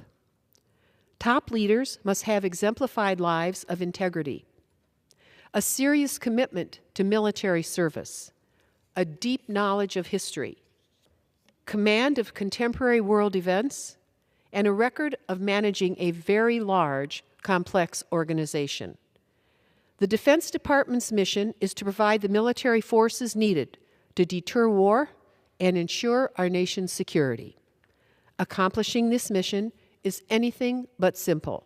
It requires the dedicated work and leadership of around 2.3 million troops, 2,300,000 troops, and civilian employees with an annual operating budget at the Department of Defense of nearly $900 billion. The individual appointed to lead this department must be highly capable, mentally, physically, emotionally, to lead these brave men and women while managing the vast means to move the levers of military might and national security. Historically, our nation has appointed individuals with the background and aptitude commensurate with the demands of this office. Those who rise to the role of Secretary of Defense are cut from a special cloth. For example, at a turning point in history, Americans such as General George Marshall, one of my heroes without question, served President Truman in shaping the new post-World War II alliance with our allies. Marshall's selfless patriotism, oh my, he was one of a kind, and superior military and diplomatic experience built the foundational alliances that still guard liberty today here at home and abroad. Truman, who integrated the U.S. military, called Marshall the architect of victory in World War II. Marshall spent most of his life, 49 years, devoted to America's defense. Another example of a great defense leader was James Forrestal, the first Secretary of Defense under the Truman administration, who served from 1947 to 1949. He played a defining role in reorganizing our military to meet the requirements of a post-World War II landscape under the National Security Act of 1947. That's when the UN was just being founded. There was a lot of imagination and intellect that went into creating the institutions for liberty following that most costly of our wars after the Civil War. Forrestal previously worked for the Secretary of the Navy, handling extensive contracts and legal affairs, and built his office into an efficient organization. He had served as the Secretary of Navy in 1944, guiding our Navy through World War II and the difficult years of demobilization following the surrender of Imperial Japan and its rebuilding. His service set a very high standard for leading our brave men and women in uniform to maintain the security of our nation. During the Eisenhower administration, Charles E. Wilson led a major internal reorganization and implemented the new look defense concept that elevated strategic air power and modernized the reserve forces. Wilson brought to the Defense Department his experience as president of General Motors, one of our greatest industrial companies, and his direction of the country's defense production effort during World War II. Remember, we entered that war without sufficient weaponry and armaments. President Franklin Roosevelt recognized his personal commitment and expertise by awarding him the U.S. Medal of Merit for his efforts to create and manage the arsenal of democracy. After selling his stock in General Motors to avoid a conflict of interest, he used his experience to ensure that the Department of Defense managed its budget in a manner that aligned national security and economic prosperity. A more recent example, Robert M. Gates is the only Secretary of Defense in U.S. history to be asked to remain in that office by a newly elected president. He served presidents of both political parties. Prior to his appointment as Secretary of Defense, Gates served in the Central Intelligence Agency for 27 years and was the only career-level officer to rise from entry-level employee to director. Imagine that. During 9 of those years, he served on the National Security Council for 4 presidents. That is seasoning. He also served as president of what was at the time our country's 7th largest university, Texas A&M. George Herbert Walker Bush appointed Gates as his Secretary of Defense in 2006, and President Obama requested that he remain in that position. His background gave him expertise in special intelligence, the management of large organizational budgets, and foresight, and he devoted 31 years of his life in service to our nation. During my own service, I've had the privilege of serving in Congress with many individuals who rose to the position of Secretary of Defense.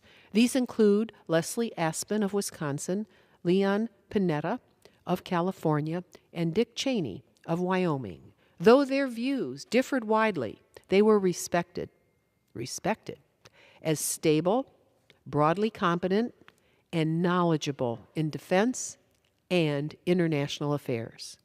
In contrast to these individuals, Caspar Weinberger serves as a cautionary tale of the importance of maintaining a strong moral compass in one of our nation's most critical positions. He served as Secretary of Defense during the Reagan administration, and during his tenure, he worked with Lieutenant Colonel Oliver North and Robert McFarlane to make a secret agreement to send anti-tank missiles and other military equipment to Iran in hopes of securing the release of U.S. hostages. Despite raising concerns on the legality of this agreement, his actions were nonetheless critical to enabling the sales to occur. This debacle, the Iran-Contra affair, would become synonymous with political hubris, government incompetence, and dishonesty. The Secretary of Defense is a position of great power. With great power comes great responsibility. The American people have a right to expect that their Secretary of Defense will have the experience, aptitude, and integrity of character to take the helm of the world's strongest military with a steady hand. This is even more important now as our nation faces a growing spiderweb of tyranny: Russia, Iran, China, and North Korea, causing instability in the Middle East, the Korean Peninsula, and in European nations that require working in concert with our allies to protect the foundations of democracy itself. The President-elect must ask the hard question: is Mr. Pete Hegseth, the current nominee for Secretary of Defense, the most experienced and capable choice to lead our Department of Defense during this contemporary era, a most complex period?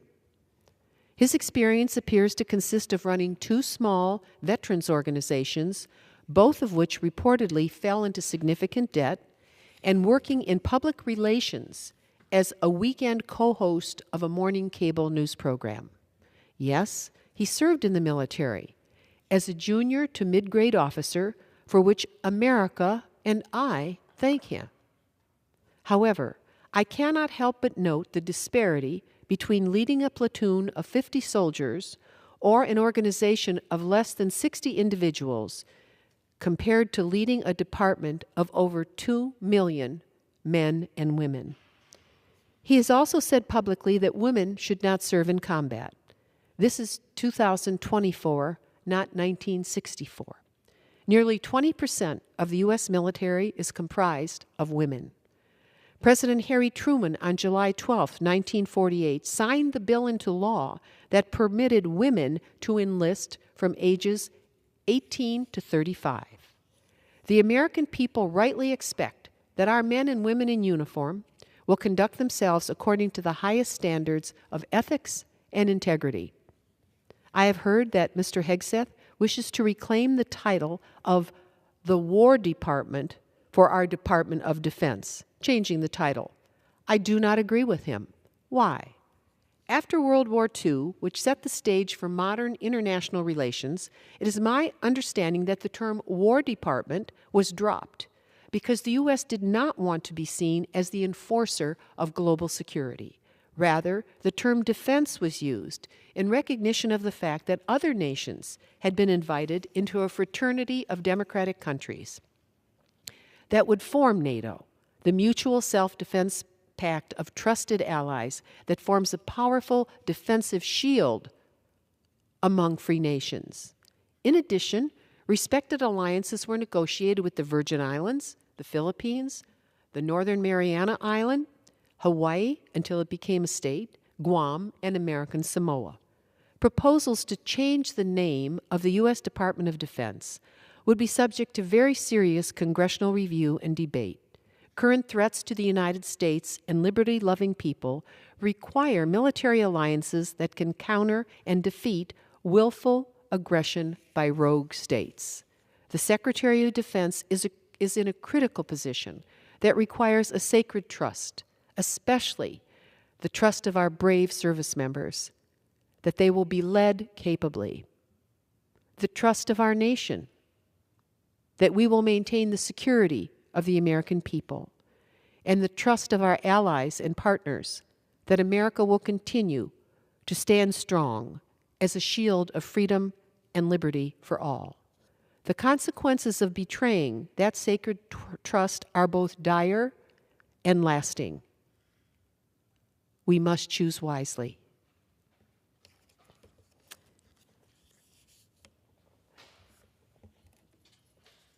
Mr. Speaker, I have one final topic this evening on the question of American energy independence, which is so vital to our domestic security and our international security. We well know when the United States became dependent on imported oil, we fell into deep recession during the 1970s, and we spent the last half century trying to catch up to become energy independent here at home in perpetuity. It is a major objective for the safety and security of our people, and we're making great progress. With the radiant lights above us here in the chamber tonight, I am here to speak about that force that illuminates every facet of our daily lives, energy. And not just any energy, but American energy. Energy infuses life into our nation. Energy powers our homes. Energy fuels our industries. And energy safeguards our independence. My message is clear. Our nation must aim forcefully toward American energy independence in perpetuity. In Northwest Ohio, you don't have to look far to see the embodiment of an all-encompassing energy strategy. From the majestic wind turbines that dot our western agricultural basin landscape, especially in the agricultural regions, to our premier domestic solar manufacturing companies, to the advanced nuclear and hydrogen future we imagine, our region is a living testament to the strength and potential of our skilled technician and industrious inventors. America can't and shouldn't play the piano with just one key. We need every key on the energy board. Oil and gas, wind, solar, hydrogen, thermal recovery, biofuels, advanced nuclear, and systems yet to come. Energy is essential and innovative. It creates high-paying jobs in multiple energy sectors, ensuring the lights stay on for energy and power systems and allow our holiday trees to sparkle a little brighter. Energy allows families to gather in warm homes, baking holiday treats and making good memories. Over the last 4 years, our nation has made enormous strides toward energy independence. We are increasing energy production across all sectors. In 2023, the United States set all-time records for both crude oil production and natural gas exports.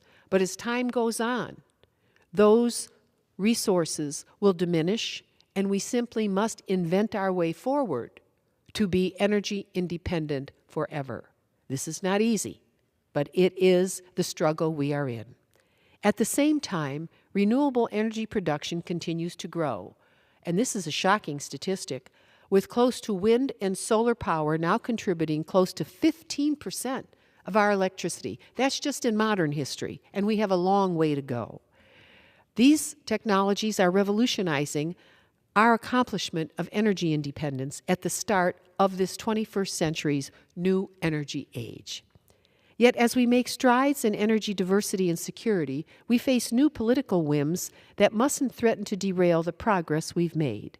Politics should never jeopardize the security of the American people or play games with energy independence. We must keep our pedal on the metal, pushing forward, not backward. To the new administration in Washington, I say, embrace an all-of-the-above energy policy. Leave no sector behind. Clean energy is not a dirty word. We must maintain a balanced portfolio to ensure American energy independence going far into the future. The farm bill that has been held back by the leadership of this House that we could pass this week has a special section that is built into it, and that includes the continuing resolution that it's a part of, and E15 inclusion for our country in perpetuity. It's just magnificent as we try to use every key on the piano to help our country produce new, good jobs in the energy sector, and one that uses all of our talents. Come to Northwest Ohio. See firsthand how a comprehensive energy strategy operates. See the innovation and dedication that fuel our community and our country. We are inventing the future. Just this week, the village of Pioneer in Williams County, Ohio, has shown remarkable vision and determination to harness the power of clean energy with new funding announced for a solar field. Through a $10.5 million federal loan from the U.S. Department of Agriculture, Pioneer will deliver tangible benefits for Northwest Ohio residents, including lower energy costs, strengthening infrastructure, and promoting energy independence for decades to come.